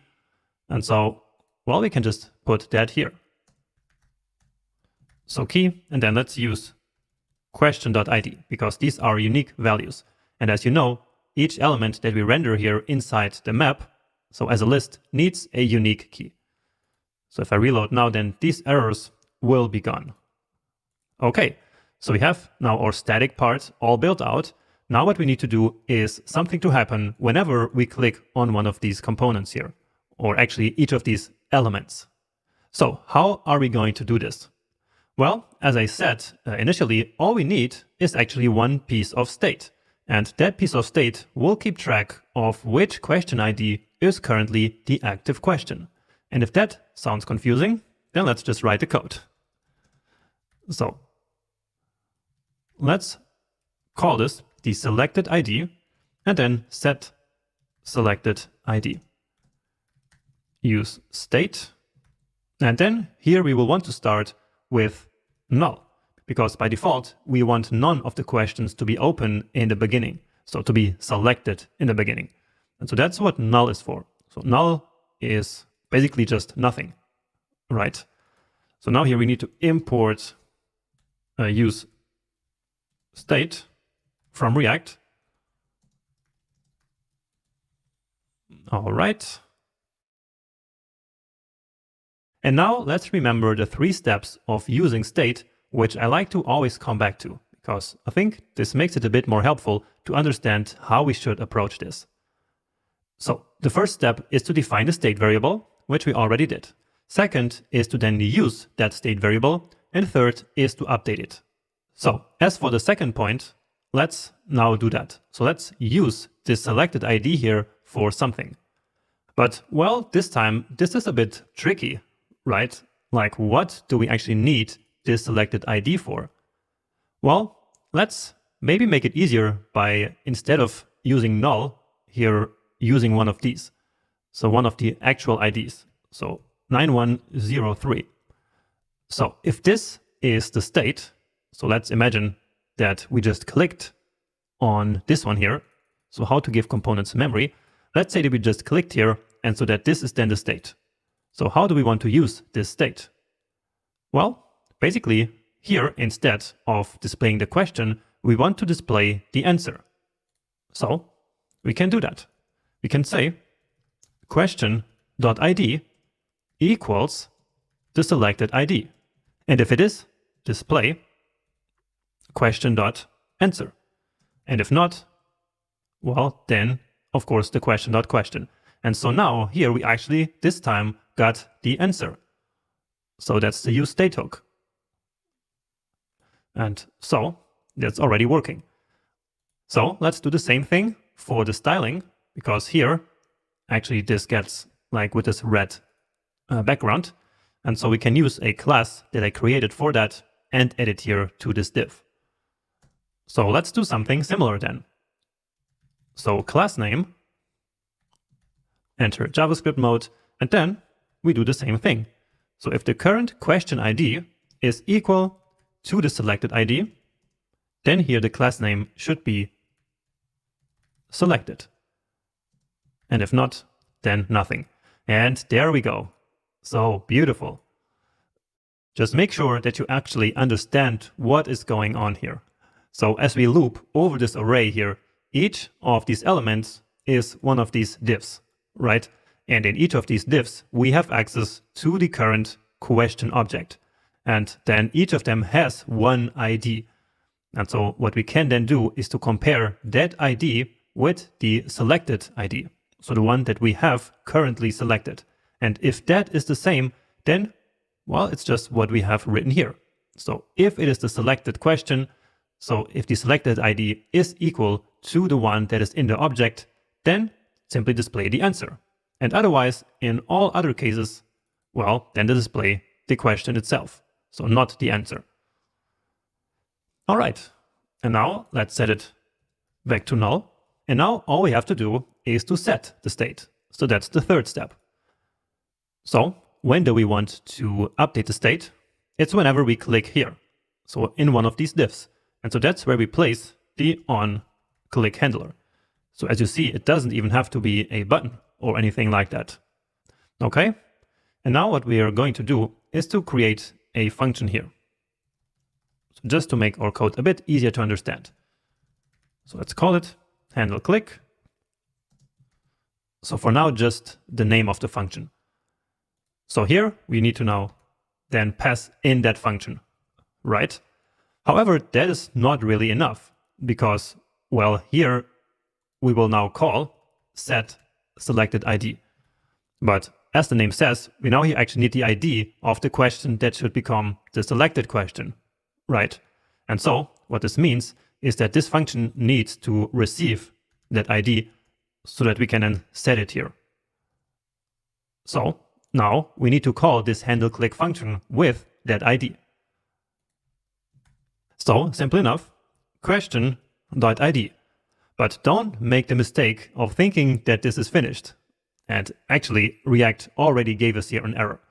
So remember that here we need to pass in an actual function and not a function call like we have here. So this is calling handle click immediately. That's not what we want. We want to pass in a function so that React can then call the function as soon as the event happens. Okay, and that should already be enough, at least for now. So that worked. Great. And as I click on another one, then of course this one becomes the active one. And let's check out the React DevTools, because Code Sandbox actually also has the React tools integrated. So when we come here to the app, or actually flashcards, notice that the state is now 9103, which is exactly this ID. When we click here, it becomes, well, that should have updated, but apparently it doesn't work that great. So yeah, well, maybe never mind. Let's just close this down again. What matters is that it is working. At least kind of, because watch what happens when I click here again. So nothing happens, of course, because here we are simply passing in that ID, and then we are setting that ID as the selected ID. So just as expected. But as we see here, as we click again, it actually closes the card again. So this functionality we already have of changing between cards, but when we click on it, that we don't have yet. So let's do that. And it's not too hard. Basically what we want to do here is to set this ID based on a condition. So we want to say if the question ID is different from the currently selected one, then the result here should be the ID. And if not, well, then set it back to null. Now here there's some problem. Yeah, I have one equal too much. All right. So again, if the question ID is different from the already selected ID, then set the ID. And so that's exactly this behavior, right? But if not, so basically if the question ID is already equal to the selected ID, then set it back to null. And so with null, then none of them will be active. And yeah, that works. And I think it makes sense as well, right? So this usage of state here was quite a bit different from what we had before. And so that's why I decided, again, to include this exercise here by the end of this section. So please make sure to study exactly what is happening here. And then after that, I think you are ready for the final coding challenge of this section. Let's wrap up this section by continuing to work on the date counter challenge that we started earlier. So in this part 2 of the challenge, we will upgrade the date counter that we built before. So we can still click here on these buttons to move forward in the date, but now we can also directly go to a date by defining a count here. So for example, 1,000 days from now is, well, this one here, or 10,000 or 100,000, and you can keep going as you wish. So let's put it back to 1. And so that is the upgrade here for the counter. And the step is also different. So instead of these buttons that we had before, so similar to these ones, we now have this slider. And so now if we click here, we move up these 7 here. But the 7 was now defined using this nice slider. And this slider is actually just another type of HTML input element. But I will show you that here in a minute. Finally, what we also have is that we can reset. So when we click reset, it goes back to 0 here and back to 1 in the step. And this button is only visible when one of these two changes. So let's go back and let's do that. So here I still have the code from the previous challenge. And what I'm going to do now is to fork this. So this will basically create a copy out of that other one. And so now I can keep writing the code here without changing the initial one. So what I wanted to quickly show you here is that slider. So we can use the input. So as I said, this is now an input and the type is of range. And then we set a minimum value. You can set that to 0 and a max value to 10. Let's see. And there we go. So now this is of course an uncontrolled element now. So right now React is not in charge of controlling this value. And so what you need to do, as you can imagine, is now make this input element a controlled element and then also this one right here. So with this, you will practice what we just learned a little bit earlier, right? And in case you have any doubt, you can just go back to that lecture and check out the code that you wrote there. So let me just show you here the result so you know what you have to build. So good luck with this challenge, and I see you back here in a few minutes once you are ready. All right, let's now quickly supercharge basically our counter component. So most of the things are actually not going to change here. So we already have the step state. All we have to do is to connect it now, so with this input element. So the value of this element should be, of course, controlled by that step state. And then we need the onChange handler, just like before. So we get the current event, and then we set the step based on that event. So event.target.value. And then we can get rid here of this button. And let's see. Yeah, that works already. And indeed, well, that doesn't really work, does it? So it is adding the 10 as a string. So we have a bug in our code. So the problem, as you can see, is that this value here is taken as a string. So that's actually the problem that we had before and that we detected using the React DevTools. And in fact, the DevTools are also available here. So we could see the same thing here. So the state is 10. So 10 as a string. So we just do what we did before, which is to convert this value to a number before we then place it into the state. So let's reload that here. Take some time. And let's set it to something. And that's working now. And you see here that we have, well, that's not correct really, for some reason. But what matters is that here it's actually working. So maybe the integration here in Code Sandbox is not as good. But yeah, never mind. What matters is that this part is working already. And now all we have to do is to create an input element here as well. So that should also not be so hard. So we no longer need this span, but instead we will use an input of the type text. The value here is count, and then on change.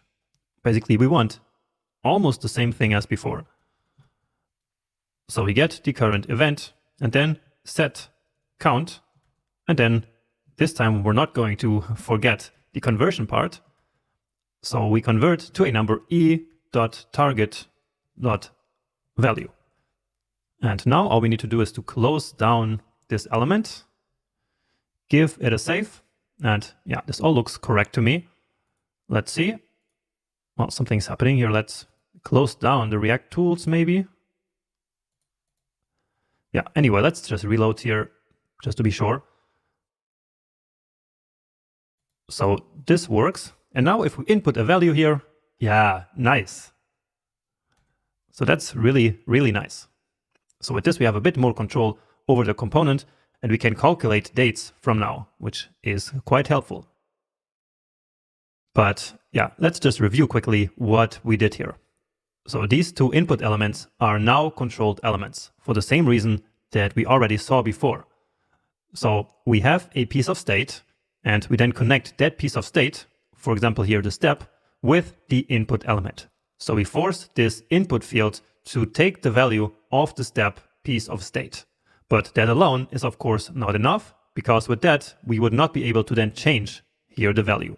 And so we then need to handle the event of actually trying to change, so of sliding here basically. So each time we slide, the change event is fired off. And so then each time that happens, we want to set the step with the current value of the element. So that's e.target.value. Nice. And finally, the only thing that's missing is that reset. So that button right here. So let's then create a button down here. Let's create another div where we place that button into. So reset, close that, and close the div. So we want something to happen on the click. So we use the onClick prop. And now here, let's actually do this as a separate function, because here we will need to set two pieces of state. So let's call this handle reset. Now that does of course not exist. So we get this complaint. So let's fix that. Handle reset. And so what's going to happen here? Well, all we have to do is to set these two back to their initial state using their setter functions. So set count will go back to 0 and the step will go back to 1. So yeah, that works. The only thing that's different between the demo that I showed you is that we should not display this reset button when there's actually nothing to reset. So basically what we want to do is to conditionally render this part here. So let's wrap it into a JavaScript block. And then we can say if count is equal to 0, or if step is different than 1. So count different from 0 or step different from 1. So 0 is the default for count and 1 is the default for step. And so if one of these defaults is different, then we want to conditionally render this part. So for that, we can again use the AND operator, or maybe just, why not, let's this time use the ternary operator. So in this case, maybe we should just put a parenthesis around this. So just to make sure that this is one condition that gets evaluated first. So in this case, render this, and else render nothing. All right, so as soon as we change this, we get a button, or as soon as we change this, the same. Beautiful. So that's exactly what we wanted to build.